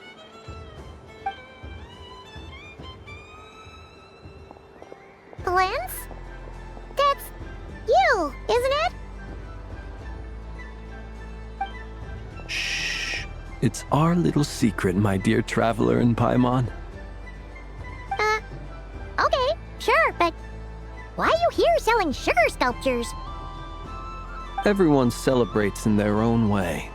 After gazing into the abyss and spending time around gravestones all year, what better way to relax than to see sunny smiles on the faces of the living? Besides that, I like to think of myself as a fair judge of character. I dare say matching personalities to confection suits me rather well. That's not what Paimon was talking about. Aren't you afraid that your true identity might be exposed? Should I be? There is all manner of magic in the air this moon prayer night, thanks to the work of the great mages. I see Miss Columbina is hiding in plain sight. Why should I not do the same? Why miss this rare opportunity to enjoy a special evening in my true form? Fair enough. You got a point there. People who don't know you will probably think you're just a talking lantern. Well, now that we see eye to eye, what brings you here? Not a search for your spirit animal, I presume? Ah, well, actually... Here, see for yourself. Oh, this is... How wonderful. A beautiful idea. Yeah, we just met Barca, and he said that having everyone draw their own section was kind of boring. So, he did your bit for you. Ah, Varka. Ever the maverick. I see his artistic skills are truly one of a kind. In that case, I shall paint something on Mr. Albedo's behalf in a short while. What? Why not now? Ahem. Welcome home, Moon Goddess. Phew, that was close. Hello, Flins. She recognized you right away! What keen eyes you have, Miss Columbina. Especially considering they are shut. I did not see you. Rather, I sensed you. I can sense the fluctuations in Kuvaki all around me. One would expect no less of the Moon Goddess. Might I interest you in some candy? Yes, please. Excellent. I shall make some for you right away. Hmm? Something the matter, Miss Columbina? What about my spirit animal? All the other children carrying sugar sculptures are talking about it. Wait, is she taking the test seriously? Ah, my apologies. How could I neglect that? You are quite right, Miss Columbina. Every one of us has a magical creature living in their heart. Would you permit me to help you find yours? Yes, please. Do you prefer the day or the night? Night. Which of the 4 seasons is your favorite? Winter. Think of a perfect day. What is the weather like? Sunny, rainy, or perhaps cloudy? Rainy in the morning, sunny at night. What kind of answer is that? Forests, lakes, and open seas. Which do you prefer of these? I like them all. Imagine you opened your very own shop. What would you sell there? Moonlight, I think. Wow! Paimon would totally shop there. It wouldn't cost anything. You'd just need to visit. Aha!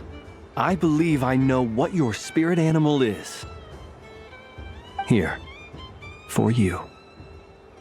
Oh, it's a Kohenki! Indeed. A free-spirited being with a deep love for all things here in Nodkrai, who selflessly lends her aid to as many people as she can reach. It is the perfect fit for you, Miss Columbina. Thank you. It would be my honor. But you shall have to forgive me. We have known each other for quite some time. I doubt there is any answer I could give that would come as a surprise to you. So instead, would you accept this sugar sculpture as a token of our friendship? It's a lantern. Hey, why don't you two go enjoy your candy over there? Paimon wants to try out this spirit animal thing too. Right, Flint's? Come on, play ball. I get this drawing done. But I want to hear Paimon's answers. But it'll probably take ages. Paimon's a complex soul. And we don't want your candy to melt while you wait, huh? Oh. Okay then.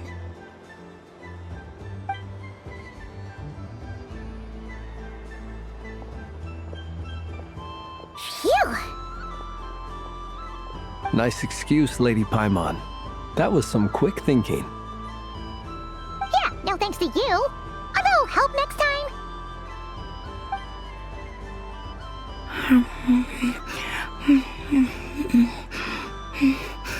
It's sweet. Is that Laka berry? I wonder what flavor the traveler got. This way! This way! It's the candy-selling lantern! I'm coming! Of course. Traveler, maybe we can share? Yes. I found out recently that people share their food sometimes, so I'd like to try it. Or... is that a no? Thank you.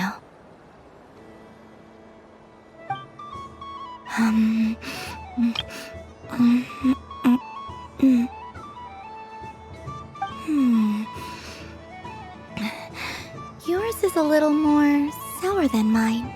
Here, you try it. Are you sure? Amazing. My sugar sculpture has shrunk, yet my heart is filled with feelings of sweetness. I will remember this feeling. Sure.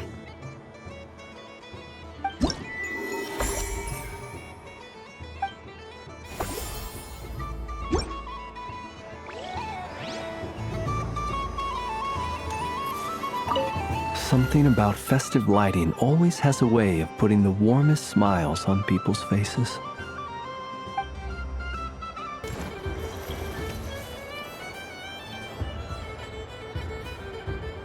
I wish for a never-ending supply of Laka berries. What a humble wish. Probably written by a child.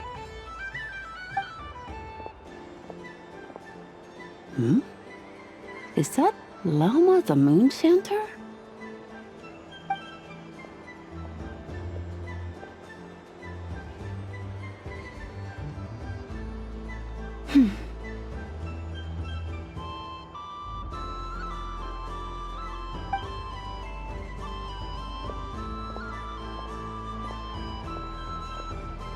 I wish that the long plume ibises would stop biting me.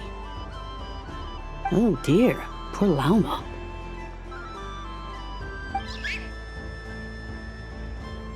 All right, I'll write that one down for you.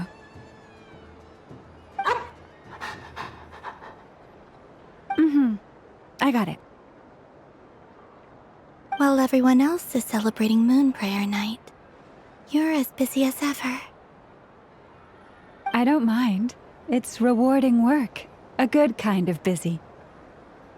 My antlers are at their heaviest tonight, and the Kuvaki waves are especially strong. But as I help these dear friends hang their wishes up, I feel a great peace within myself that is hard to describe. You see, they are all such beautiful wishes. And they are ones that we can fulfill by our own strength. Do you blame me, Llama? I want to hear your honest answer. It is by the help of so many people that I can return to the moon. But I feel as though I've hardly done anything in return. You've done plenty, Columbina. I say this in earnest, both as someone who knows your history, and also as a friend who has seen what you've been through. What about as a moon chanter? I feel proud to honor our moon goddess's wish, and I'm sure any moon chanter in history would have felt the same way. Thank you for your kind words, Llama. But...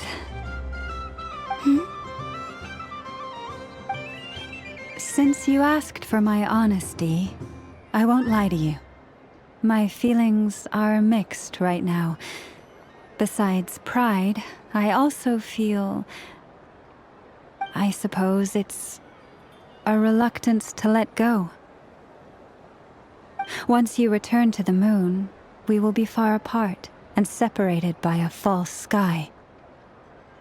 I'm sure those of us left behind will gaze up at that sky, yearning for the moon once in a while, just as you used to do. I will miss you, Lauma. I will miss you all. I hope to stay in touch. I will try and find some way to send messages down from the moon. Perhaps you could use Kuvaki. I've heard Yehoda say that signals can be sent using long and short waves, or strong and weak lights. That sounds a little complicated. What if we forget what the signals mean? We could prepare a codebook beforehand, but... You're right. It wouldn't really suit you. Still, whatever happens, I believe that you will find your own unique way of communicating with us. And now that I think about that, my heart feels lighter. Because you trust in me? Yes. I have faith in you, and in the power of truth. In my experience, the truth tends to be difficult. But that's what makes it stand out from what is false. So I'm confident that your thoughts and your love will shine through the curtain of lies. We will know it when we see it. Thank you. Now, could you help me hang up my wish? Is this? I wish that all who dwell in this moonlit world can find a place to belong. And I wish that I shall one day see my friends again. It's 2 wishes. I hope that's not too greedy of me. Not at all. And I think you speak for us all with the second one.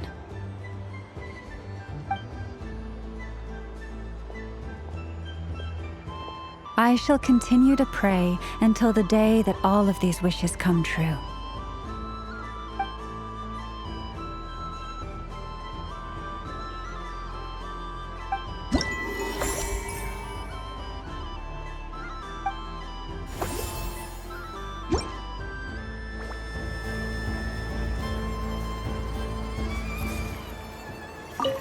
Yes.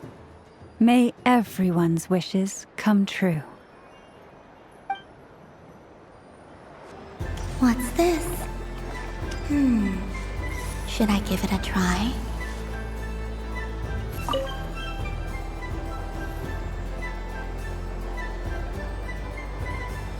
I wouldn't say it's unfair, exactly. I mean, your voice goes right into people's heads. How would you explain that to the kids? You can't just explain it away as magic. Is something the matter? Ah, Miss Columbina! No, nothing you need to worry yourself about. Impeccable timing. Stick around for a second, Miss Columbina. I need your input on something. This self-proclaimed Knight of Justice has yet to give me a satisfactory answer. I, for one, would like to hear your verdict on the matter. Hey, now, I left the flagship just to help you out, Miss Nicole. What's going on? So Alice and I are both using long-range remote control spells that work on similar principles, allowing us to attend this festive fair in Dottore form. Sorry, let me backtrack a little. While similar, there are some key differences. Alice, being a great mage, wanted her Dottore to reflect something of her own charm and mystique. So she adjusted the way its tail moves when it spins around. An entirely gratuitous move, in my opinion. I hardly see how anyone is going to notice that. If anything, I'd say that anyone who stares intently enough at a Dottore's tail to notice such a small detail is someone we ought to be highly concerned about. I only say this to emphasize that my question has nothing to do with tails. Now that we're clear on that, Why is Alice's Dotico permitted to interact directly with the children celebrating Moon Prayer Night, while mine is not? Your voice speaks directly into people's minds. See? Exactly what I said. Miss Nicole?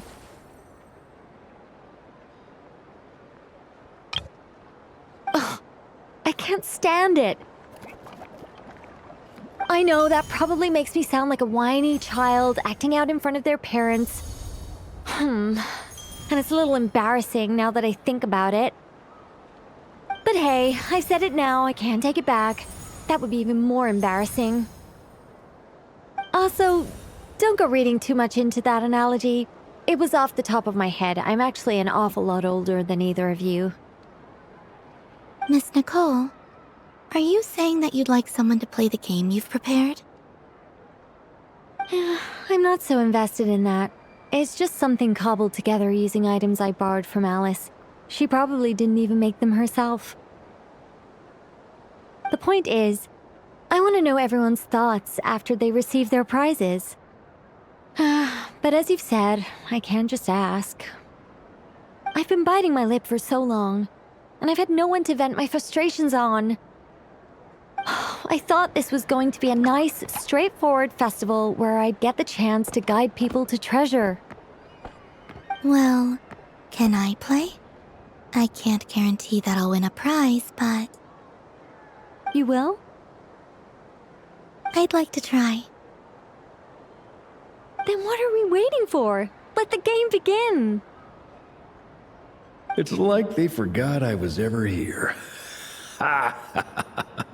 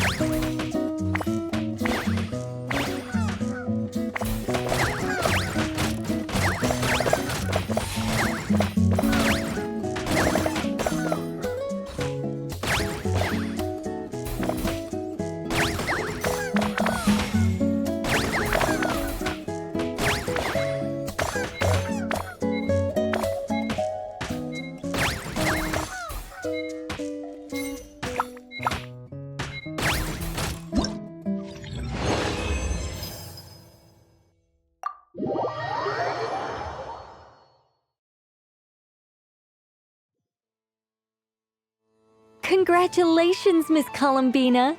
With your great wisdom, you have overcome every obstacle in your path and conquered the great challenge posed to you by fate. Fate?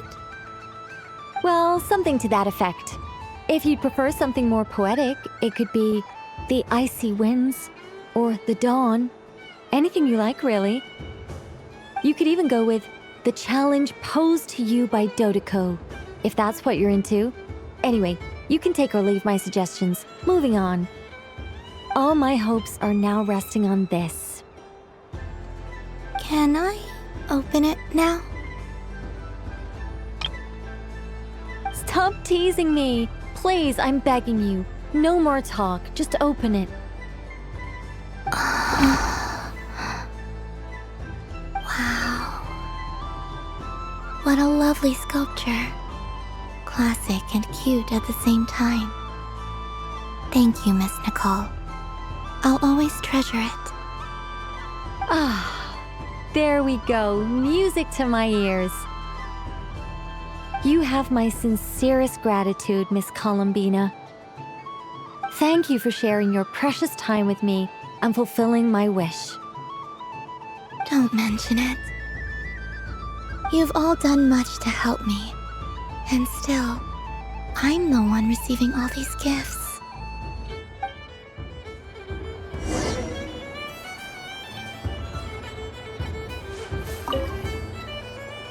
A soft and furry creature that bounces and jumps.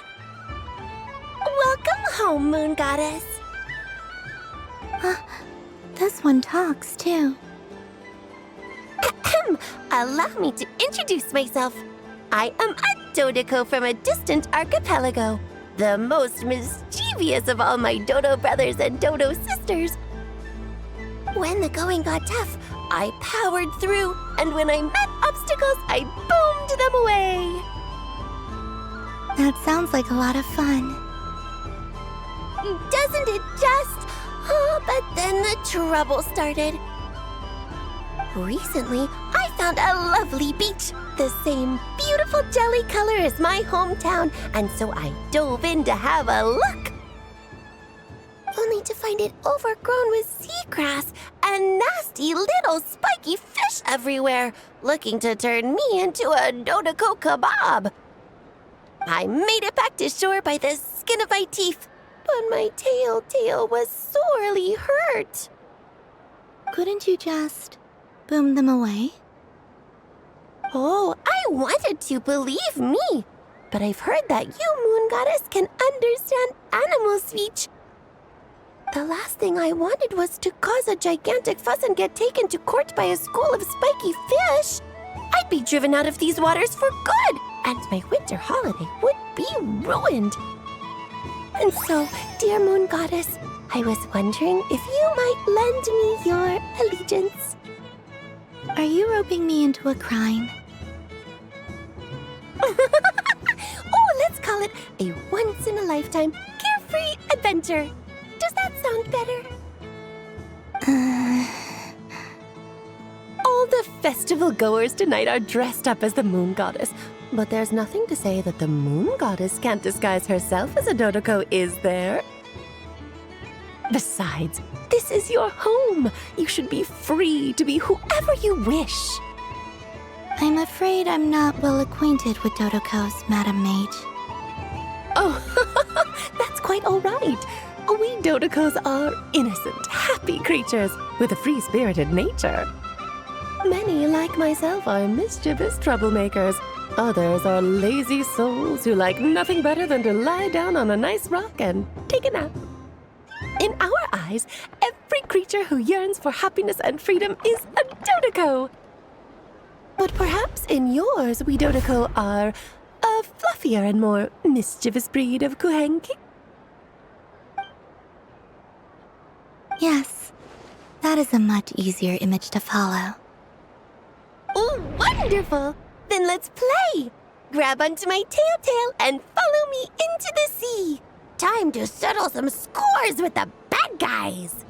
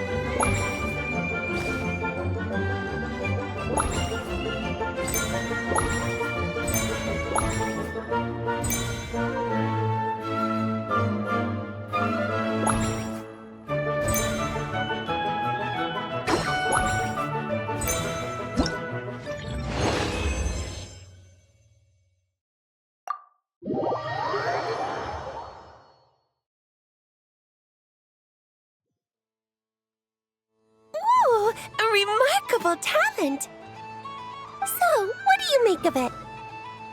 The use of Jumpy Dumpties doesn't come as naturally to me as Kuvaki, but their unpredictability makes it fun. I think they call this novelty. Indeed! And how did it feel blowing those pesky nuisances away? Not bad. Any guilt? What do you mean? Oh, wonderful! Lovely answers to all 3 questions. You've passed the safety test. Now I can give this special bomb to you as a souvenir. Remember, if you find any meanies living on the moon, you can use this to boom them into oblivion. I will.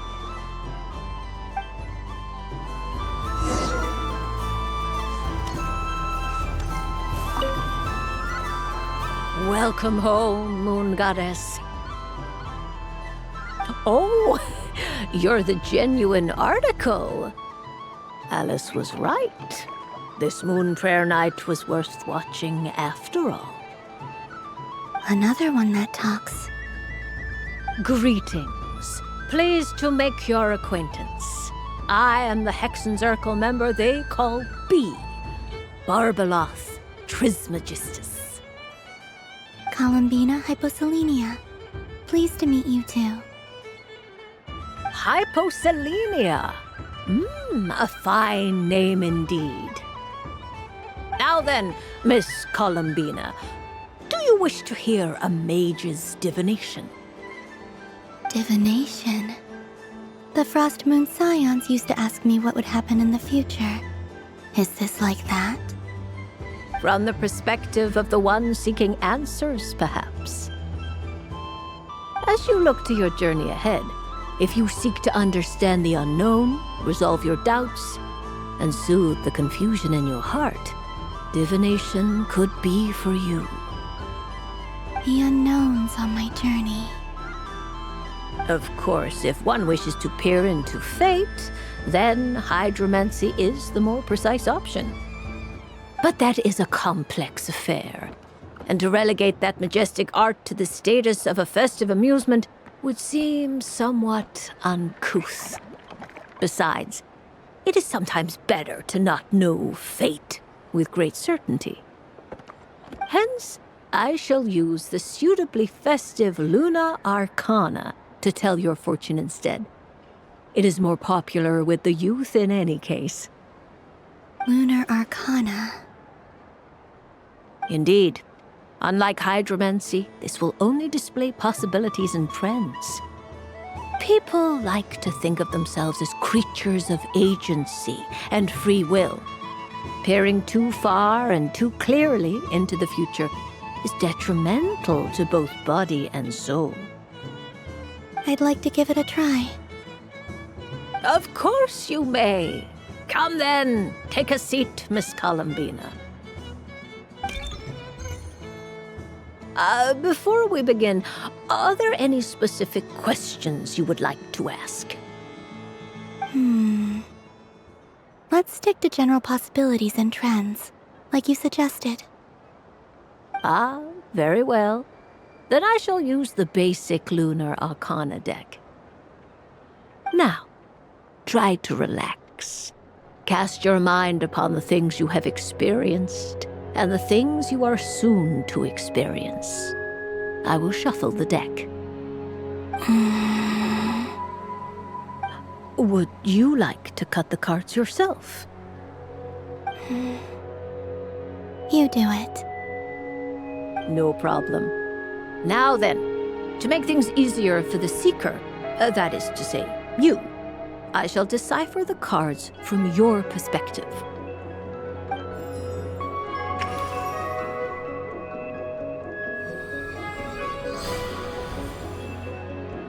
Please, draw the first Lunar Arcana. This represents destiny and is the foundation for the divination as a whole. Now, draw your second card. This will stand for the past, the sum of all your experiences that have come before.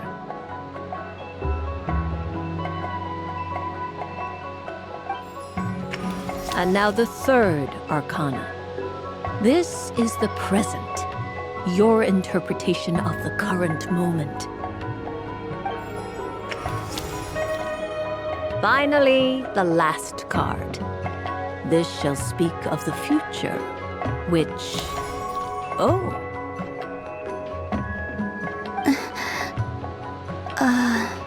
Kuvaki Pulse? Fascinating. I've never encountered this before in my role as a diviner.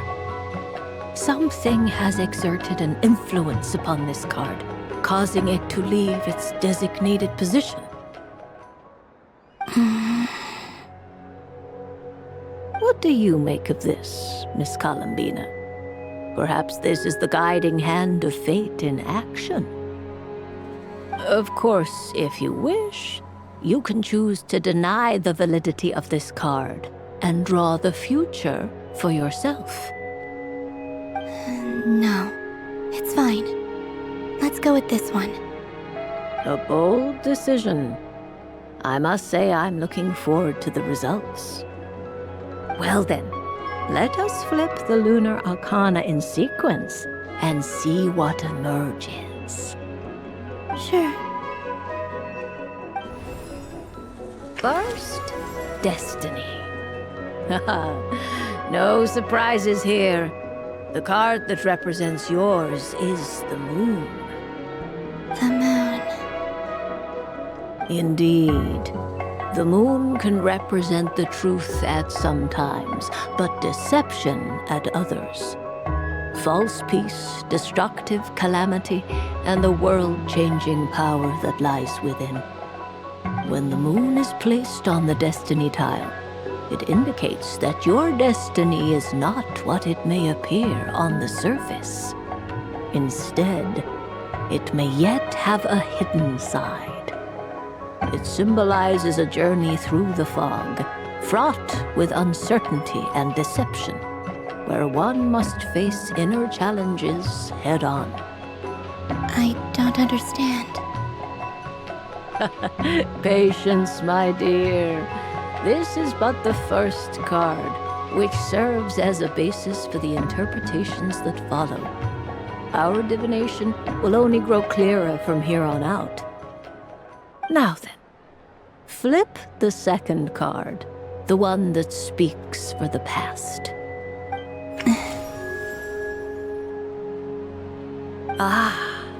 The Hermit, but inverted.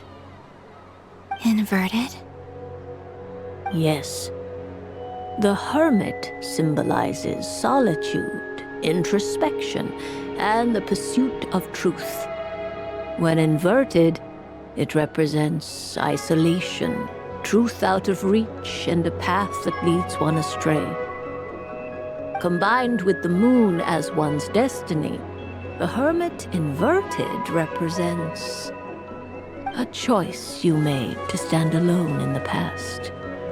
It was a choice made not out of fear or arrogance, but for reasons that others could not perceive. You fumbled through the darkness without a guide, but you did not find your way. Rather, you went astray. More than... Is this about how I became Kutar despite not wishing to become a god? And how I joined the Fatui because I yearned for a place to belong? I suspect only you know the answer to this question. All is not lost. The past is in the past, and so it shall remain. Shall we look into the present now? Oh my. The Lovers. One of the most interesting Luna Arcana. What does this one mean? This means that you have had an unprecedented emotional experience. The joy of finding your soul becoming intertwined with that of another. A precious and wonderful thing indeed. It's true. I've made a lot of friends recently, and they are very good to me. I like them a lot. That sounds lovely. I am most delighted for you. The lovers can also represent important decisions, perhaps related to a parting of ways. Now, if I were to guess... Yes. I return to the moon. I understand. Parting with friends is never easy, Columbina. But rest assured, this is not the end of your journey. There is always another story waiting to be told. The future always lies ahead. The future. Well now, it's finally time to flip this most mysterious of cards. Why did it appear? And what does it wish to tell you? I'm ready. Very well. Flip this card and see what lies on the other side. Oh. Miss Barbeloth? What is it? This card is death. That doesn't sound very good. It depends on how we interpret it. It is true that it can represent an agonizing death, a complete and utter end, but at the same time, it can also represent rebirth. Do not forget that your destiny card is the moon. That lends your future many different potential meanings. If death spells the end, is it unavoidable? As I have said, divination can only display general trends. It is a rough guide, but it does not show predetermined outcomes. Allow me to summarize it for you.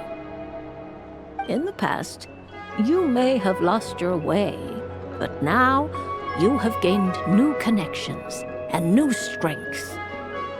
You now face an important decision, one that may bring about a great change in what is yet to be. This change might, in turn, be the end of all things, or their beginning. But remember, everything is subject to change because of the moon present in your destiny. You must see the truth clearly and face your innermost thoughts. The truth. My innermost thoughts. Thank you, Miss Barbeloth. Don't mention it. Some people dislike divinations, for fear of glimpsing an ending to their story that they wish was not so. But I can see that you're different. The result of this divination will not sway your decision. This is a rare quality, and one that diviners always hope to see in the seeker. We are here merely to guide, not to exert undue influence. I understand. Go then and illuminate your future, Miss Columbina. The moonlight that shines from you now is most captivating.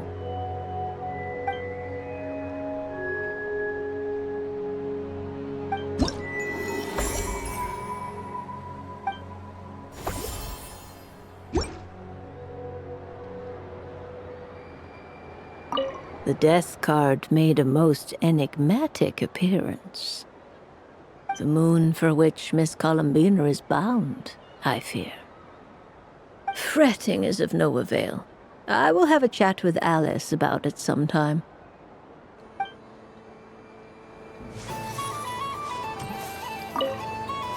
I don't suppose you'd like to play again, by any chance?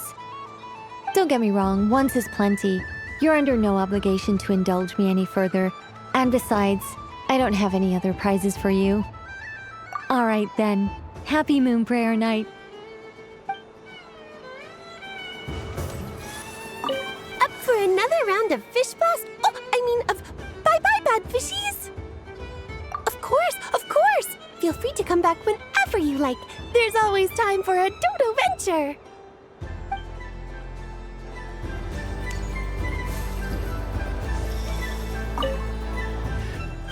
It'd be rude to just leave without saying anything. But at the same time, I don't want to barge into their lively conversation just to announce that I'm leaving. I guess I'll just wait a little longer. Huh? Albedo? This sketch is for you, Grandmaster. Oh, a gift for me. Thanks. Let's see what you've done for me. The North Wind left in the lurch.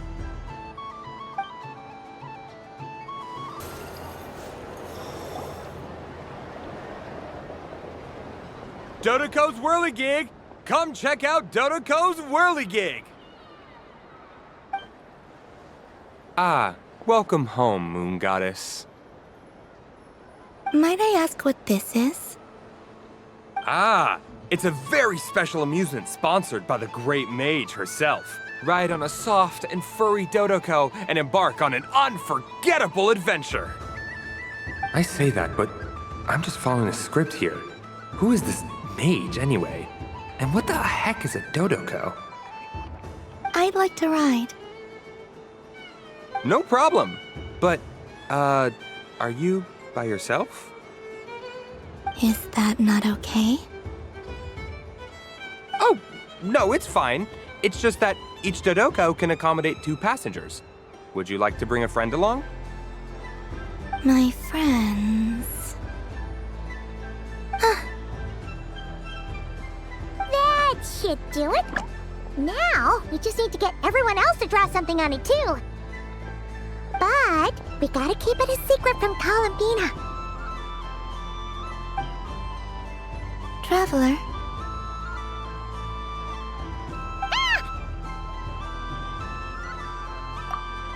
I want to go on that ride. Will you join me? Let's go then. Don't worry. Paimon will do the rounds. You go have fun.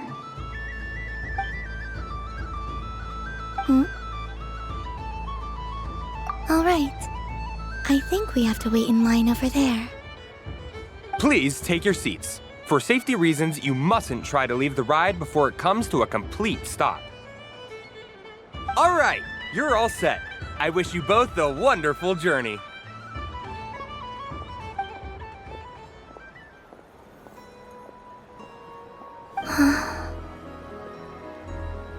Not bad. It reminds me of riding a moon lane. Sometimes, the Kuhenki circle around me like this, playing their beautiful melodies. Yeah, I'm going to miss them.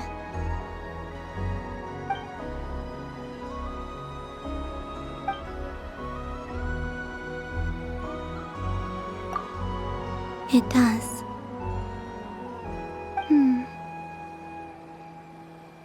I've felt scared in the past, too.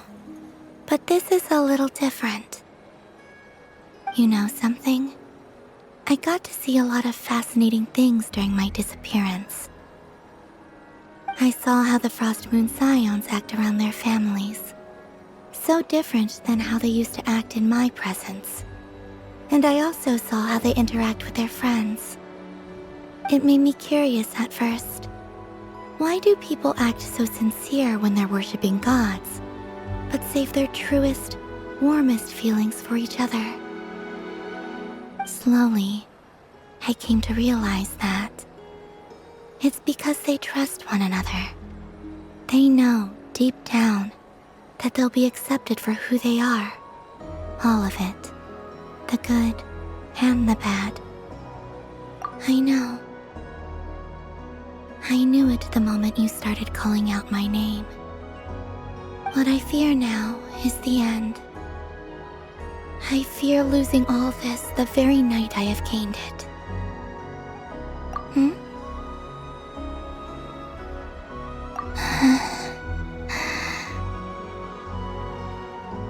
Thank you for this conversation. Thank you for listening to me. Don't worry. this fear I have, and the unknown that awaits me, they cannot hurt me. Not when I possess a treasure far greater. I just want you to remember this version of me, the real me, on this final night together. Dear passengers, Dotoko's awesome adventure has come to a close. Please leave in an orderly fashion, and we look forward to seeing you again in the future. Don't want the journey to end, huh? Don't worry, you two. There's always another adventure waiting just around the corner.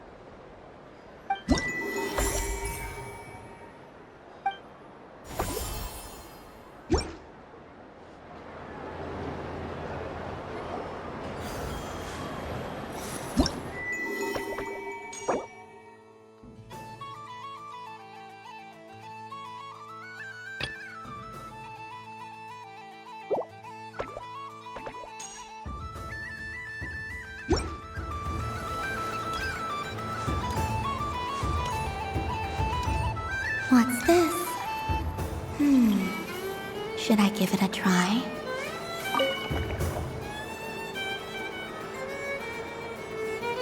Come on, Citrus. One more round. Just one more. But my neck... oof. It's acting up again. You should take a break. Health comes first. Yeah, don't push yourself. We'll find someone else. Hey, don't look at me. I'm the referee. What are we gonna do then? Do you need any help?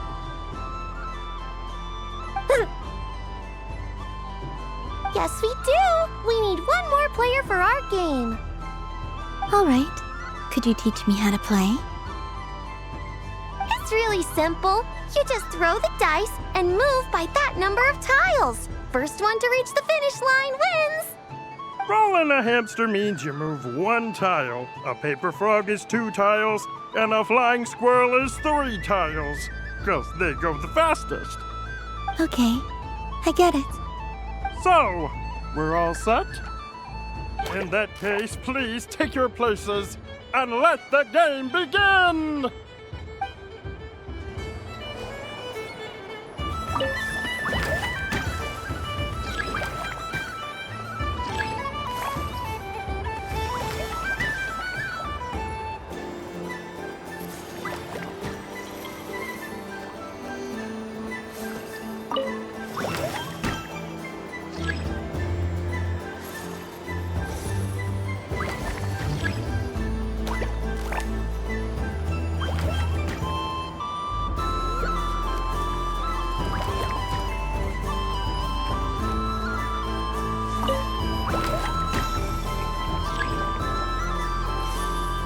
And the winner is the Moon Goddess! Congratulations!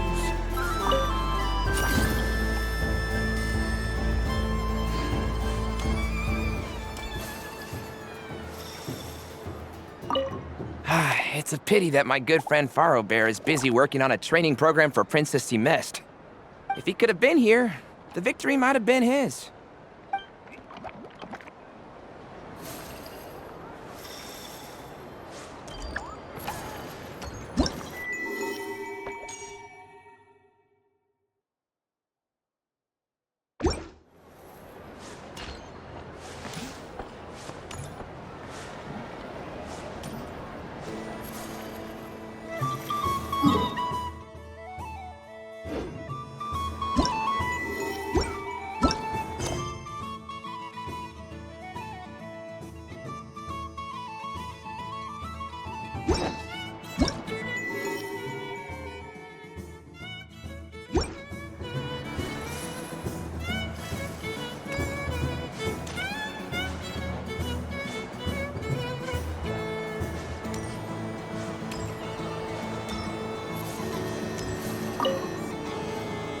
Fun ride, huh? You and Columina looked pretty sad to leave. This isn't gonna make Paimon dizzy, is it?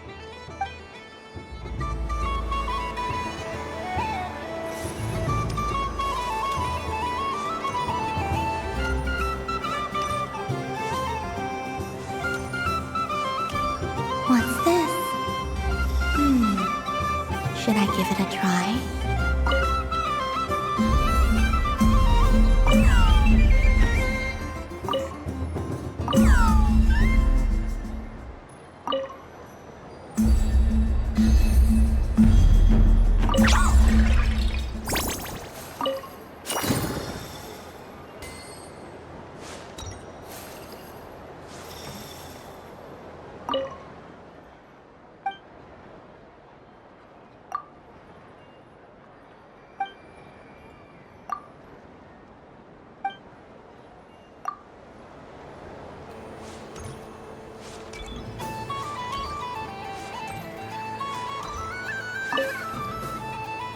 Miss Laliki!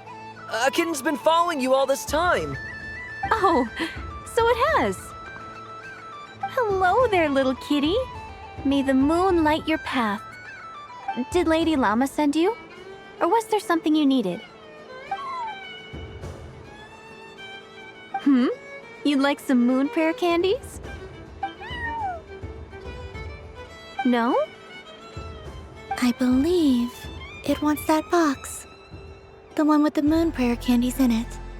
Oh, I see. Here, kitty. Come on. Here you go.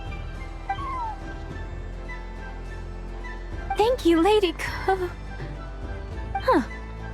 Mr. Cantor, did you see that young lady dressed as the moon goddess? When did she leave? Sorry, no, I was looking at... I was watching the... cat. I see. The resemblance was uncanny. She seemed like the true Lady Kutar, the one who guides souls.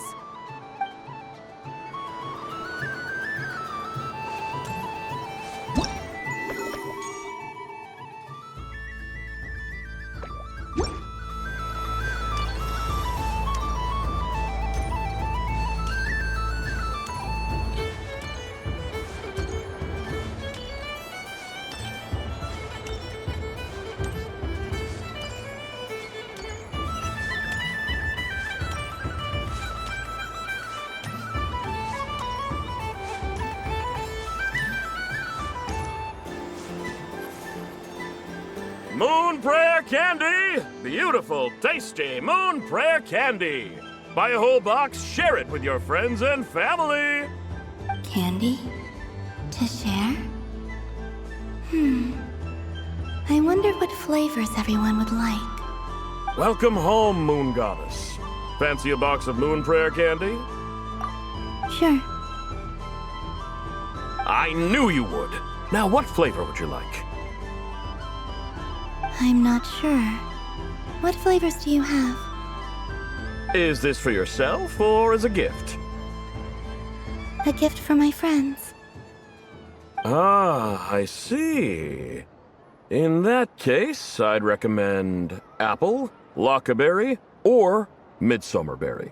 Those are the most popular. Do you have nocturnal blossom flavor? Huh. I've seen couples give those as gifts before, but I did not know they were edible. No? Okay then. Moonfall silver? You did say this was for friends, right? Maybe smetana then. Hey, now that's a creative idea! I've never tried it before, but if you're happy to wait, I can see about whipping up a batch on the spot. While we're at it, you got any other ideas?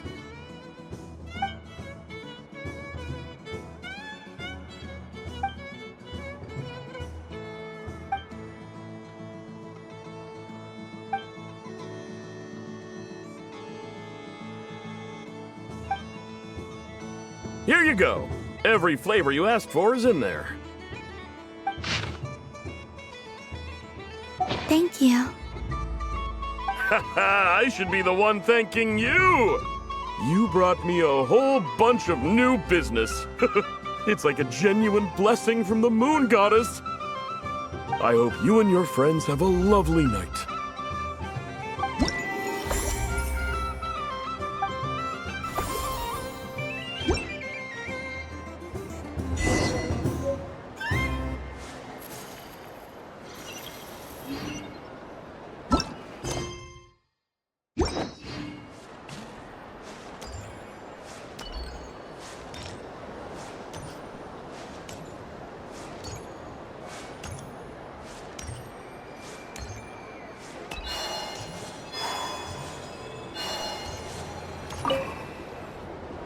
Traveler. Hey there, Columbina! Are you done checking out the festive amusements already? Are you sure you don't want to look around some more? You might not get another opportunity like this for a while. Right now, what I'd like to do is... You're right. I'm not ready for this night to end just yet. Yeah, that's the spirit! Take your time, Columbina. The most important thing is to have no regrets. I'll be right here if you need us. Okay. Thank you.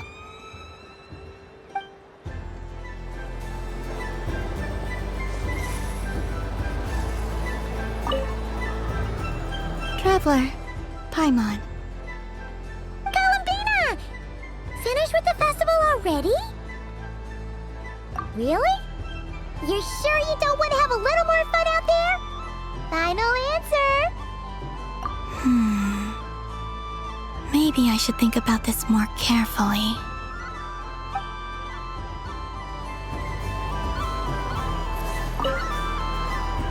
Traveler. Paimon. Columbina! Finished with the festival already? Oh, candy for us? Thanks a bunch, Columbina. Don't mind if we do. Whoa, this one's intense. But it's so tasty. What about you, Traveler? How does yours taste?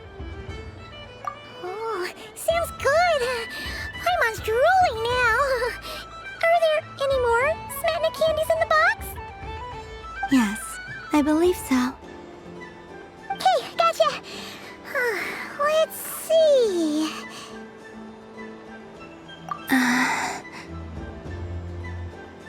Sure. This one, and yep, this one looks right too. Okay, that's 3. Here we go. 1 per person. It's so sweet.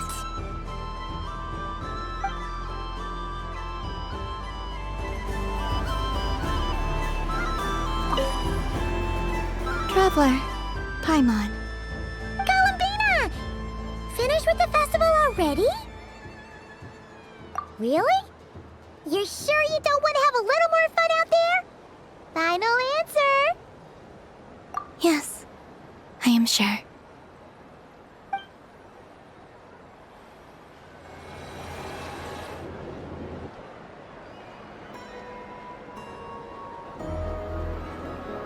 This was the most fun I've ever had on a moon prayer night. Everywhere I went, people were saying, "Welcome home," and there were friends at every turn.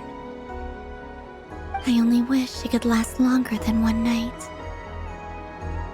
Oh. Yes, you're right. The moon prayer blossoms. Ooh, look! Look! Moon prayer night has come.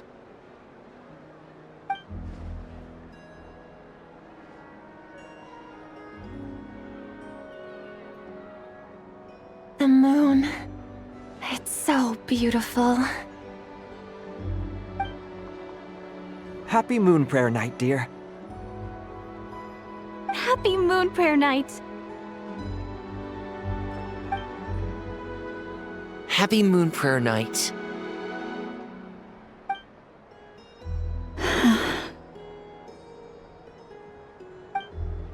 Aww. Huh.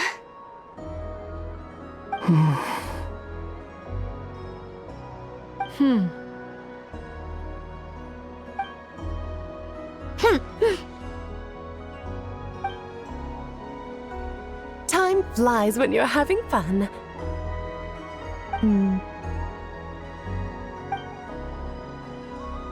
Oh. Looks like the time has come. Columbina. You're heading off, then?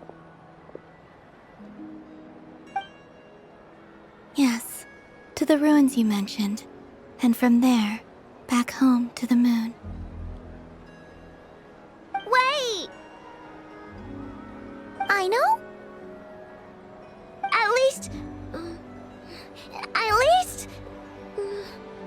Take one of our craft shop's crumb cookies up to the moon with you. You know, for a snack. Sure. Why not? The Curatorium of Secrets believes in proper farewells. No story should be left without a satisfactory endnote. Never. Farewells are an important affair for the Ratniki, too. We never know when we might meet again. Haha! And here I thought grand farewells wouldn't suit tonight's mood. But I suppose friendly passion is not to be stopped, eh?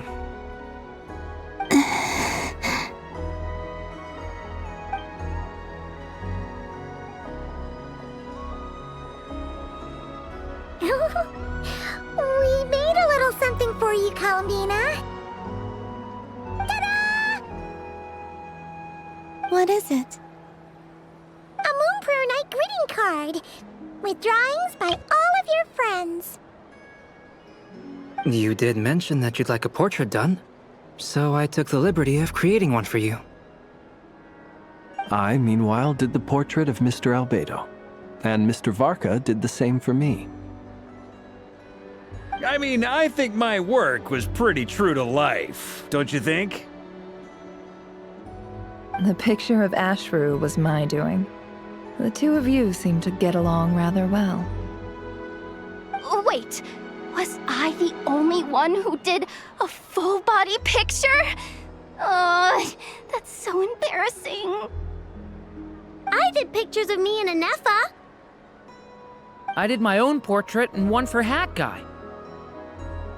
Plus, there's the two mages, Arlecchino and Sandrone.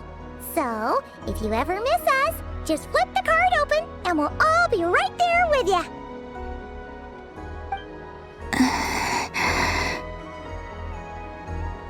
I don't know what to say. Thank you so much, everyone. This whole Moon Prayer Night was more than I could have ever asked for. It is the greatest gift I have ever received. Lama, I figured it out. Figured what out? Remember how the Frost Moon Scions used to use milk as invisible ink to write hidden messages? That was a very long time ago. Oh, are you saying? Yes. When I miss you all, I shall use Moonlight in the same way, to write words that only you can see upon the moon itself. Wow, that sounds lovely. Quite. But how will we see them? Simply open your windows on nights when the moon shines bright, and the moonlight will naturally flow towards the words I have written. That sounds most fitting indeed. Very true to form. I'll try to write them in places that won't disturb your sleep. I, for one, would sleep all the better for having read one of your messages before settling down for the night. Exactly! So don't worry about disturbing anyone's sleep. Just promise you'll write to let us know you're okay, alright? All right. I promise.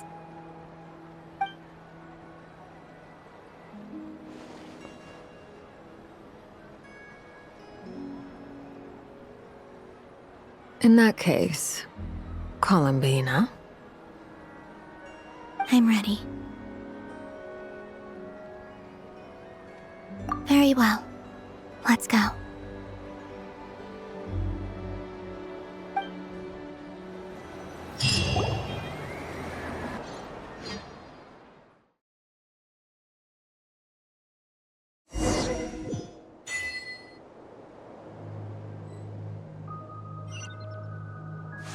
In just a few moments, I will be gone.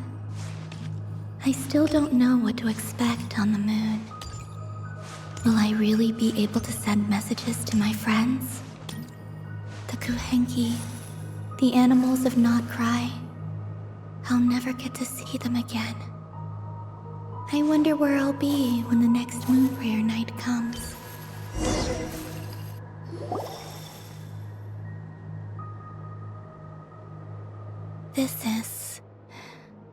This is where the people of Hyperborea used to communicate with the moons.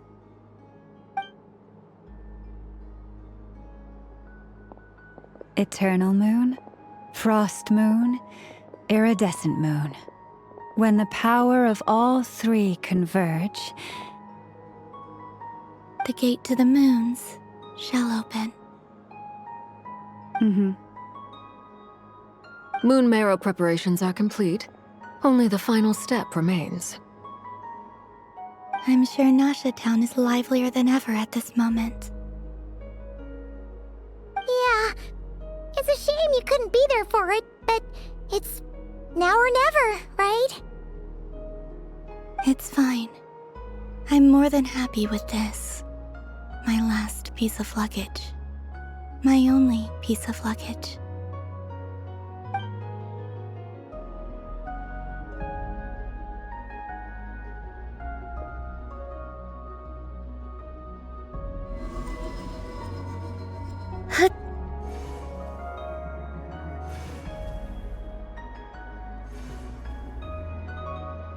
I can already feel the moon calling to me.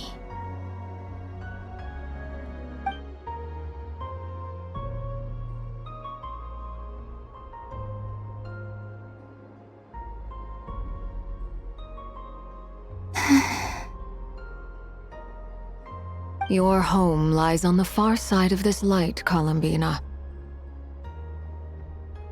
From now on, we will at last have a reason to pray to the true moon. Columbina. Yes? I'm listening. Be sure to come back and see us when you get the chance.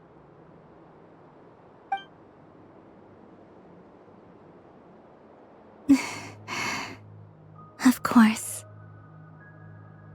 But if that chance doesn't come, then remember that you have friends on this planet. People who will miss Columbina. Yes, I will. Thank you for everything you've done for me. And remember, come night or day, the moonlight shall always connect us. Well then, farewell, my friends.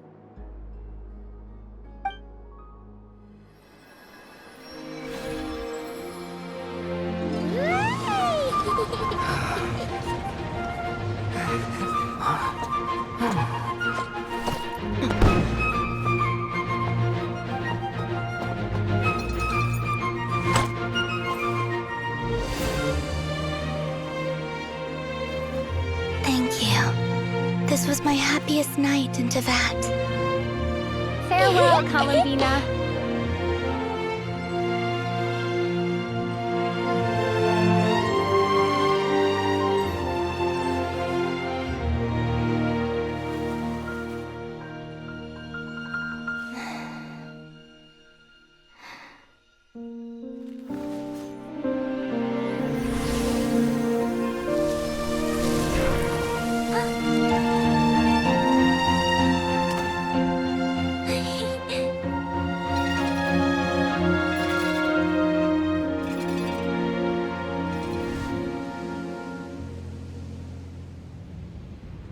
The moon really is closer than ever tonight.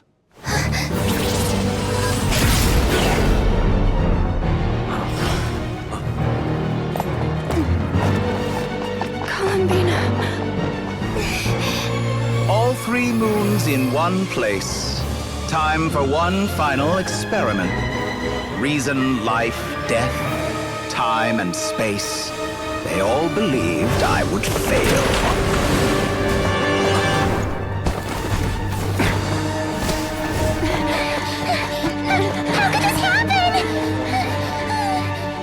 But Tevat's primordial power never did belong to the throne of heaven. And now, they are mine.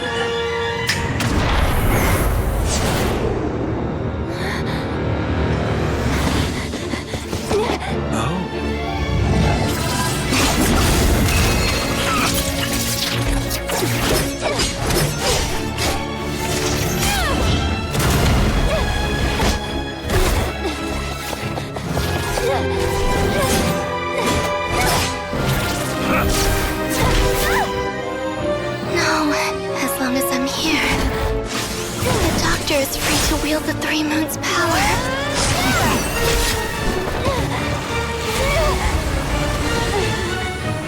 It's the only way.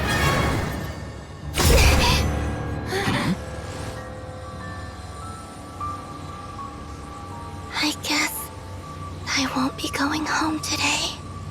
Columbina! No!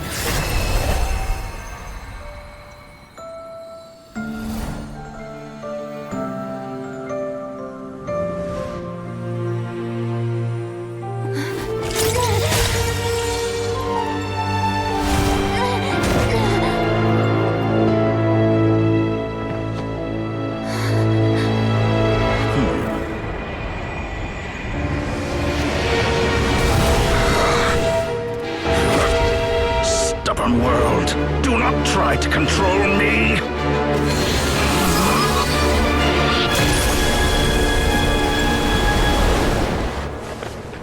Columbina.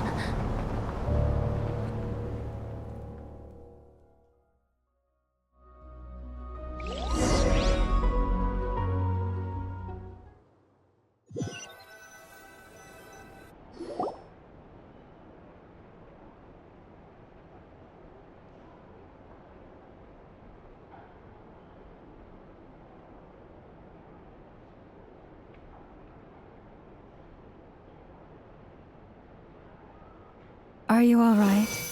Do your wounds still hurt? I had someone prepare a little medicine that could prove effective. Take it if you need to. In that case, let me relate the contents of the call we made to Alice after the incident occurred.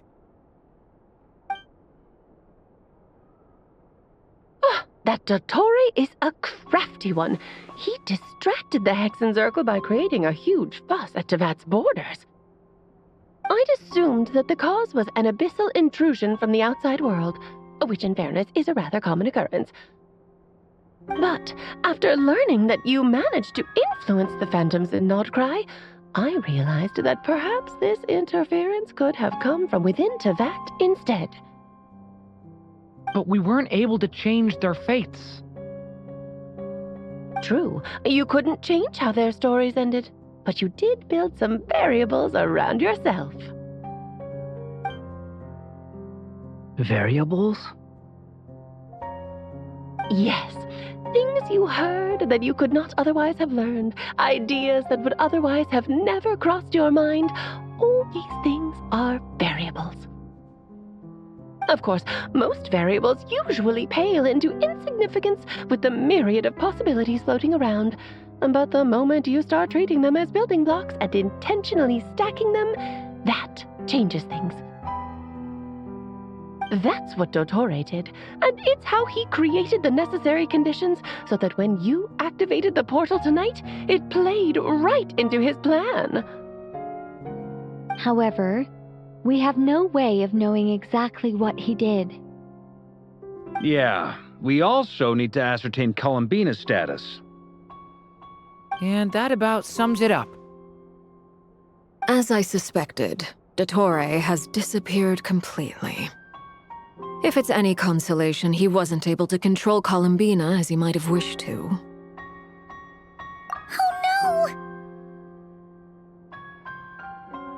What? She did what? All we saw was DOTTORE appeared and used some kind of power. The next thing we knew, he and Columbina were gone and you were falling into the sea.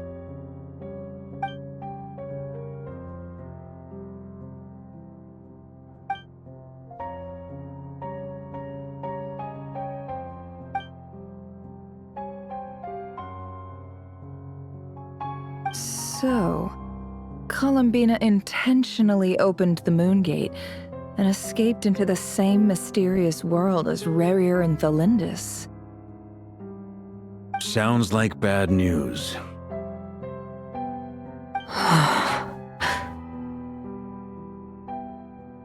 Seen in that way, the Trilunar Syzygy and Rerir's emergence, DOTTORE might have been pulling the strings in both cases.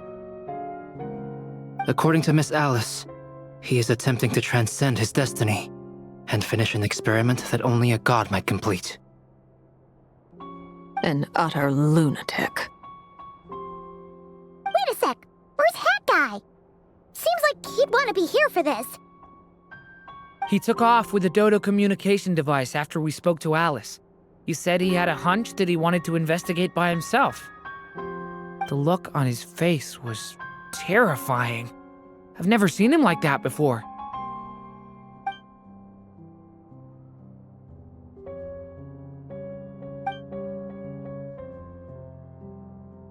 I'm back.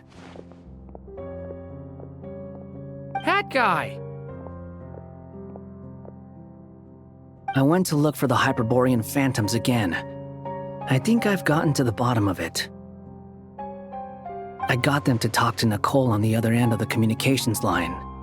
Turns out, the history they describe is different from how Nicole remembers it. Really? But how? Surely Nicole can't have been wrong. Because the phantoms are the ones who are deceived. They speak of a savior who appeared in their history, one who never should have existed. This savior promised to create a new moon within the false sky, and even bring back their moon goddesses. Foolishly, they believed in him, and told him everything he wanted to know about the moons. It's obvious that this was DOTTORE's doing. Now you mention it, the first time we entered the Hyperborean ruins, we heard the phantoms discussing their history, and I remember Nicole commenting that something sounded a little strange. But DOTTORE shouldn't have been able to get in there in the first place! He didn't. Nicole said that this was an anomalous state triggered by disruptions in the causal connections between phantoms from the same era.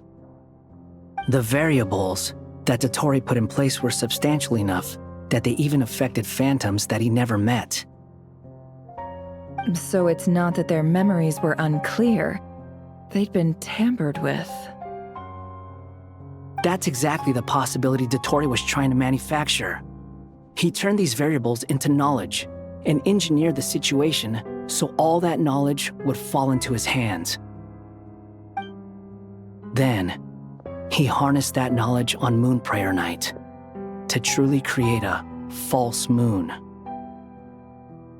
is that even possible? To be precise, he exploited a weakness in the way the spell works. The spell senses Kuvaki to detect the moon's location. So, as long as the false moon more strongly resembled a moon than the frost moon beyond the skies, the gate would teleport Columbina to the false moon's location. In other words, to DOTTORE's side. Once he had her under control, the teleportation spell remained active, and he manipulated her power to seize both moon marrows. At that moment, the moon marrows disappeared right before our eyes. It was already too late, even as we were leaving the ruins. By then, DOTTORE had already amassed the power of all 3 moons. So, where does that leave us? What do we do now? I'd certainly like to know what Her Majesty thinks, now that the concerns I expressed to her have come to pass. But we cannot simply sit and wait for her to decide the matter.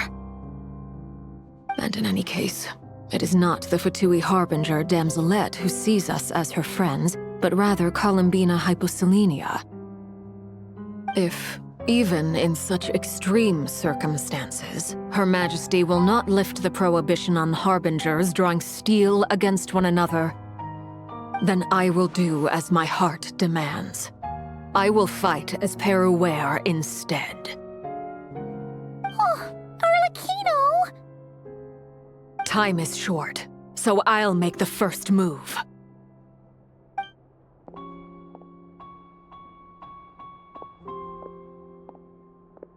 Whew. Even Arlecchino seems to be losing her cool now.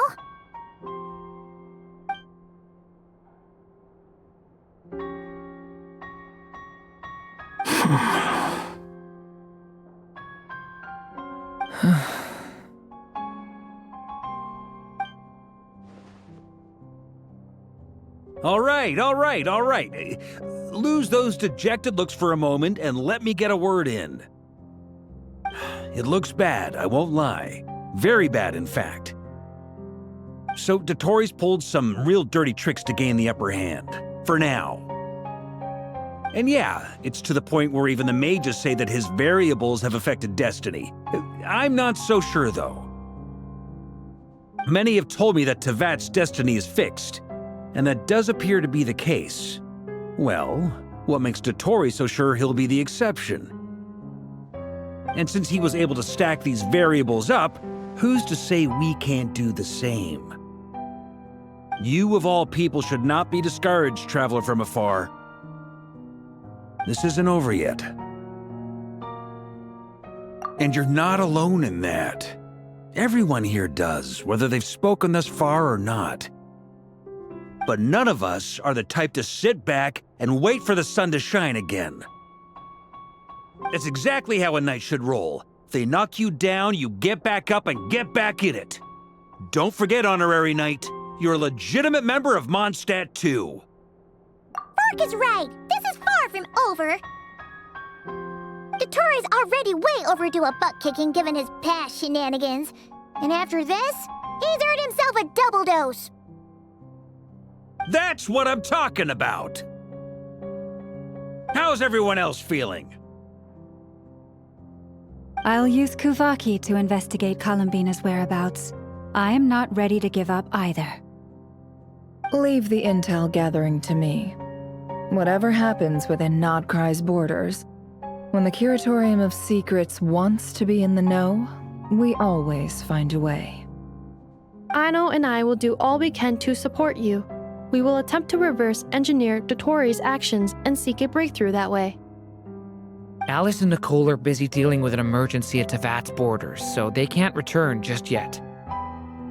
But they're both very angry about this.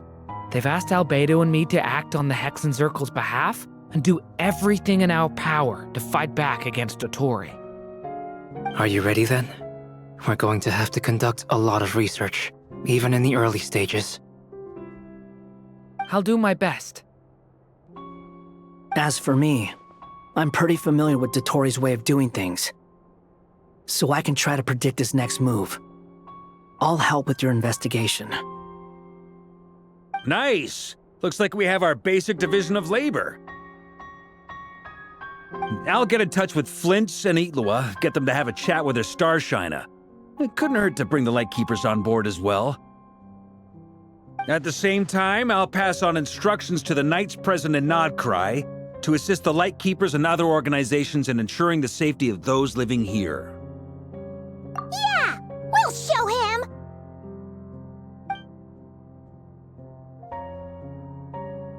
That's it then. Good luck, everyone.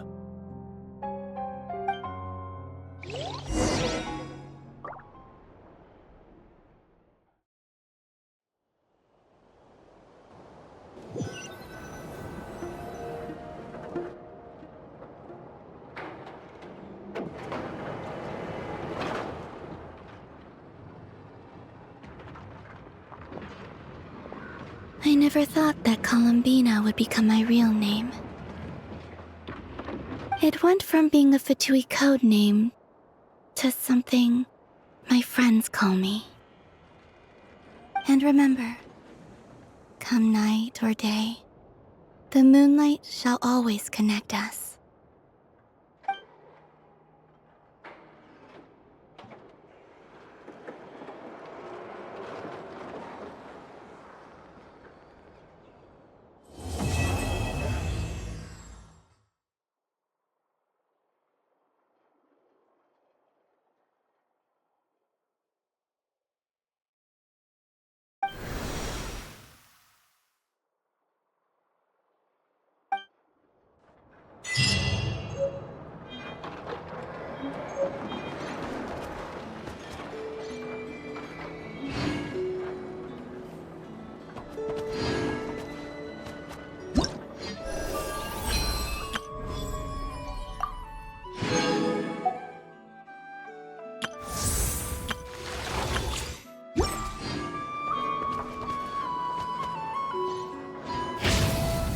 Take